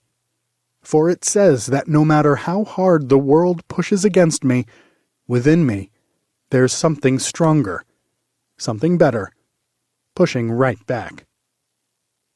Albert Camus. Over the last 4 years, I have realized that I have exactly what everyone else has, a lifetime. And I will be damned if I lose even 1 day, 1 hour, or even 1 second to misery. I ask you, if you knew that you had one last breath, what would you say? If you had 1 hour to use your limbs before you would lose the use of them forever, what would you do right now? If you knew that you wouldn't see tomorrow, whom would you make amends with today? If you knew you had only an hour left on this earth, what would be so pressing that you just had to do it, say it, or see it? Well, there is something that I can guarantee, that one day you will have 1 day, 1 hour, and 1 breath left, and chances are you will not know when that time will come. Just make sure that before that day does come, that you have said, done, and experienced everything that you dream of doing. Do it now. That is what today is for. So pick up the phone and call an old friend that you have fallen out of touch with over some silly fight that you can't remember the details of where it all went wrong. Get out and run a mile and use your legs. Make your body sweat. Seek out someone in your life to say you are sorry to. I'm sure someone comes to mind. Seek out and find someone in your life that you need to thank, and let them know the impact that they have made on your life. Seek out someone in your life that you need to express your feelings to, and express them, even if it embarrasses you. Especially if it embarrasses you. Then, when that day does come, you will have inner peace. Chapter 55. Today is a great day to be alive. We choose to go to the moon in this decade and do the other things not because they are easy, but because they are hard, because that goal will serve to organize and measure the best of our energies and skills, because that challenge is one that we are willing to accept, one we are unwilling to postpone, and one which we intend to win. John F. Kennedy. I have felt things that no one should ever have to feel. I have seen things that no one should ever have to see. I have heard things that no one should ever have to hear. I have been beaten down so many times that it is reflexive to get back up immediately, without any hesitation, expecting another instantaneous whack to come as soon as I do. I get up again anyway. I have got up off the mat more times than what should be necessary. I know I will need to continue doing so many, many more times. I am prepared to do so, and more, without complaint or regret. It is outright exhausting. I keep experiencing this pain because one life is worth it. Life is awesome and is worth fighting for. Even one life is worth it. For one life to experience life again is my mission. So I will continue to feel, see, and hear things that no parent should ever have to, in order for one life to be able to experience this awesome life again. And I ask of you, please go out of your way and make someone else's life better today. We are all fighters, and we all know how to win. It is a great feeling to know that you are unbreakable. I have wrestling to thank for that. Excuse me now as I set out to accomplish the second half of I Want Both. It is a great day to be alive.